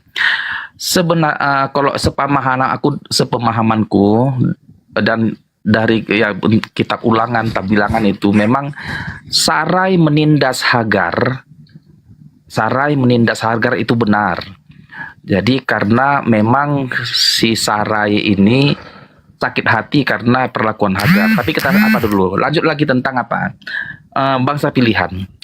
Sebenarnya kurang pas ku bilang tadi penjelasan Bang Juma. Maksud daripada bangsa pilihan itu sebenarnya adalah bangsa keturunan Abraham. Dari Ishaklah lurus dia ke Yakub, turun ke bawah ke Yehuda, turun ke Daud, turun ke, dari situlah garis Ishak inilah yang akan dipilih lahirnya Mesias. Itunya maksud daripada pilihan, bukan dari garis keturunan Ismailnya. Sehingga tuntutan mereka itu memang bisa saja sih memang macam sebuah keangkuhan bagi orang Yahudi, karena dia bangsa pilihan Allah, yang arti kata pilihan ini adalah bangsa Israel dari garis mula, keturunan mula, lahir Mesias itu. Pilihannya itu dari kaulah, dari garis Ishak lah yang kupilih Mesias, yang mana merujuk kepada Yesus Kristus. Walaupun sebenarnya enggak serta-merta jadi dari keturunan Ismail enggak bisa, enggak berhak atas kerajaan surga itu, enggak juga.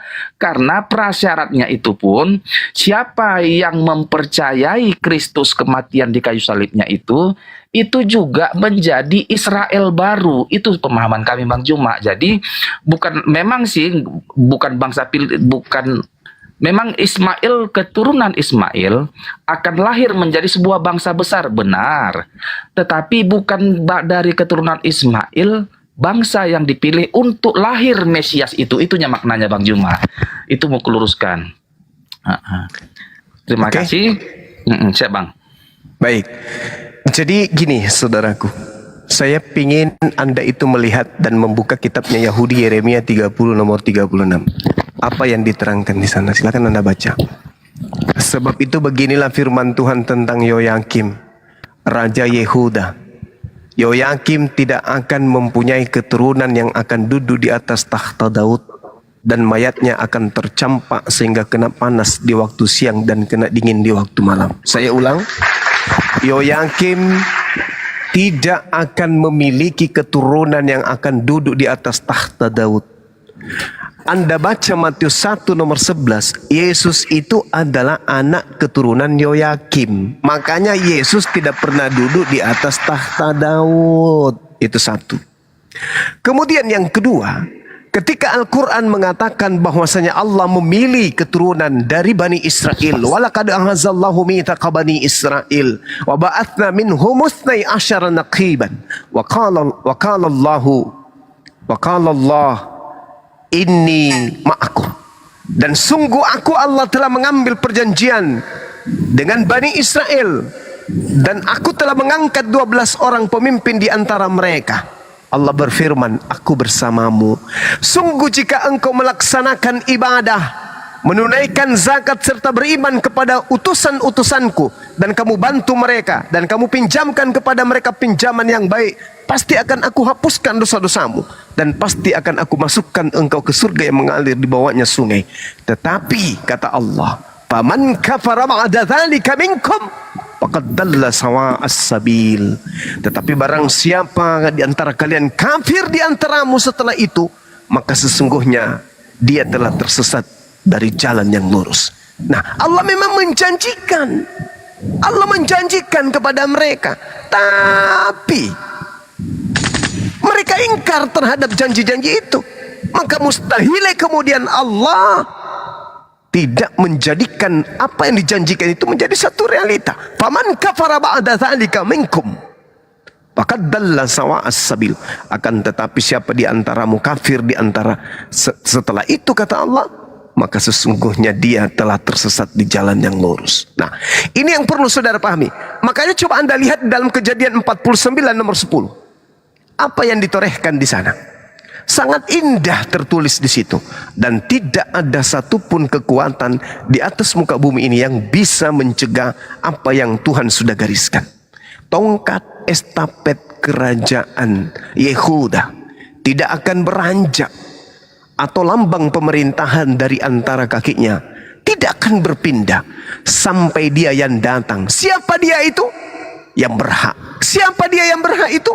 Tanda-tandanya menaklukkan hukum-hukum kepada bangsa-bangsa.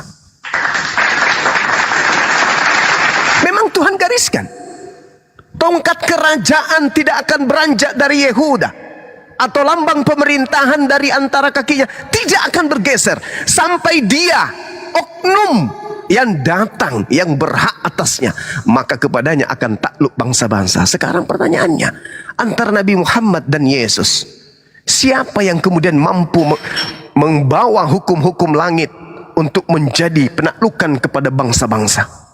Ada? Yesus datang 3 tahun. Setelah 3 tahun dia yang ditaklukkan oleh bangsa Romawi. Apa yang diajarkan? Injil Yesus, Injil Allah. Segala firman yang Yesus terima hancur lebur, digantikan oleh surat-surat Paulus. Hukum yang datang kepada Yesus hancur lebur, ditinggalkan kemudian di bumi, hanguskan oleh bangsanya dan juga ditelan habis oleh bangsa Romawi. Sedangkan baginda Rasul Muhammad sallallahu alaihi wasallam, kerajaannya sampai detik ini masih berjaya. Hukum-hukumnya menaklukkan seluruh bangsa. Implementasi sederhananya, Yesus datang membawa kabar gembira dari langit berupa kitab, berupa ketetapan, yaitu ketetapan Tuhan dalam bahasa Ibrani dan bahasa Yunani. Mana buku, mana kitabnya? Mana buku, mana kitabnya? Mana pelanjutnya? Tak ada. Baginda Rasul Muhammad sallallahu alaihi wasallam turun ke bumi membawa hukum dengan menggunakan bahasa Arab.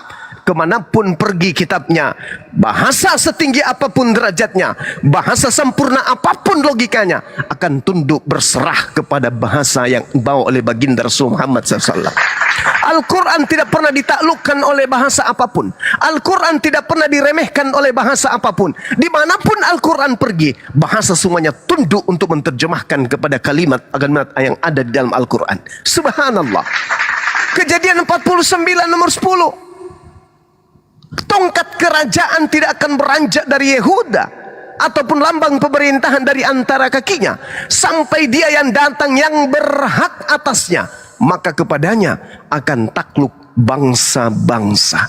Ayo, Indonesia takluk, bahkan penjajah 350 tahun lebih menjajah, takluk kemudian. Bayangkan dong, tanah Palestina, Yerusalem dijajah berapa ratus tahun oleh kekaisaran Romawi. Yesus tak sanggup. Yesus tak sanggup. Bahkan Yesus dibunuh, direncanakan dibunuh karena orang-orang Yahudi takut bangsanya dan tempat sunyinya dirampas oleh oleh Roma. Tapi ketika baginda Rasul Muhammad SAW, penjajahan bangsa Romawi, Imperium Barat Romawi terhadap tanah Palestina disapu bersih oleh umatnya baginda Rasul Muhammad SAW. Sedangkan Yesus terpuruk begitu jauh. Yeremia 30 nomor 36. Tidak akan ada keturunan Yoyakim yang akan duduk di atas tahta Daud. Sorry lah, tahta Daud sudah berpindah ke Arab Saudi. Sampai hari ini berjaya di tangan keturunan Bani Ismail.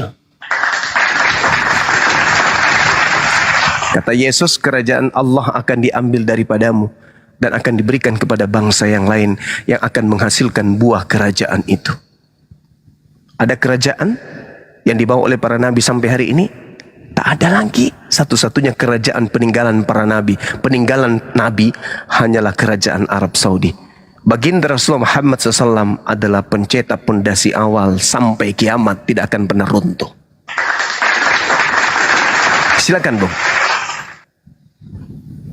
Masya Allah, Guru.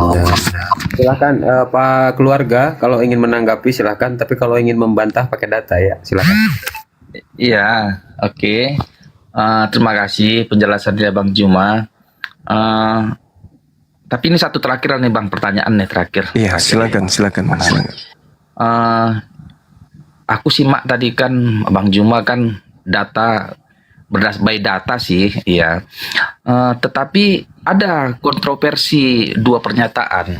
Yang pertama, bahwasanya kitab Alkitab itu ini kan Muslim kan mengatakan udah dipalsukan, artinya dipalsukannya itu, artinya bukan itulah tulisan yang sebenarnya. Artinya ada banyak dipalsukan di Alkitab itu.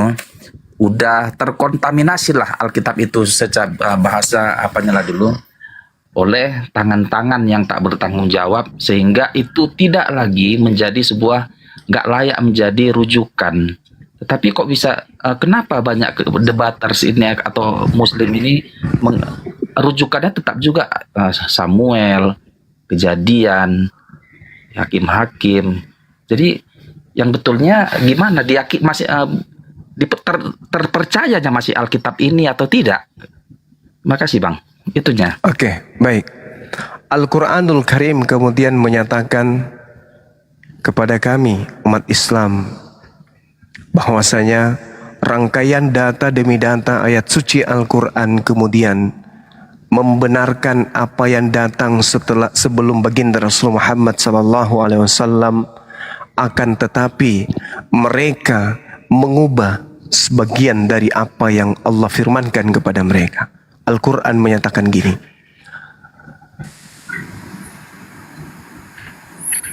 walamma ja'ahum rasulun min indillah musaddiqan lima ma'ahum nabatha fariqum minal ladina utul kitaba kitaballah wara'a zuhurihim ka'annahum la ya'lamun. Dan setelah datang kepada mereka seorang rasul dari sisi Allah membenarkan apa kitab yang ada pada mereka, sebagian dari orang-orang yang diberi kitab Torah melemparkan kitab Allah tersebut ke belakang punggung mereka, seolah-olah mereka tidak mengetahui bahwa itu adalah kitabullah. Ini penjelasan Al-Quran. Afatatma'una ayyu'minu lakum wa kad kana fariqum minhum yasma'una kalam Allah thumma yuharrifuna min ba'di ma aqalu wa hum ya'lamun. Apakah kamu masih mengharapkan mereka akan percaya kepadamu, padahal segolongan dari mereka mendengar firman Allah lalu mereka mengubahnya setelah mereka memahaminya sedang mereka mengetahui. Umat Islam memahami bahwa Al-Quran menjelaskan orang-orang terdahulu menerima kalamullah, tetapi mereka merubah, mereka menyembunyikan, mereka menambahkan, mereka mengurangi. Wabaddala alladhina zalamu qawlan ghayra alladhi qila lahum fa anzalna 'ala alladhina zalamu rijsa minas sama' bima kanu yafsukun, kata Allah. Lalu orang-orang zalim mengganti perintah-perintah Allah dengan mengerjakan yang tidak diperintahkan kepada mereka. Sebab itu kami timpakan atas orang yang zalim itu dari langit karena mereka kemudian berbuat fasik. Jadi kitabullah yang kemudian datang kepada nabi-nabi terdahulu itu dirubah, dicampur adukkan kemudian. Ya ahlal kitab lima talbisunal haqqa bil batil wa taktumul dan seterusnya. Maaf saya lupa. Mengapa engkau mencampur adukan kata Allah? Perintah, hak, kau campur adukan dengan kebatilan. Padahal kalian mengetahui, kalian paham, kalian mengerti, tapi kalian mencampur adukan. Jadi kalau malam hari ini kemudian saya membacakan data dari Bible itu sendiri, itu bukan berarti saya sedang membenarkan bahwa ini kalamullah. Tidak. Tapi saya sedang memberikan gambaran bahwa firman Allah yang sudah mengalami perubahan itu masih menyimpan pesan akan kebenaran kalam ilahi. Maka saya akan mengatakan, sedangkan Bible kitabnya orang Yahudi sudah mengalami perubahan, masih menyisahkan kebenaran tentang baginda Rasulullah Muhammad SAW, apalagi sekiranya kitabullah yang datang kepada Nabi Musa itu tidak dirubah, maka semuanya akan terang benderang. Satu hal lagi bang, sebelum kita selesai. Di dalam kitabnya orang Yahudi, sesuai dengan penjabaran karisma yang saya bawa, data-data yang saya bawa, karismanya akan Anda dapatkan. Kejadian 12 nomor 3. Aku akan memberkati orang yang memberkati engkau dan mengutuk orang yang mengutuk engkau Abraham, dan olehmu semua kaum di muka bumi akan mendapatkan berkat. Subhanallah, saya punya anak, kelak nanti punya cucu, kelak punya cicit, akan bertebaran di atas muka bumi, dan mereka semuanya akan saling memberkati satu sama yang lain. Kata Tuhan kepada Abraham, aku akan memberkati engkau, aku akan memberkati siapapun yang memberkati engkau Abraham. Baginda Rasulullah Muhammad SAW melalui dinul Islam melakukan pemberkatan kepada Abraham siang dan malam. Begitu juga kami umat Islam. Kemana Islam itu bergerak di atas muka bumi ini, maka kesitulah pemberkatan terjadi kepada baginda Abraham alaihissalam. Sedangkan mohon maaf sekali lagi, kemana Kristen itu memijakkan kakinya, kesitulah mereka akan mengutuk Abraham alaihissalam. Kalau dikatakan siapa di antara dua agama ini yang memberkati Abraham, periksa saja. Kami umat Islam setiap sholat selalu membacakan berkat kepada Abraham. Allahumma salli ala Ibrahim wa ala alihi Ibrahim. Itu doa kami. Itu ucapan pemberkatan kami setiap kami sholat. Kristen melakukan enggak? Tidak.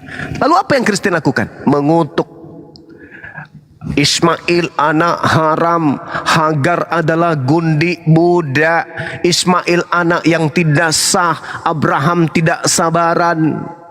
Dengan mengutuk Ismail, maka kalian sama halnya mengutuk Abraham alaihissalam. Maka yang terjadi kejadian 12:3, aku akan memberkati orang-orang yang memberkati engkau Abraham, dan mengutuk orang-orang yang mengutuk engkau Abraham. Sekarang mari kita introspeksi diri. Siapa yang mengutuk Abraham siang malam, dan siapa kemudian yang memberkati Abraham siang malam? Kenapa orang Kristen tidak mau mengakui Ismail anak pertama? Karena Kristen beranggapan Ismail anak yang tidak sah.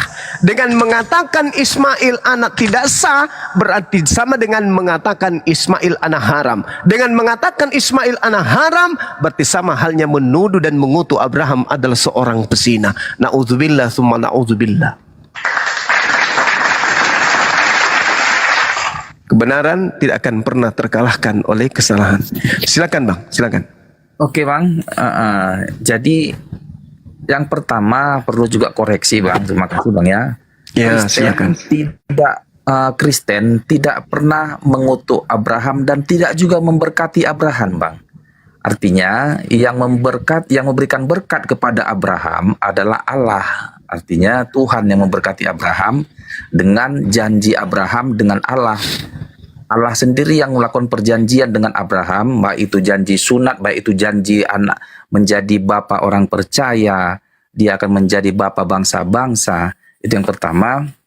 Yang berikutnya lagi, bahwasanya Kristen tidak mengakui Hagar atau Kristen tidak mengakui Ismail atau sebagai anak haram, tidak. Saya sudah kemarin baca itu Alkitab, saya baca Alkitab itu detail bahwa di dalam itu dikatakan bahwa Sarai karena dia merasa tidak bisa melahirkan anak bagi Abraham, lalu dia menyuruh Abraham untuk menghampiri gundinya ini atau hambanya itu. Walaupun dalam tafsir tafsir bahwa hamba itu semacam belian orang yang tidak merdeka, yang mana dia patuh dan taat pada perintah tuannya, bahwa tuannya si Hagar itu adalah Sarai yang didapatkannya dari perempuan Mesir. Nah, apakah status Hagar itu adalah budak, hamba, tidak istri? Sebenarnya yang kulihat di catatan Alkitab itu, Hagar itu ketika diserahkan Sarai kepada Abraham, ada tertulis di situ memang Hagar itu menjadi istrinya.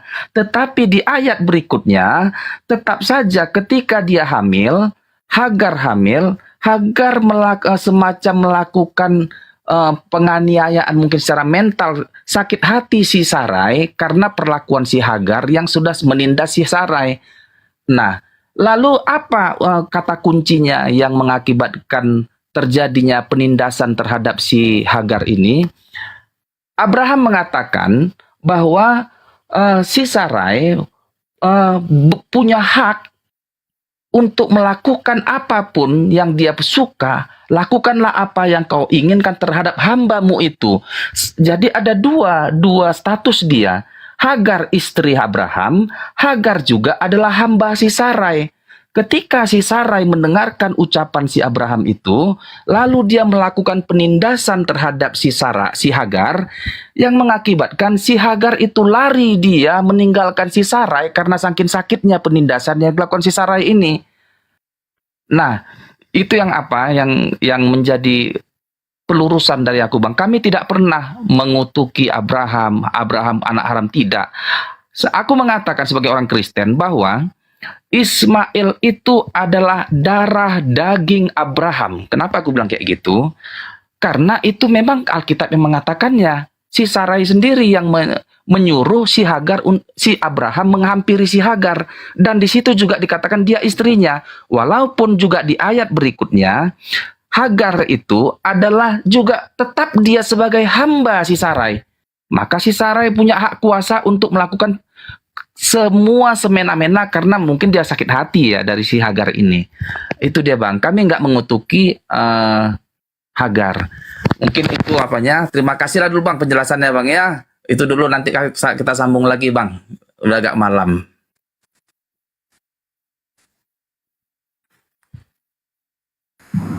Oke, baik.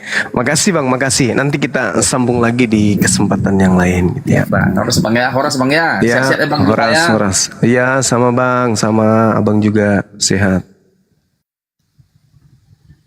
Oke, silakan teman-teman. Mungkin masih ada saudara kita Kristen yang lain yang pasti dalam praktik kehidupan antara Islam dan Kristen yang sibuk melakukan pemberkatan adalah umat Islam.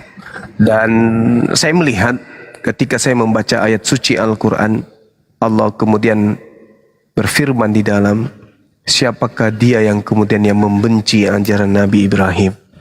Ya, ini Allah berfirman bukan tanpa alasan.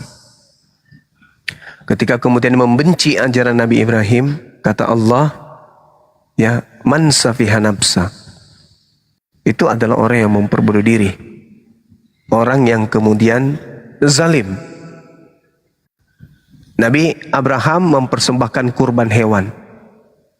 Harusnya kalau tidak membenci perbuatan ini, keadaan ini, keadaan yang terjadi pada Nabi Ibrahim, maka apa yang tertulis di Bible Imamat 1 nomor 2, katakanlah kepada orang Israel apabila mereka hendak mempersembahkan persembahan kepada Elohim, maka hendaklah mereka mempersembahkan hewan ternak, kambing, domba, lembu, sapi. Itu yang jelas. Yesus pun mengatakan di dalam Matius 8:4, perlihatkanlah dirimu kepada imam dan berikanlah persembahan yang diperintahkan oleh Nabi Musa kepadamu. Itu Yesus. Bahkan Paulus jauh lebih daripada itu. Paulus pun melakukan hal yang sama. Ketika dia datang di luar dari Yerusalem mengajarkan ajaran kekristenan, pulang dia ke Yerusalem, dia ternyata mentahirkan, mentobatkan diri, dan Paulus juga kembali melakukan persembahan. Nggak mungkin persembahan manusia, nggak mungkin. Apalagi persembahan Tuhan. Pasti Paulus mempersembahkan persembahan hewan selayaknya yang diperintahkan oleh Nabi Musa. Yang kedua, sunat. Abraham menerima kemudian perjanjian kekal. Bahkan di dalam Kejadian 17 nomor 4, siapa yang tidak menyunatkan nonotnya, membiarkan nonotnya pakai helm sampai berurat, sampai tumbuh kemudian di sana jamur, tumbuh karang di sana, kata Tuhan di dalam Kejadian 17:14 itu, hendaklah mereka dibunuh karena mereka telah membatalkan perjanjian kekalku. Yang ketiga, apa yang ketiga? Tauhid. Yang pertama tauhid, yang kedua adalah kurban, yang ketiga adalah sunat. Nah, kita balik.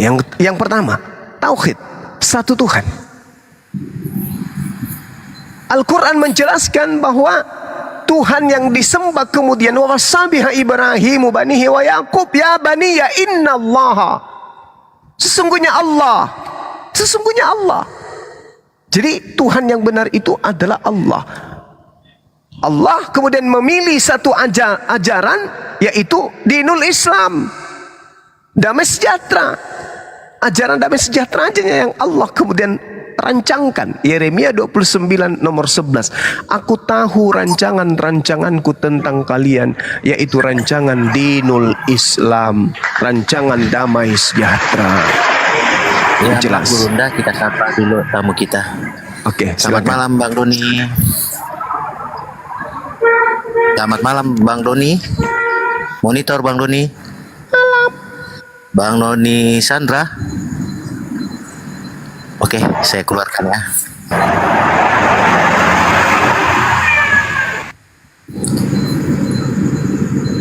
Lanjut Gurunda.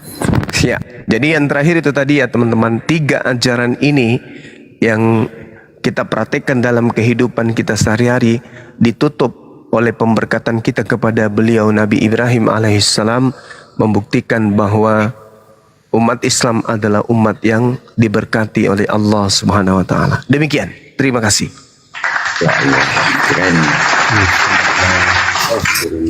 Ya, kita sapa Bunda.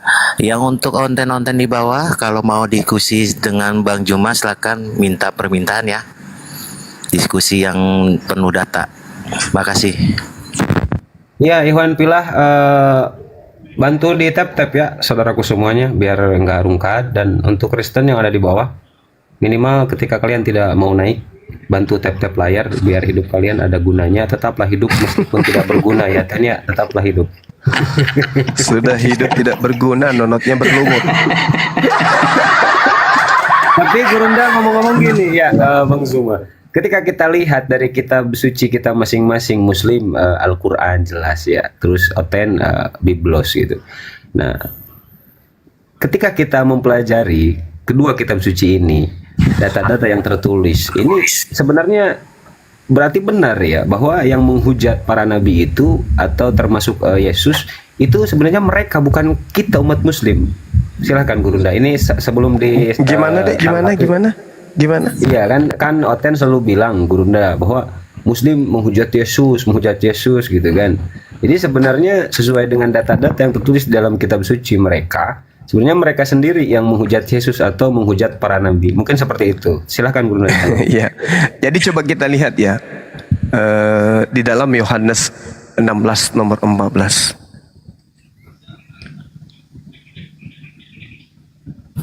Di situ Yesus berkata apa? Ketika roh kebenaran itu datang, penolong itu datang, dia akan memuliakan aku. Itu dulu. Jadi dalam bahasa Yunani, kata mulia ini mereka sebutnya doxazo. Doxazo itu artinya memuliakan, ya, mempermuliakan, atau mengistimewakan, atau memuji. Mereka akan memuji aku. Nah sekarang siapa yang memuliakan Yesus? Islam atau Kristen? Ini penting. Coba tanya kepada saudara Kristen. Wahai saudara Kristen, ya paman, siapa yang sebelum digantung diludahin dulu? Yesus. Siapa yang kemudian ditampar? Yesus. Siapa yang ditonjok? Yesus. Oh gitu. Yang ditelanjangin? Yesus. Yang ditombak? Yesus. Yang diminumkan anggur? Yesus. Yang digantung? Yesus. Yang dibunuh? Yesus. Yang dikhianati? Yesus. Semuanya. Itukah kemuliaan? Tidak. Tapi kalau umat Islam ditanya, apakah wahai umat Islam itu yang dikatakan mereka benar? Tidak. Pertanyaan terakhir, siapa yang mati terkutuk digantung di atas salib? Orang Kristen mengatakan apa? Yesus, Yesus. Yesus, Yesus, Yesus. Maaf Gurunda, kita sapa dulu tamu kita. Iya, silakan. Selamat malam, kembali ke awal monitor. Selamat malam, kembali ke awal monitor. Kenapa ya naik malah diam di atas? Diam di atas. Lanjut Gurunda. Tapi ketika ditanya umat Islam, apa betul Nabi Tuhan yang suci, yang digantung, yang disalib, yang dikutuk, yang dibunuh, yang diludahin, yang ditampar, yang ditelanjangin? Oh tidak, bukan. Umat Islam menghabiskan waktunya dengan berkata alaihissalam, alaihissalam, alaihissalam, memuliakan. Sekarang siapa yang memuliakan? Satu-satunya umat di atas muka bumi ini yang memuliakan kemudian Nabi yang datang lahir tanpa ayah, itu hanya umat Islam. Ketika menyebut namanya, disebut apa? Alaihissalam. Kita muliakan keselamatan atasnya. Tapi kalau mereka, Yesus Kristus, Yesus Kristus. Apa Kristus? Orang yang diurapin, orang yang ditobatkan, orang yang ditahirkan.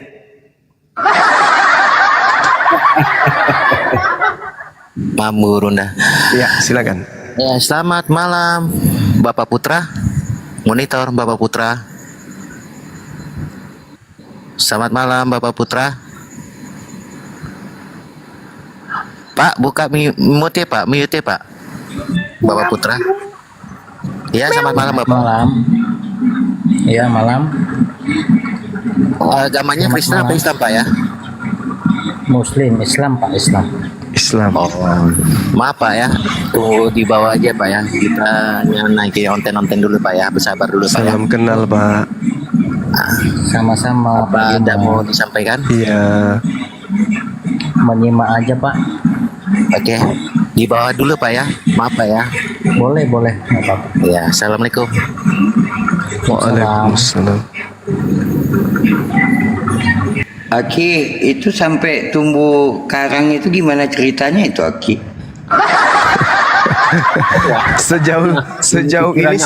Sejauh ini yang kita syahadatkan kayak bapak yang tadi siapa namanya Hakul Yakin itu belum sampai tumbuh karang, cuman berlumut.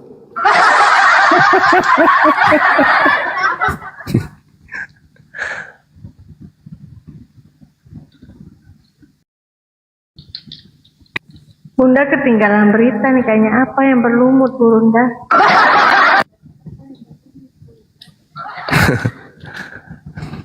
Enggak, tetangganya Pak Bom Bom, bisnis lumut. Ayo caten-caten, hei. Gimana caten-caten mulai punah atau gimana? Silakan yang mau diskusi naik. Ayo. Naik lah hotel-hotel, naik kasih permintaan, tapi di atas jangan jadi berhala. Itu yang jadi berhala itu tadi Bunda sambil naik dia periksa juga tumbuh karang nggak ya? Dia periksa ya. Rupanya masih berlumut aja. Iya, dan memang harus diperiksa Gurunda karena kan barangkali takutnya pecah kan, itunya tidak bisa masuk jemaat Tuhan itu Gurunda, bahaya itu. Telurnya kalau pecah kan tidak boleh masuk jemaat Tuhan ya Gurunda ya. Allahu Akbar.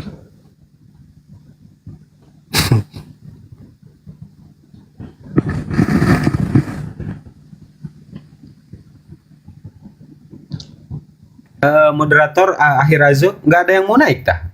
Muslim tahan dulu ya, jangan naik dulu Ikhwan Fillah ya, biar Oten dulu. Silakan Oten. Ya, untuk yang umat Kristen kalau mau diskusi di atas dengan Bang Zuma silakan minta permintaan ya. Silakan. Makasih.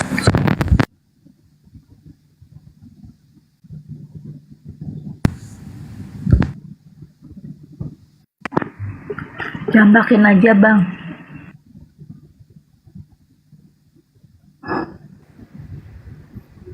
Dan herannya Gurunda kan kalau orang sakit itu biasanya dibawa ke tabib, ke dokter gitu kan. Kok ini bisa orang sakit tuh dibawanya ke imam? Gimana ya Gurunda ya?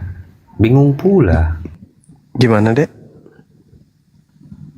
Iya, gimana? Gurunda kan yang sakit itu biasanya dibawa ke tabib, ke dokter kan. Tapi kok iya ini harus dibawanya ke imam itu. Gimana orang sakit? Waduh. Jangan-jangan maksudnya imamat 14 ini.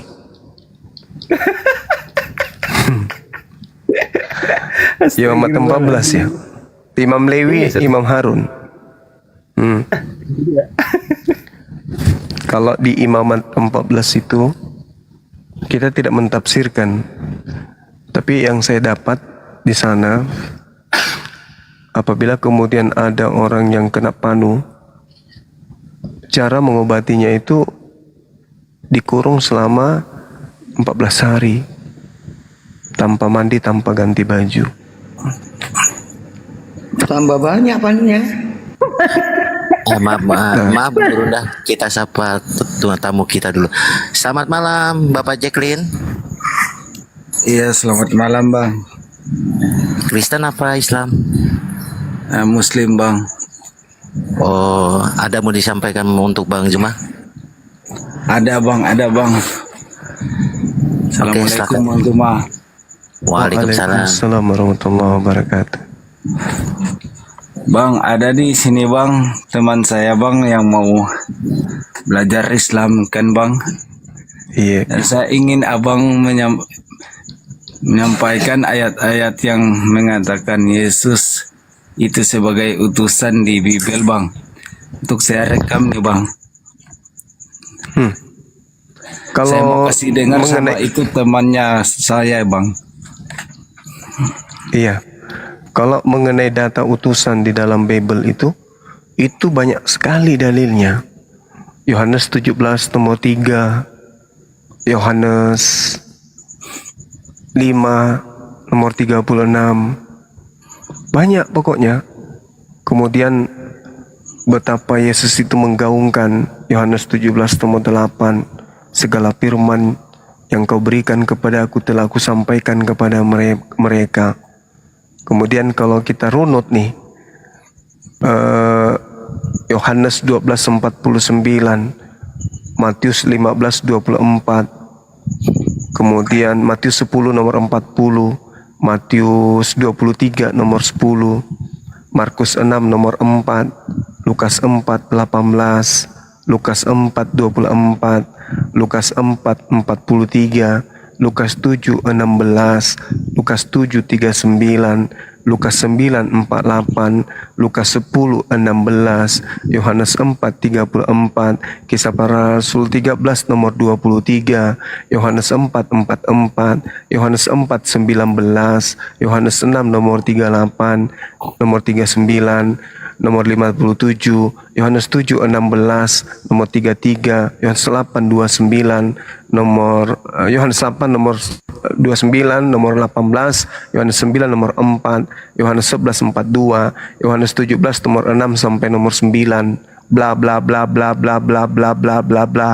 Yesus adalah utusan, aku utusan, Yesus utusan, utusan Bapa, Bapa yang mengutus aku, Bapa yang mengutus aku, dan seterusnya. Bapakku yang di surga yang telah mengutus aku, Bapakku yang di surga telah berfirman kepada aku. Itu data-data itu utusan, utusan, utusan, utusan, utusan, utusan, utusan, utusan, utusan, utusan, utusan, utusan, utusan, utusan. Bang, ya. Jadi gini bang, saya kan kasih nonton video Juma, Bang Juma. Siap. Lagi dia sudah sedikit paham ambil, dan dia sudah bersunat bang 3 hari yang lalu itu bang, tinggal mau syahadat. Yesus tak berguna baginya. Kalau dia Kristen, habis itu dia bersunat. Galatia 5 nomor 2. Aku berkata kepadamu, barang siapa yang menyunatkan nonotnya, maka Yesus Kristus tidak berguna baginya. Kalau dia Kristen masih mau bertahan, dia sudah sunat. Seperti biasa mungkin bagusnya sarankan cari paha ayam. Sambung kembali, tapi saya tidak jamin 4 bulan ke depan tumbuh bulu ayam di situ. Karena kalau mau cari kulupnya yang dulu kan tidak mungkin ketemu lagi. Kecuali dia mau potong kuping untuk sambung, boleh. Saran saya paha ayam aja. Cabut bulunya dulu, sambung paha ayam, langsung dijahit supaya tapi ayam yang masih hidup supaya nggak mati kan, saraf-sarafnya bisa sambung.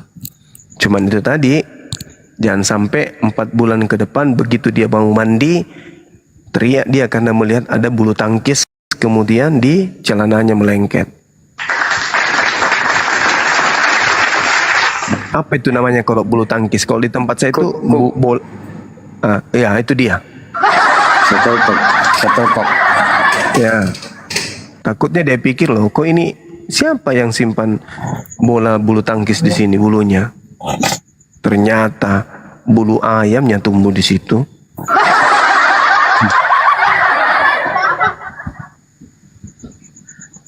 Gini bang. Karena itu dalilnya ada Galatia 5. Iya, silakan. Pas kalau imannya keyakinan sudah mantap bang, bisa nggak dia mau syahadat di sini atau gimana bang?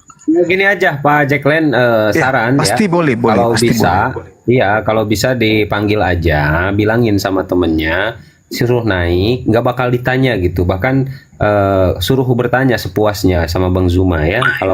Kalau dia mau.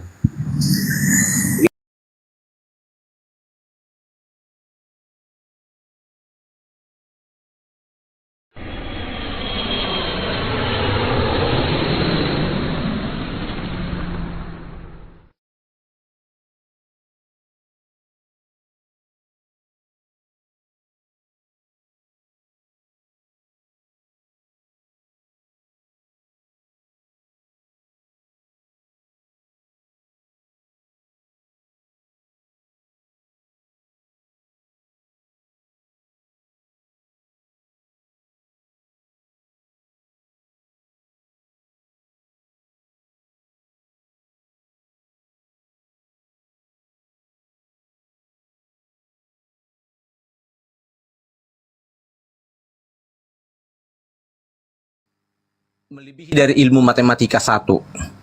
Jadi ketuhanan yang Maha Esa artinya Tuhan melebihi dari satu. Sila pertama Pancasila. Ya itu maknanya dalam iman Kristen begitu. Wah, kau memperkosa Pancasila itu, bro. Enggak, artinya makna keesaan itu kan kita tergantung kepada agama itu masing-masing, kira-kira begitu. Ya berarti agamamu bertentangan dengan sila pertama dong. Ya makanya kembali kepada makna keesaan itu kan kembali kepada Esa itu artinya apa? Coba lu buka KBBI. Esa artinya apa? Esa itu dalam pandangan Kristen itu bukan satu matematis, kira-kira begitu. Jadi agamamu bertentangan dengan sila pertama dong, kok gitu jujur aja. Ya kalau memang dipaksa bertentangan dalam pandang ranah keimanan ya boleh dikata seperti, kalau memang abang paksakan seperti itu gitu. Saya ya. nggak maksakan, Anda sendiri yang artiin kok. Yang artinya bahwa Allah itu tidak satu secara matematis. Bukan, Tuhan itu, bukan Allah, Tuhan itu. Tuhan itu bukan satu secara matematika. Oke. Kalau Tuhan, kalau matematika, ulangi. Ntar dulu kita bicara. Ya, silakan. Oke, yang pasti iman Kristen itu beranjak pada iman percaya Allah yang tidak terhingga. Tuhan, bukan Allah, Tuhan. Oke, silakan. Kalau Tuhan yang tak terhingga itu sebenarnya yang transenden dalam bahasa pemahaman kami. Kalau begitu saya tanya, Tuhan kamu ada berapa, bro? Tuhan kami tidak bisa dihitung matematika. Saya nggak suruh menghitung. Masa nggak bisa ditanya Tuhanmu ada berapa? Nggak boleh nanya kayak gitu ya? Kalau ditanya berapa kan matematikanya ada bilangan pada akhirnya. Oke. Kalau begitu saya tanya, Tuhanmu namanya siapa?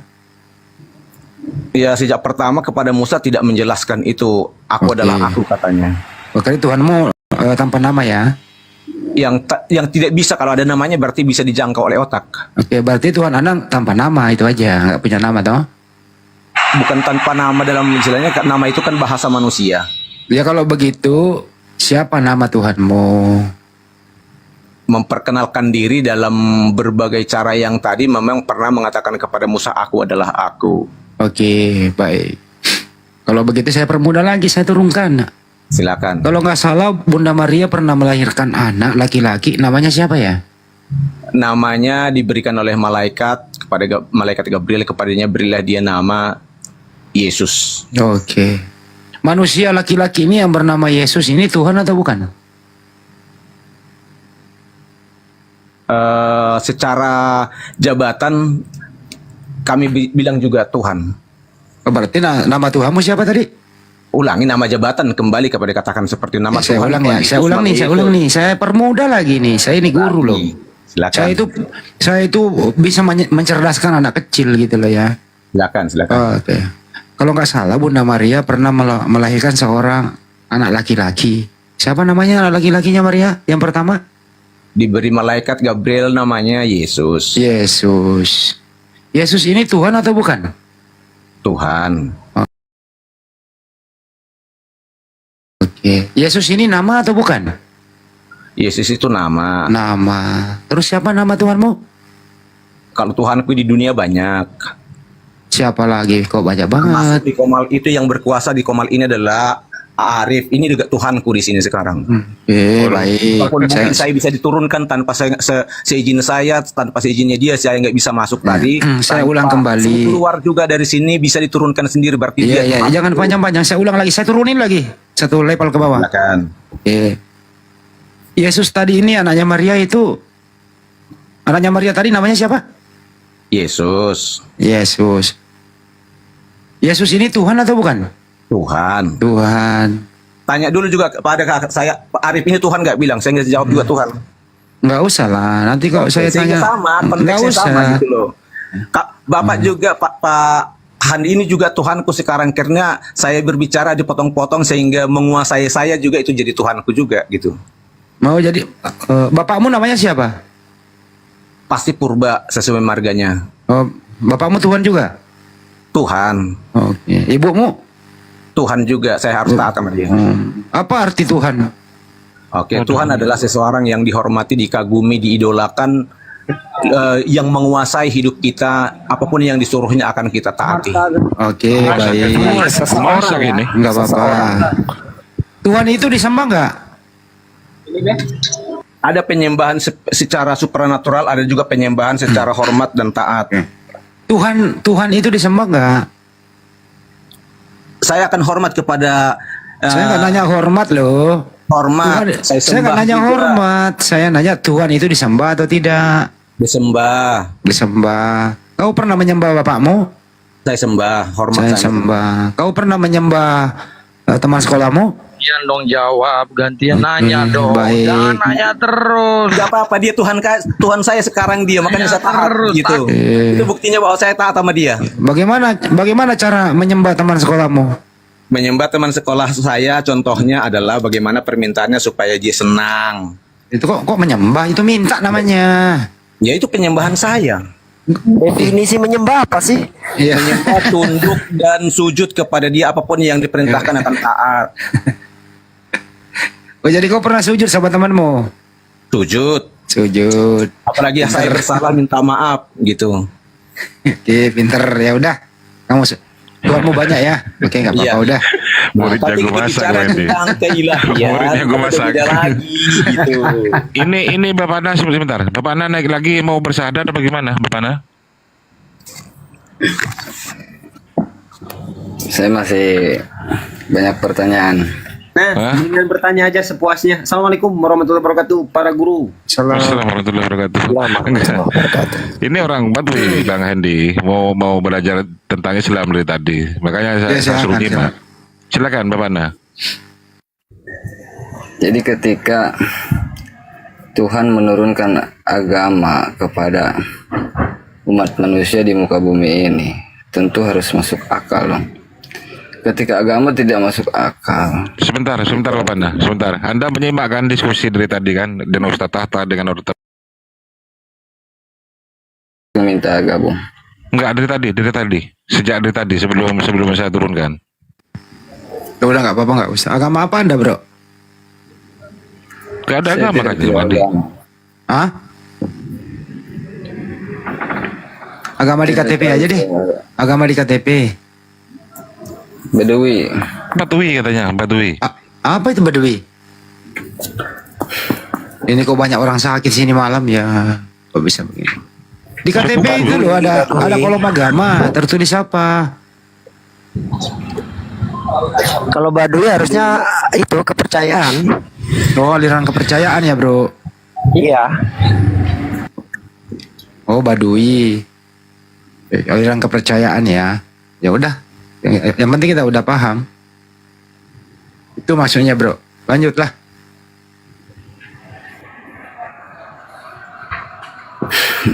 Saya mau bertanya langsung aja kepada intinya.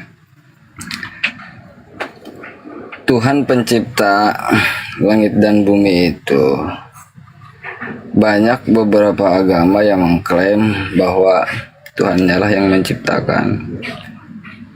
Dari mulai Buddha bahwa Tuhan dia yang menciptakan langit dan bumi, Tuhannya orang Islam Allah Subhanahu wa taala katanya. Terus Kristen Yesus katanya yang pencipta langit bumi. Itu lebih tidak masuk akal lagi karena dia manusia secara historis. Coba kasih saya parameter untuk mengukur sehingga tidak terombang-ambing keyakinan ini, siapa yang benar-benar Tuhan dan benar-benar pencipta langit dan bumi menurut keyakinan para apologet agama ini.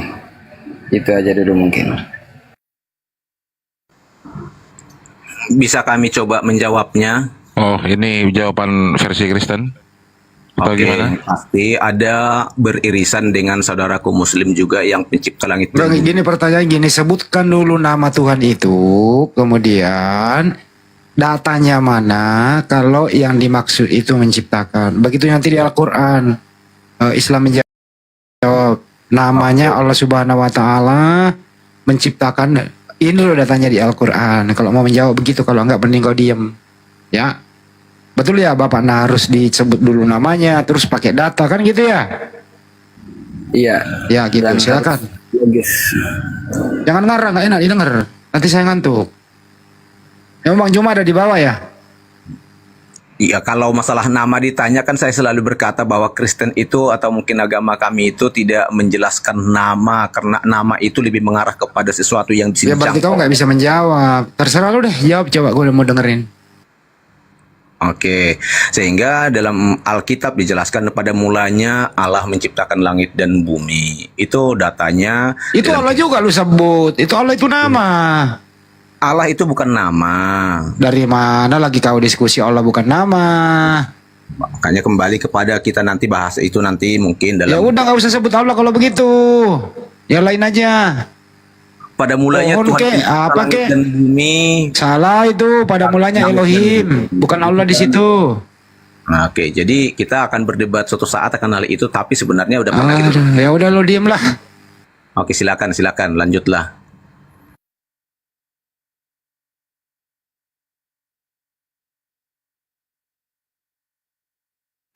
Enggak, ada yang di bawah, ada Bang Zuma enggak? Ikhwan Pil lah ya, Ustadz Arif. Kalau ada Bang Zuma enggak apa-apa saya turunkan, tapi minta Saya belum memantau Bang Zuma ini. Enggak ada. Biasanya Bang Zuma langsung ada di atas. Ustad, tolong dipromosikan bentar Tad, mumpung lagi 2K ini. Aduh, afwan Tad. Biar bisa Iya, teman-teman yang ada. Kami keluar udah mulai nggak enak bersahabat lagi, udah apalagi Bang Handi ini sebenarnya langsung memotong-motong seperti itu, kurang bersahabat seperti Enggak, saya nggak enak dengerin kalau lu ngarang, nggak enak. Saya memang orangnya tegas gitu loh. Ya, Kamu bilang Tuhanmu nggak punya nama, tapi kau menyebut Allah. Allah itu nama. bukan Allah, saya bilang Allah, beda. Sehingga Ya jelas. sama aja itu, kau cuma mempelesetkan penyebutan. Ya, makanya Dari nanti mana kau ambil kata Allah di Bible itu? Dari mana asal-usulnya coba? nanti kita bahas lagi itu. Nah itu Jadi kan dibilangin kayak gitu. Kau ngeyel. Nah, itu memang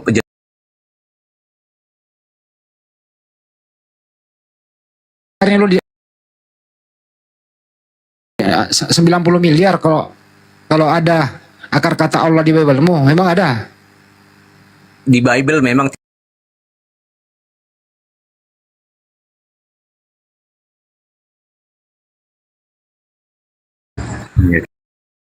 kan pada akhirnya kita kan berdebat ke sana pada akhirnya, padahal ada teman kita tadi bertanya. Iya dong, Anda berani bernarasi, tanggung jawab lah. Saya kejar soalnya kalau ada yang berani narasi.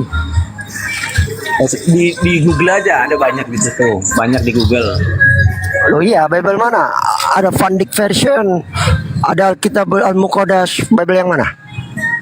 Ya banyak di dalam kitab-kitab orang berbahasa. Loh, kok banyak? Yang mana? Saya nggak tanya banyak atau sedikit, yang mana? Oke, sayangnya saya nggak bisa buka laptop, nggak bisa buka apa juga. Jadi jangan narasi, kalau kita nggak tahu datanya jangan dibiasakan narasi, kena nanti Anda di room debat nanti.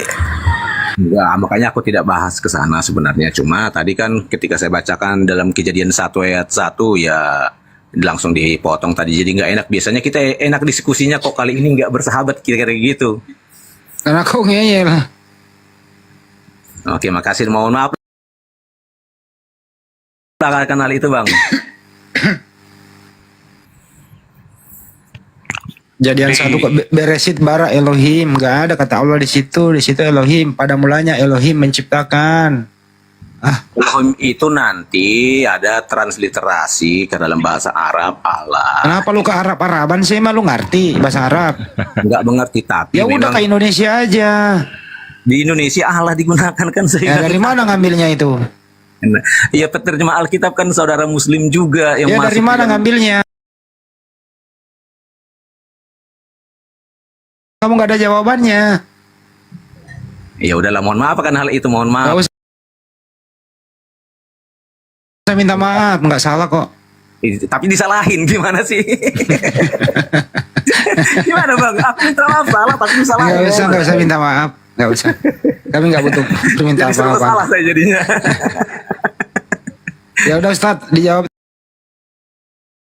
Coba diskusi lagi dengan santai lah, dengan gak usah saling apa begitu. Jadi seakan-akan dimabok ketegangan.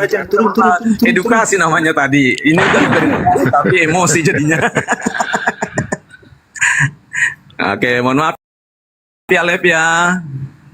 Maju terus.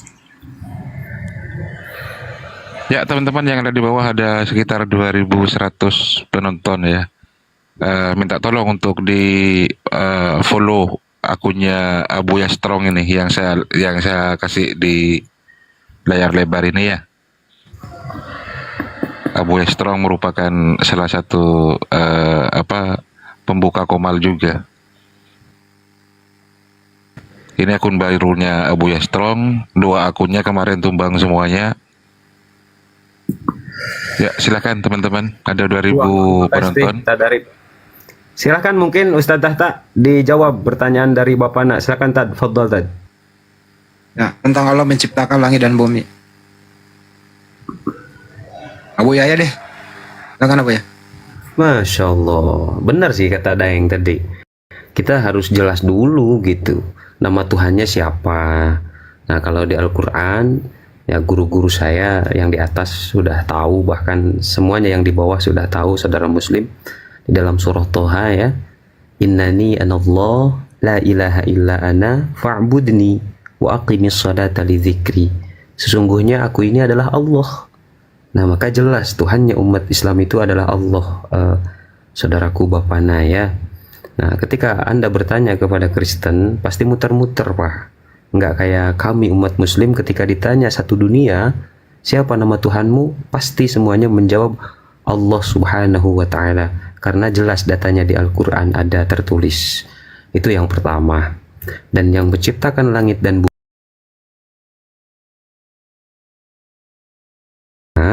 itu kita lihat dari kitab sucinya. Karena kitab suci ini setiap agama mengakui bahwa ini firman Tuhan. Maka firman Tuhan ini yang ada di dalam kitab suci, kita lihat apakah sesuai dengan fakta dan realita, apakah sesuai dengan akal sehat yang telah Tuhan berikan kepada kita, atau justru bertolak belakang dengan akal sehat, atau bertolak belakang dengan realita fakta di lapangan. Nah itu, sehingga apa? Sehingga kalau kita berbicara tentang ayat di Al-Quran yang menjelaskan tentang Allah menciptakan langit dan bumi, itu banyak, saudaraku. Tetapi Anda kan sekarang posisi ada di kepercayaan gitu kan, yang mana aliran kepercayaan itu keyakinan terhadap Tuhannya mungkin, mohon maaf yang sebesar-besarnya ya, mungkin menuhankan sesuatu yang terlihat gitu. Kasih data aja Pak Abu ya, surat Al-Sajdah aja deh, ayat 4, bacakan Allah yang menciptakan langit dan bumi. Itu aja deh, biar dia paham. Oke, siap guruku. Surah As-Sajdah ayat 4 ya, ada yang ya.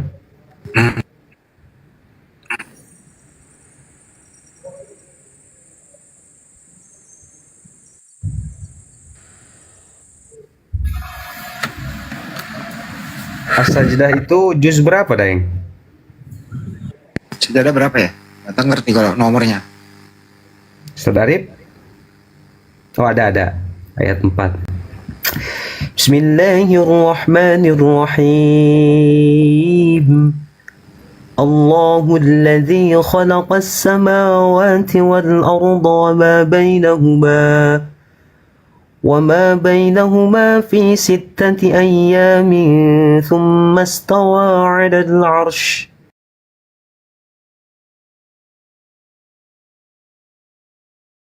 ولي ولا شفيع أفلا تتذكرون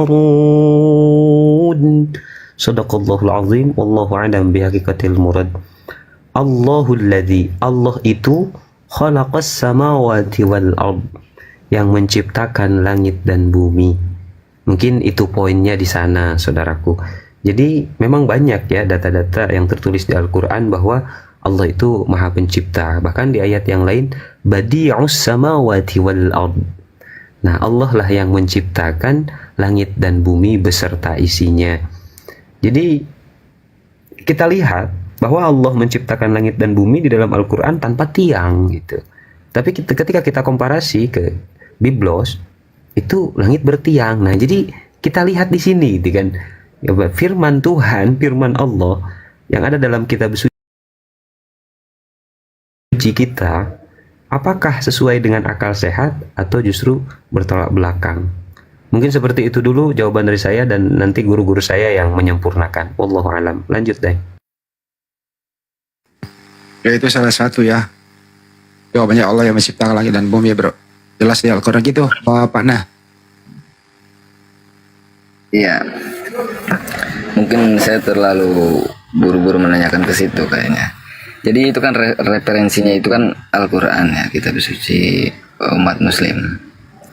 Bagaimana bukan bagaimana, apa parameter kita meyakini bahwa itu benar-benar wahyu dari Tuhan Sang Pencipta alam semesta dan manusia itu adalah utusannya?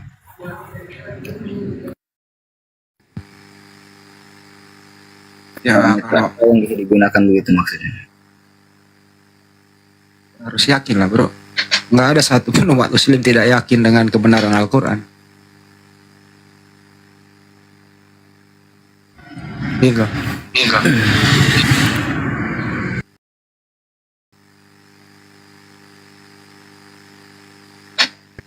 Hanya dengan keyakinan itu atau bisa dirasionalisasikan? Ya karena bisa diteorikan sehingga Allah sendiri yang gitu. Allah sendiri menjamin di surat Al-Hijr ayat 9. Sesungguhnya Allah atau kamilah yang menurunkan Al-Quran dan pasti kami pula memeliharanya. Jadi makanya Al-Quran itu kan minta, ada nggak yang bisa menyalahkan Al-Quran? Ada nggak bisa membuat sama semisal dengan Al-Quran? Itu. Kalau ada yang bisa yang mengoreksi Al-Quran, kesalahan Al-Quran ya, saya acungi jempol. Gitu loh. Itu. Ya. Memang secara yang saya ketahui gitu di internet yang saya cari, memang luar biasa Al-Quran itu yang melahirkan jutaan referensi buku-buku yang secara luar biasa bilagahnya gitu. Kalau kata lanjut ya Abu ya channel gitu ya, kata Abu ya, filosofis luar biasa yang sangat dalam sehingga menantang umat manusia di muka bumi untuk menciptakan ayat seperti itu. Dan katanya tidak ada yang mampu, tapi tidak tahu apakah belum ada atau memang tidak ada yang mampu menciptakan seperti Al-Quran, seperti filosofisnya Al-Quran gitu. Ini aja deh, Anda tahu nggak tahun berapa orang mengetahui gitu loh, peneliti ini mengetahui bahwa di dalam lautan itu ada gunung api. Itu sesudah ada Al-Quran atau sebelum ada Al-Quran? Itu baru-baru setelah saintifik aktif di dunia ini. Al-Quran 1400 tahun yang lalu udah mengatakan demikian. Waktu itu belum ada orang yang bisa menyelam ke dasar laut.